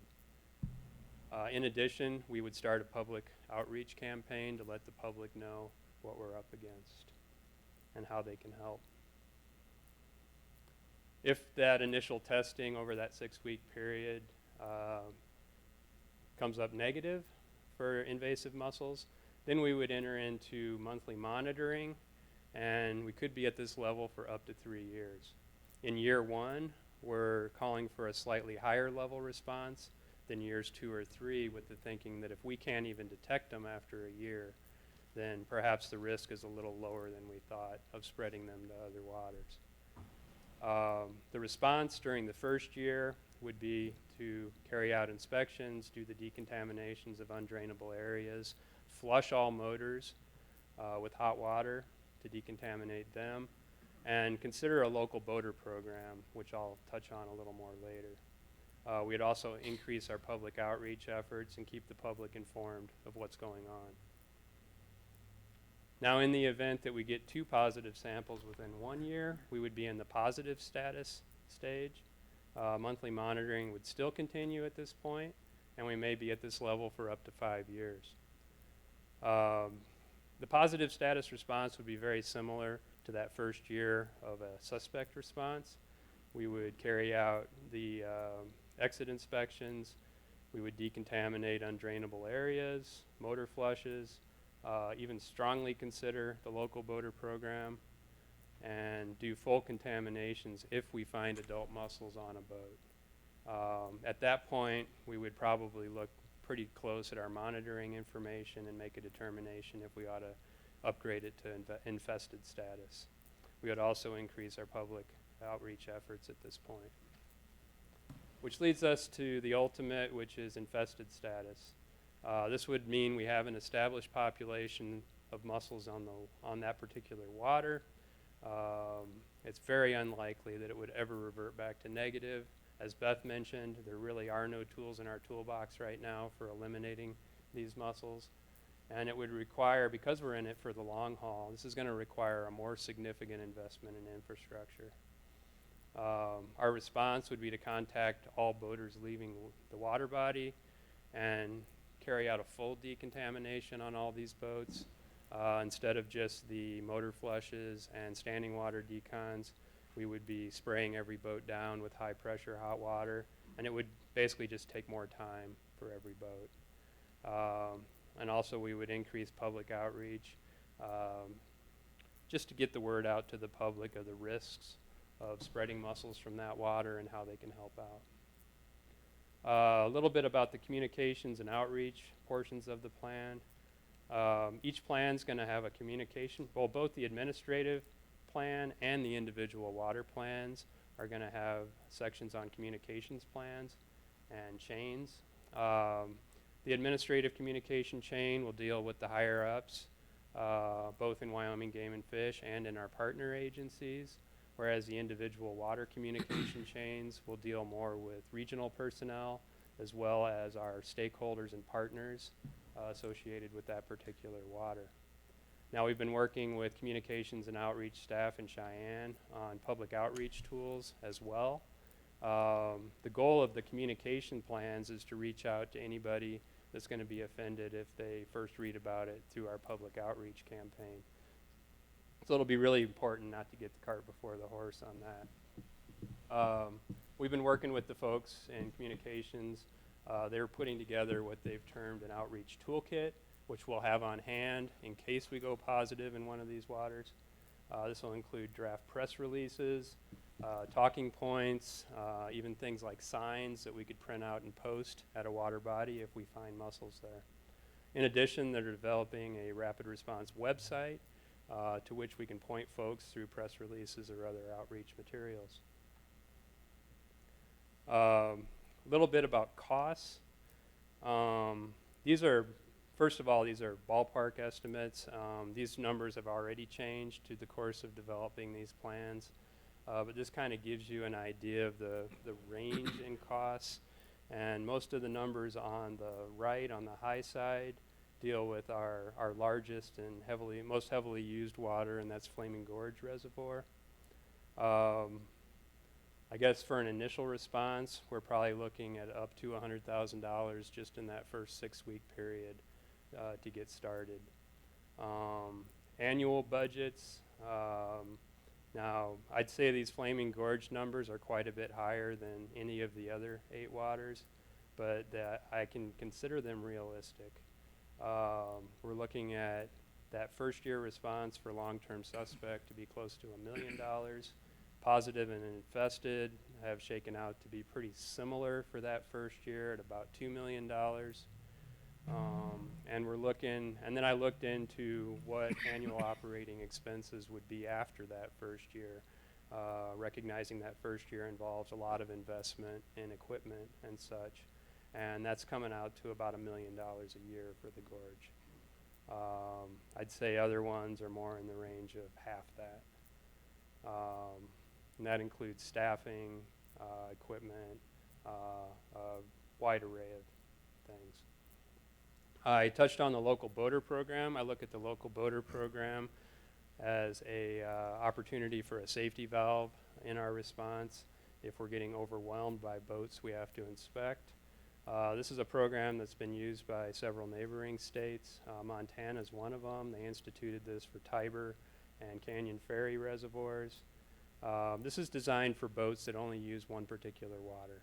So if you got a boater that only goes to one water, they probably don't need, they're probably at low risk for transferring mussels to another water. So these programs would require an inspection if they were to take their boat to another water. Local boaters would have to go through a certification process. There would involve probably an online test, and once they were certified, they would receive a sticker that they could put on their trailer and on their boat, and it would designate them as a local boater on that particular water. Now, these folks would still have to stop at inspection stations, but they could be fast-tracked through, recognizing that they're only launching on that water. This would give us benefits in speeding up inspections, both for the local boaters and for others. Would mean fewer inspections. So it's not only a benefit to the boaters, it would also be a benefit for us. And I guess one benefit they give to boaters, on Canyon Ferry at least, is they allow them to launch at ramps that other boaters cannot launch on. So they could ease some congestion if they became a local boater. Some of the challenges we've run into, one of them is water availability. If we're going to decontaminate boats, we need a source of clean water to do so. Many of these check stations will be located in places that don't have a source of water. Luckily, some of them are. Most of the plans call for initially trucking water in and storing it on site for these decontaminations. And then as you get into higher status levels, they call for actually drilling wells to provide water. Another challenge is recruiting inspectors. We already have difficulty, as Beth said, recruiting quality inspectors at many of our ports of entry. Many of these reservoirs are in isolated places, and getting sometimes as many as 30 or 40 people on staff to run these check stations could be a huge challenge. Another challenge is rapid hiring and purchasing. We're going to need to move quickly. I think when we get an initial detection, we should immediately be putting out job announcements and requisitions for equipment. So as we get through that first 6-week period, we can start hitting the ground running.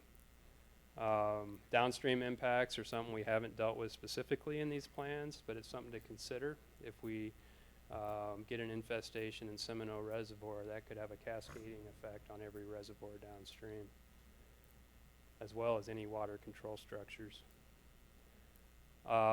We also need to look into agency cooperation and talk to our partner agencies that run some of these reservoirs. That would include the Park Service, state parks, the U.S. Forest Service, and others. And regulations are a challenge we're already running up against. Currently, our AIS statutes and regulations are designed to keep invasive mussels out of the state. If we get them in the state, it's going to require several adjustments to our current regulations. Authority for closures is one we need to work out. Currently, we don't necessarily have the authority to close a water body. We can close it to fishing, but not to boating. Hopefully our partner agencies that actually manage many of these waters do have that authority. We've worked on these plans. We've worked hard on these plans to not build in a component of closing a reservoir completely, but we do have components where we want to close ramps, to consolidate boaters in certain points, or prohibit shore launching, or institute night closures. Another issue will be an exit inspection requirement. It's not quite specific enough, I don't think, currently.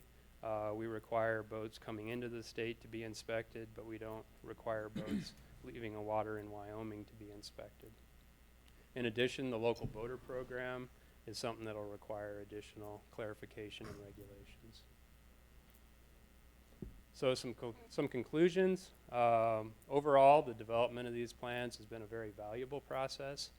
I feel like engaging the regional fish crews has been a good thing. Now they're invested in them, and the issues that an infestation could cause in Wyoming. The process has also created many questions and identified several challenges that I just touched on that need solutions. I guess the best way to sum things up is the first detection of invasive mussels in Wyoming is going to be traumatic, but any amount of planning beforehand should lessen the blow. One of our surrounding states that I don't think did a lot of planning is South Dakota. This summer, they had an infestation pop up in Lake Sharp on the Missouri River. And a local headline read, "State officials scramble to respond after zebra mussels found in Lake Sharp." So hopefully with some amount of planning, we can avoid headlines like that in the future. Real quickly, our next steps. As I mentioned, we're working on 8 plans right now. We should be finalizing drafts of those plans soon. Then we'll need to take these drafts out to our partners and other stakeholders and get their buy-in on these plans. Once we have their buy-in, we'll need to take the plans to the public to finalize them. In the meantime, we're going to be working on 15 additional plans starting in January, and we'll need to go through the same process through partners and the public on those. These are all living documents, and they'll need to be updated regularly. One thing that'll change is the people you contact. Other things could change as we develop new technologies. In the meantime, while we're developing these plans, we do need to pursue changes in regulations. We need to seek out funding sources to meet these high price tags that we might be up against, and to also reach out and build partnerships with the other agencies involved. And finally, while we're doing all this, our existing AIS program needs to continue to protect Wyoming water from other threats from outside the state. With that, I'll take any questions. I got one, Mr. President. Kevin, has there been any research done or anything known about anything that out there that'll eat these damn things, like a fish or a bird, or, I mean, that could be introduced without causing another set of issues? Mr. President, Commissioner Schmidt, I am not aware. I know that there was some perhaps false hope when gobies showed up in the Great Lakes that they did eat them, and I believe they were evolved to eat them, but they never made a dent in the population. Never made a dent, yeah. So nothing, at least if we do get an infestation where they can't somewhat control them, nothing like that out there that Nothing you're like aware that of? exists at this time. Okay. Any further questions? Yes, a couple things, Kevin. So,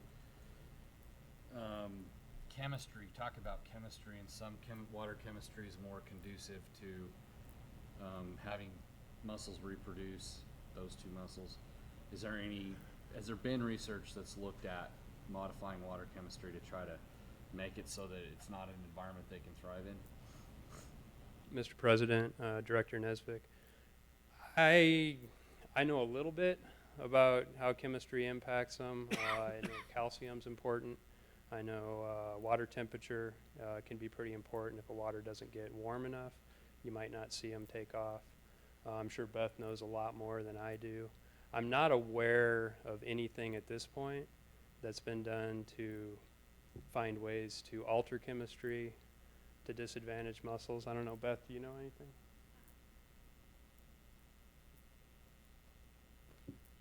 No, so it looks like it's a combination of pH and calcium that is kind of the right mix that they need. Calcium to grow their shells primarily. So that was what that risk assessment was, and the bad news is most of our waters have plenty of calcium. And I don't know of anything that's looked at it. I think the trick with that would be if you'd make it inhospitable for then your fish and other organisms. But yeah, I don't know of anything that's looked at altering that. And go ahead. And then the other question, Mr. President, is I got 2 actually. So, have we been detecting other species that are invasives that aren't particularly good for our waters? Some of the things that Beth talked about. I mean, are we detecting those now too? And then, kind of the reason I'm asking you that is are there things we should be doing if we detect rusty crayfish in a new water, and are we doing that? Mr. President, Director Nesvik, we, I guess I can think of one occurrence where we had rusty crayfish introduced to the state, and we took a very targeted approach to dealing with that locally. I believe those efforts were effective. I'm not sure what's happened in the last few years since then. I'm not aware of other things. I guess New Zealand mud snails popping up around the state. I don't think that's anything we've detected in check stations necessarily. No, through our monitoring, we have. So we found New Zealand mud snails and then Asian clam and curly pondweed. And currently we haven't done any control. We've basically just done outreach to try to keep them from moving. It's tricky. There's not really anything good for Asian clam or for mud snails. The biggest potential would be for plants. There tend to be chemicals that can control plants. And so the closest we've gotten is to looking at whether it's potential harm at places like Kiel, where it was at the boat ramp, that maybe we want to remove it so that people aren't moving it, because it's easy to pick up at the boat ramp. And then last year they didn't really see it at the boat ramp. So we haven't really done any targeted control other than outreach. Okay. The only other thing I had is not a question, Mr. President, just for the commission to be aware of. As we've kind of talked through this, we've met with other agencies.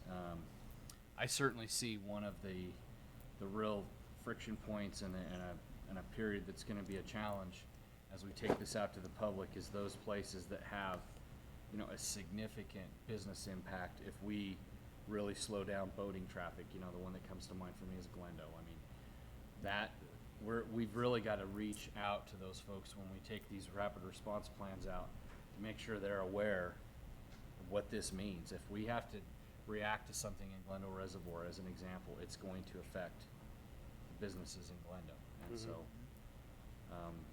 these guys have done, I think you can see by the presentation, the last 3 presentations, they've done a heavy lift here to try to really put together some good, comprehensive, thorough plans that will truly address the issue if it does show up. But now we've got to go out and educate the public as to why that's so important that we have these plans, and that if it happens, we execute them. Any further questions? No. Okay, with that said, we appreciate that, Kevin. Thank you very much. Thank you. Thank you. Angie? Mr. President, Commissioners, Director, it's my pleasure to introduce our next speaker. Sarah Dormick is the Executive Director of the National Bighorn Sheep Center, and she's here today to give us a status update of their classroom expansion.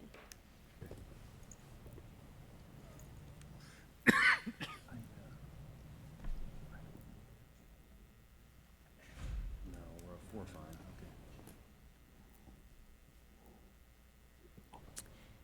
Good afternoon, Commissioners.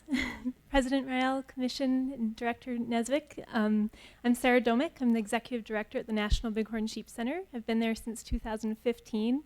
Native Wyoming, I love Wyoming and this state and wildlife in the state. And I feel super fortunate to be working to inspire and educate people about bighorn sheep. They're an iconic species in our state, and we also speak to other wildlife. So thank you for the opportunity to visit with you today. I want to commend you all on your leadership, focusing on education and the next generation of wildlife enthusiasts here in our state.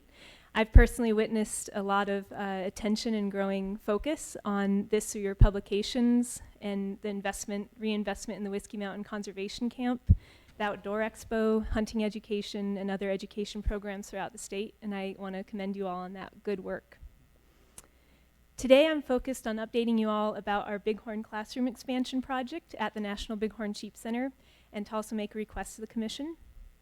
To start though, I want to give you all a brief background about the work we do at National Bighorn Sheep Center and a bit of our history, especially for some of the commissioners who may not be as familiar with it. We opened our doors in 1993, the physical center itself. We have a world-class museum with exhibits highlighting the management, history, background, speaking specifically to our Whiskey Mountain Bighorn sheep herd of bighorns, but also of wild sheep from across the world. We host over 6,500 visitors annually through our doors. So for a small town the size of DuBois, and for a route to the Grand Teton and Yellowstone National Parks, we're a highlight for people to see on their way to those parks. We began as a partnership between local, state, federal, private, and public partners. And what I really believe in and what I really appreciate is that this continues as such. We're a nonprofit organization. Our organization operates all the educational programs in the center itself. And the building is owned by the Wyoming Game and Fish Department. So I think it's a really unique relationship and a really unique partnership, and we've continued that partnership for over 25 years now, 26 years. Our lease agreement is also unique for an organization like ours. We've had this partnership since 1993. In 2016, we re-upped this lease agreement with the Game and Fish Department. So the ownership of the building and the land is under the Wyoming Game and Fish Department, while the care, the upkeep of the exhibits and our programs are run by our National Bighorn Sheep Center. So I think it's a pretty unique partnership. It strengthened both your public outreach role as an agency and our mission as an education organization. Our core programs are education for visitors. We focus with a high focus on education for youth ages in K through 12 students and K through 12 programs throughout the state. In 2018, we reached over 9,000 students, and since January of this year, we have already reached over 11,000 students, which for a small staff team and a great crew of volunteers is a testament to our focus on education programs. We do this through a variety of means. This photo shows one of the small tours we offered. Typically, we offer tours at the class size of between 15 and 40 students at a time.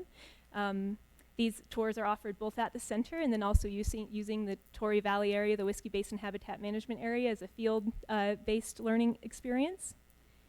We also have education trunks. We use these that we ship out to teachers and in classes, both in the state, and we started to ship them out of the state of Wyoming as well, which is exciting. These are used also in our in-class visits when we go to visit classrooms, and they carry lesson plans along with them.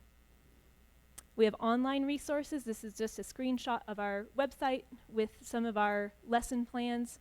We've worked with the National Wild Sheep Foundation and our partners with the Wyoming Wild Sheep Foundation to establish some programs and lessons and resources that are both applicable for K through 12 education standards here in the state of Wyoming, and also making them applicable to Wyoming bighorn sheep herds. So we cover not only the Whiskey Mountain bighorn sheep herd, but herds all the way down to southern Wyoming as well.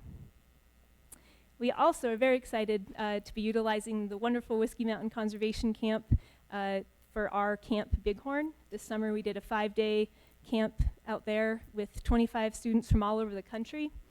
Incredible opportunities for them to learn and engage in what we all appreciate about this state and learn about bighorn sheep, wildlife conservation, hunting, and outdoor pursuits as well. We also host annually over 30 special events. So these are family-oriented and adult-oriented programs. These include outings and tours. We have one of the highest concentrations of Native American sheep trap sites in North America right in our backyard in the Upper Wind River Valley. So we highlight those with a history context as well with our partners at the Du Bois Historical Museum.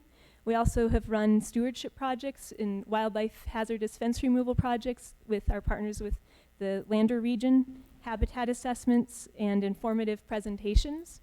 This spring, we hosted, alongside our partners with the Wyoming Wild Sheep Foundation, the University of Wyoming Ruckelshaus Institute, and the local Lander region, the Whiskey Mountain Collaborative Project, looking at trying to find some answers to the long-running challenges faced by our Whiskey Mountain bighorn sheep herd. So while our central mission is clearly the emphasis on education and focus on that long-term engagement, what I also want to emphasize is the partnerships that we have established and looking forward to continuing down the road.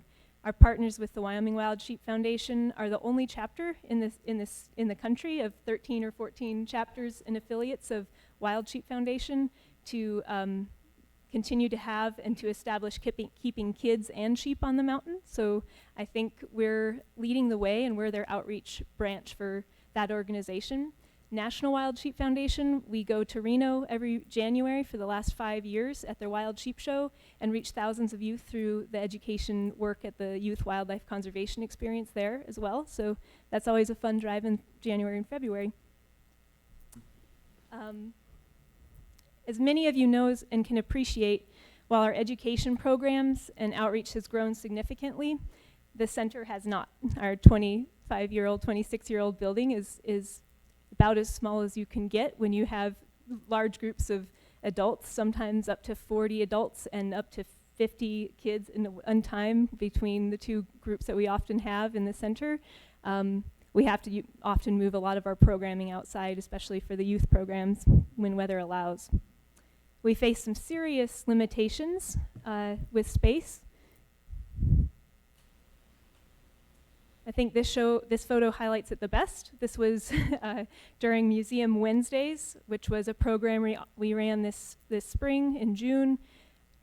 This is our Ron Ball Gallery, and I'm not sure how many kids and parents were crammed into that room for the digestive activity that our education manager, Karen, was running, but far more than offering a quality program for these students. So our need is large and our space is small.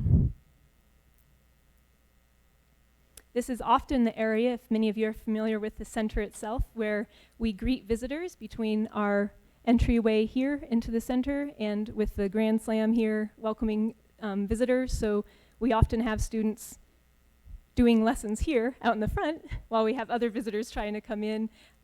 We're trying to remedy that by this classroom expansion. So with a bit of that background out of the way, the long-term vision for this Bighorn classroom expansion, which some of you are familiar with, is really dedicated to enhancing the quality of our education programs at the center, both for visitors that come through the center doors on a regular basis and for our growing and expanding education programs. We are hopeful that we can offer some live streaming programs down the road. Our partners with the National Wild Sheep Foundation are very excited about that opportunity. And with our trunks and our growing partnership with different schools around the state and beyond, we're really excited to look at those live streaming opportunities where a lesson can be recorded and also some live streaming can be interacted with classrooms around the country. The Wyoming Game and Fish owns the building, and with our current lease agreement, the classroom that we are building will be donated back to the commission, the department, once it's completed. So the entirety of the building, once it's done, will be owned by the department. We have been working with QC10 Architects out of Sheridan. The individual, Thane Milgalki, has been working with us, and he had also helped with the development of the Whiskey Mountain Conservation Camp renovation work. So he's very familiar with our needs and our site and also our community. We've been very excited to make progress on the design itself. In August, we put out pre-qualifications. Several contractors pre-qualified in that process. And actually tomorrow, we have bids due for this expansion project. So we know of three contractors at least that are going to be bidding on this, and we're very excited about that, opening those bids up tomorrow. We did a walkthrough with pre-qualified and other contractors earlier this month. Our estimates for this expansion project, which is 1,935 square feet, range from $250 per square foot up to about $270 per square foot. Of course, these are estimates. We worked hard at trying to get these estimates to be accurate for our fundraising goals. Of course, we work with a lot of local contractors in our small community, and unfortunately, there's a lot of demand in our local community for local contractors to do work, and none of them were able to commit to this project in the time frame we were hoping for. So our potential contractors are outside of the Du Bois area, but there are some great qualified contractors.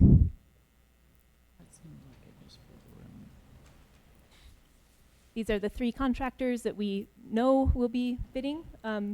Richardson Construction out of Cheyenne, Hart Mountain of Powell, and SDI Construction in Lander. So far, so the fundraising raised to date is $329,000, and we've raised $229,000 of that from private and foundation-based donors, including the Wyoming Big Game License Coalition, a matching grant from the Wyoming Community Foundation, which helped us leverage donations up to $50,000. And between our board director, Kathy Trainer, and myself, spending a lot of time in one-on-one meetings with individual donors and foundations, locally, nationally, and regionally, and even nationally, to raise this money for this expansion.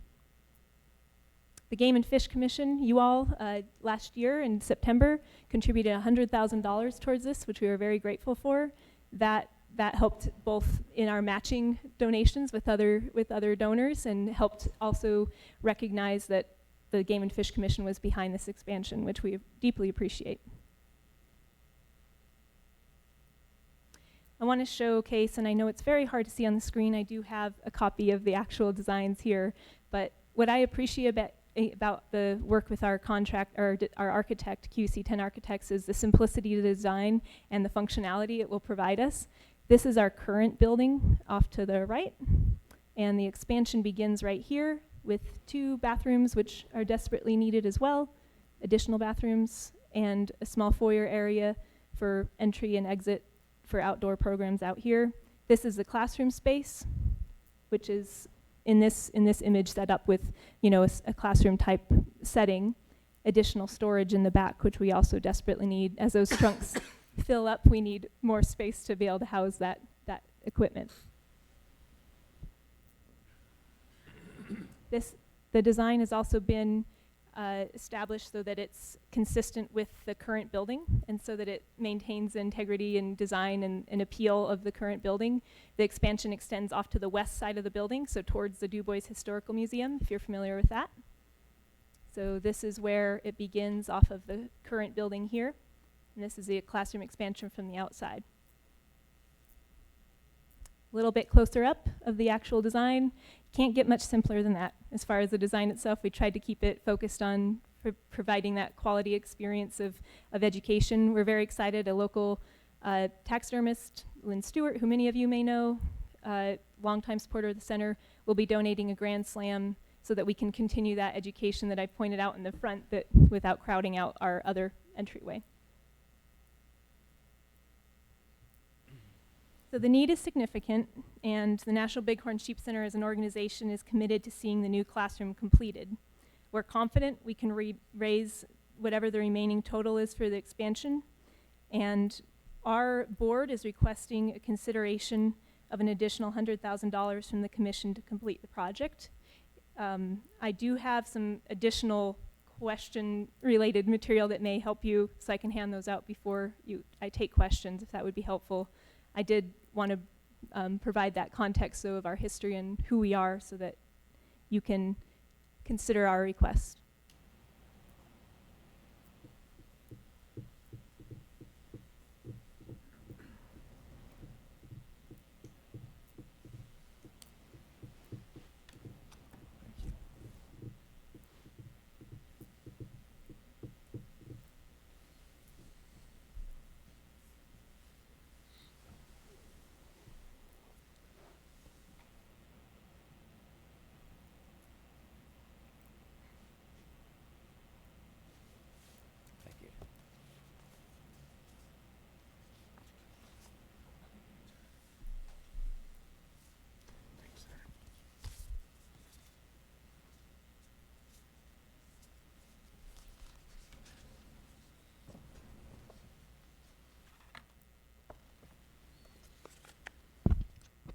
Does anyone have any questions on the expansion itself, or work, or any of this request? On the right side of your folders is where some of that information, kind of the outline of the expansion project in this request.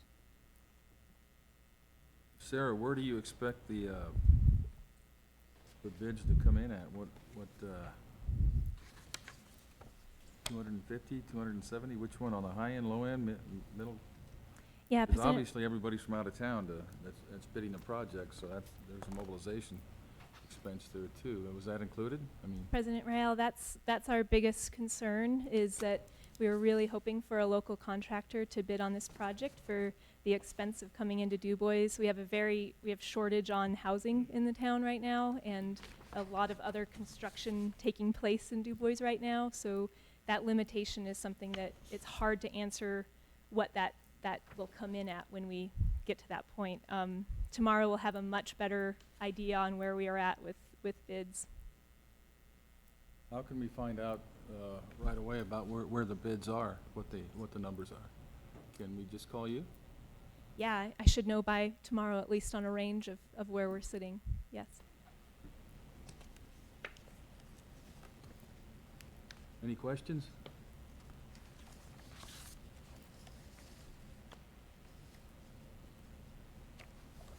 Mr. Chair, I guess I would suggest to wait till see what comes in at first. I'm sure Mr. Crank would like to have a conversation regarding this. So, and so maybe the next commission meeting we could discuss it, I guess. He'll probably blame it on President Trump, so either way. Well, President Rael and Commissioner Duvey, I appreciate, the consideration, and we all will have a much better feel of where we sit in a couple days here, so. Yeah, I think I'd like to go that route. I think that's a good idea. Thank you. Sarah, thank you. Good presentation.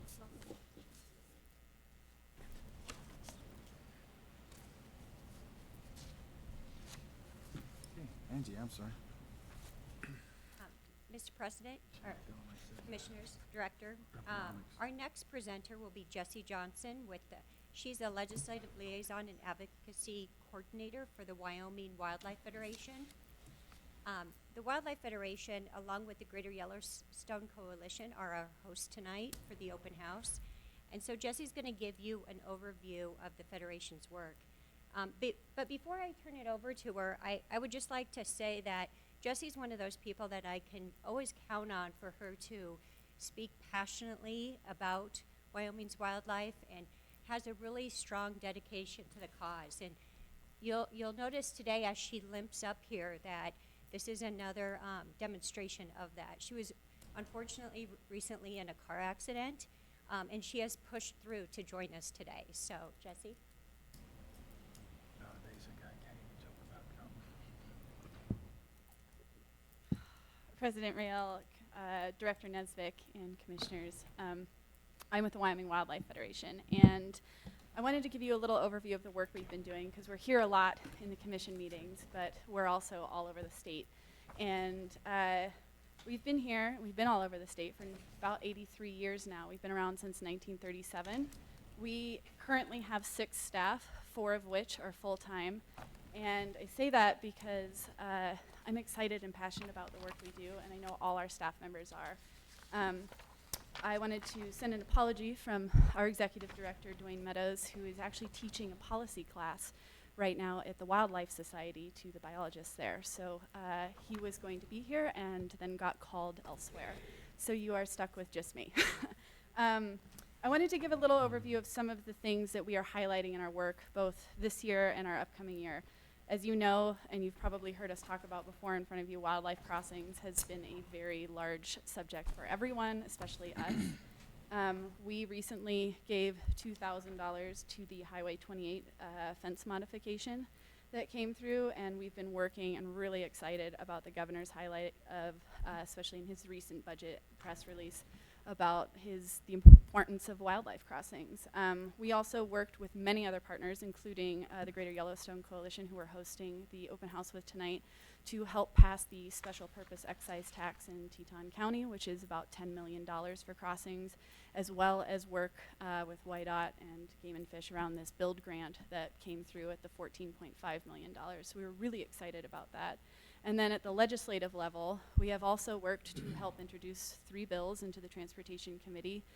The one we are most excited about is one that will be looking at opening the conservation license plate account to outside donations. So just looking at broadening that spectrum, keeping that ball moving forward, and just keeping that discussion always at the highest level. So the work that we do even like at the DC level with Senator Barrasso and his infrastructure bill has movement from the ground up. Looking at the legislative stuff, not just the wildlife bills, but we do have a full-time presence at the legislature. I spend all 8 weeks, or this year all 5 weeks down there, and in many of the Travel, Recreation, and Wildlife Committee meetings and anything else that is touching game and fish or public lands and access or anything that hunters and anglers may have an importance with. We worked really hard during the interim session this year to kill a couple bills that were not great for the they were, I understood the idea, they were not great on the predator side of things for the Wyoming Game and Fish. And we work and will continue to work very hard on this migration corridor bill that is maybe a little suspect as far as removing the authority on where the designations come from. We have a huge campaign plan in place and are going to work to implement that prior to the session, and I'm hoping we get that bill buried. We also run a program called Conservation Ambassadors, and this is another program that we're really excited about. We currently have 11 ambassadors, and these are sort of our super volunteers, the people that want to do more, the folks that show up to not only legislative meetings, but commission meetings and go through their regions and are our voice. We have 11 of them. They are in Lander, Sheridan, Buffalo, Casper, Cheyenne, Kemmerer, Jackson, Alpine, Cody, Laramie, and Gillette, and we're working to get even further statewide coverage.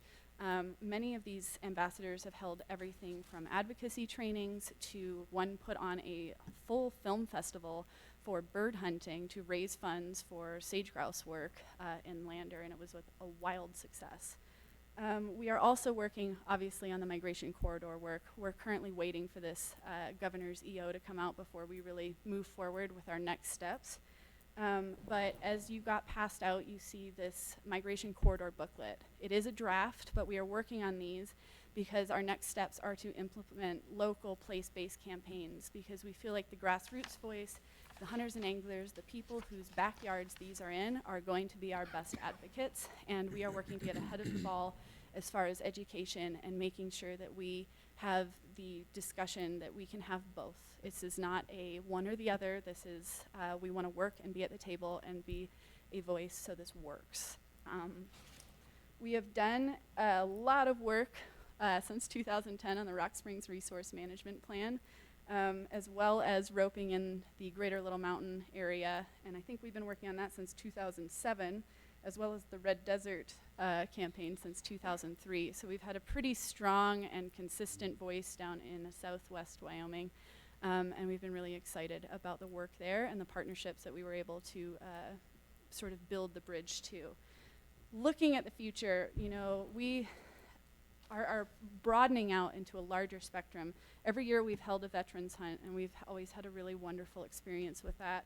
And we're currently doing a lot of work with Hunting for the Hungry, which is the meat donation program. We are looking at this through a little bit of a difficult lens because of the chronic wasting disease problem. So we went full bore into helping with that. This year, we were able to collect 200 tests from over 4 of the target areas, hunt area 17, 18, 23, and 26, by working with outfitters and getting them to agree to have all of their mule deer tested from their clients. And that was something we were really excited about. As well as all of this, I will say that our next forward movement will be at the legislature. That's kind of our next big push. And we host a camo at the Capitol every year, where we bring hunters and anglers from around the state down to the Capitol. We teach them how to be a respectful advocate through a lobby training during the day, let them go out and lobby their decision makers, teach them how to pull folks out of the House and Senate and have a good forward-thinking discussion with them. We had 35 attendants last year, and people came all the way from Jackson and Kemmerer to come do that. We're hoping for double, triple, however many it is this year, and we always end the day with the Sportsman's Legislative Reception. So I would say all of you are invited. It is February 25th. It's really fun to drive to Cheyenne during that time of the year. But folks do come because the hunters they're there and they're getting involved, and a lot of this work has been getting just people down there face to face with their decision makers and with you guys. I know that was a lot. I'm trying to keep it short because I know I'm the last person here, and we all have some wonderful refreshments from local places in Cody and Powell at the open house. But I would stand for any questions, or just say the little booklets that you guys have are a pretty good overview of where we've been and where we're going. And we're really excited about the Migration Corridor campaign, especially because I think that place-based grassroots is where it's going to have the strength. Any questions? No. All right, Good thank you, job, guys. Jesse. Thank you. Very good. Rebecca?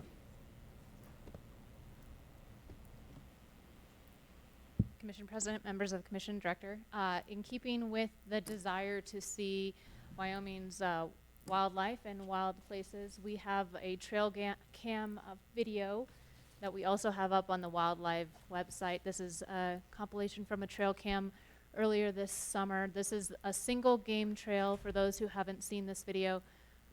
And over the course of about a month and a half from this summer, I apologize, the video is a bit glitchy as we're having some playback issues, but still worth a watch.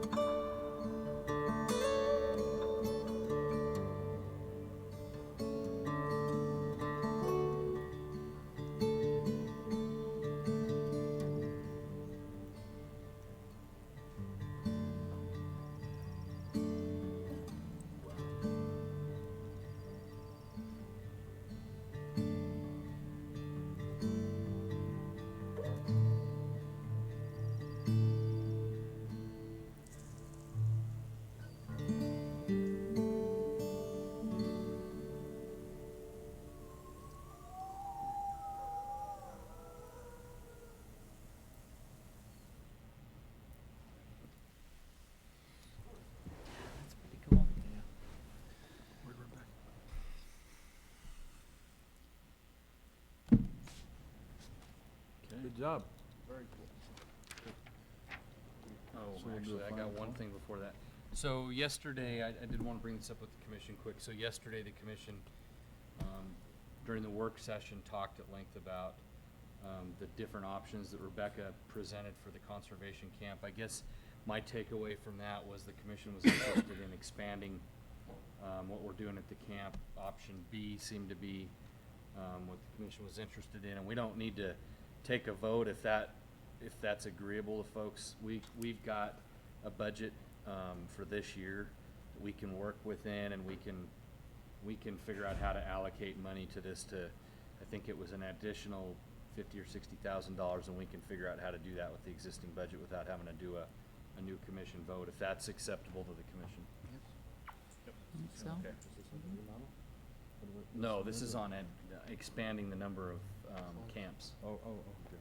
I wasn't You here actually, you yesterday. weren't here, Yeah. so. And then we do have one blue slip for, And this will be the final call? yes, final call to public. Tony and Minerva?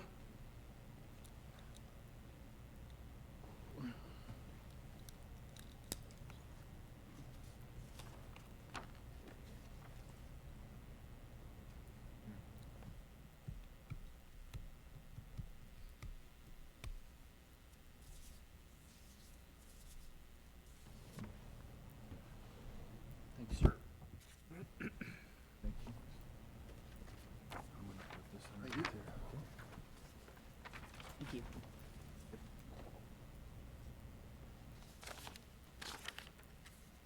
Thank you.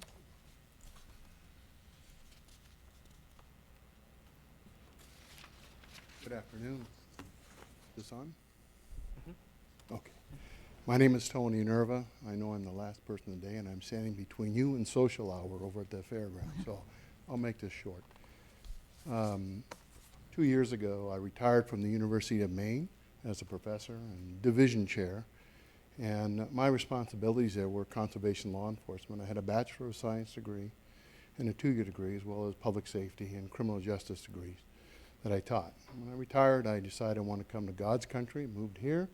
I accepted a position here at Northwest College to teach conservation law and criminal justice. And I started the conservation law program. This is the first semester. We have 24 students in the program. The first sheet that I handed out to you, the color sheet, has the information about the program, the background. And on the back side, it has the semester by semester list of courses that a student would take if they were doing it without consideration of jobs or other, if they, in a perfect world, this is what they would take. So I'm here to introduce you to our program. We've had all the law enforcement agencies, including Game and Fish. Scott Werbelow came from your Cody office and talked to my class. Very nice gentleman and did a great job, inspirational. Yesterday we had the Chief Ranger for the National Park Service come to our class and talk about career opportunities there. So I wanted to just tell you about our program, that we're here. We're the only one in the state. Actually, we're the only one in 5 states for conservation law enforcement. There's only 7 degrees in the United States at 2-year college, and there's 6 at 4-year colleges in conservation law enforcement. I started 2 of them at the University of Maine, and now I started a 3rd one here at Northwest College. So I just wanted to give you a little background on that. And then the other document that I handed out, it shows you the core courses. Having taught for 32 years, I know a little bit about this, and I designed this program specifically based on current trends in the country. As you can see, most of the courses here are law enforcement or law enforcement related. Introduction of Conservation Law, Firearms 1, Firearms 2, Criminal Investigations, Environmental Law, Criminal Law, Law of Evidence, Criminal Procedures, Research and Criminal Justice, GIS, Wilderness First Aid, Basic Search and Rescue, Land-Based Activities, and or Principles of Range Management or Wildlife Management. It's a 2-year degree, 60 credits. They only take 12 of the what we call traditional general education, because we were able to get many of these qualified as English or creative. So it's a great program. Students are doing well. Like I said, it's our first semester. The second reason I'm here is to ask the commission to maybe review your requirements for the minimum requirement for warden. You're one of the few states that have the highest requirements, Bachelor of Science degree in a science, wildlife management, range management, and those kinds. Most of the other states, just so you know, are more accepting of criminal justice, conservation law, and 2-year and 4-year degrees. The only one that is closest to you right now is U.S. Fish and Wildlife Service. They almost match per item your requirements, 4-year degree in a science or biology, that type of thing. But pretty much across the other 50 states, and I've canvassed all of them, they're somewhere in between zero education, mostly in the South, but most of them have gone professional to the 2-year degree, and then some of them, like National Park Service and BLM, with in-service or experience, 2-year degree or 4-year degree without experience. And with, as you may be aware, we're having a problem in our law enforcement trying to get excellent candidates. There's a lot of reasons for that. I'm not here to discuss that. I'm here to say that we're all fighting in the same pool for good qualified candidates. And to have the highest level of requirements, education requirements, really puts you in a bad position or less in a favorable position because they're going to go elsewhere. And I'm bringing that to your attention. I'm happy to work with the commission. I'm not here to advocate a 2-year degree. That's not I think a 4-year degree is fine. Many states have that. What I'm saying to you is that you might want to relax and consider criminal justice or conservation law as a possible minimum entry level for your warden service. That's the point I wanted to make. My second point, I want to introduce you to my program and thank the resources that you've given to me with Scott and other people coming on board. And if anybody would like to talk to me about this, I'll be over a social hour and we'll be able to chat. So thank you for your time. Thank you for coming to Northwest College, and I enjoyed the experience. Have a good day. Thank you. Tony? Tony? Is that? Tony Minerva. Thank you. Okay, thanks. Do we need a motion to adjourn? One more call to the public and then. Yeah, one more call to public and then we can do a motion to adjourn.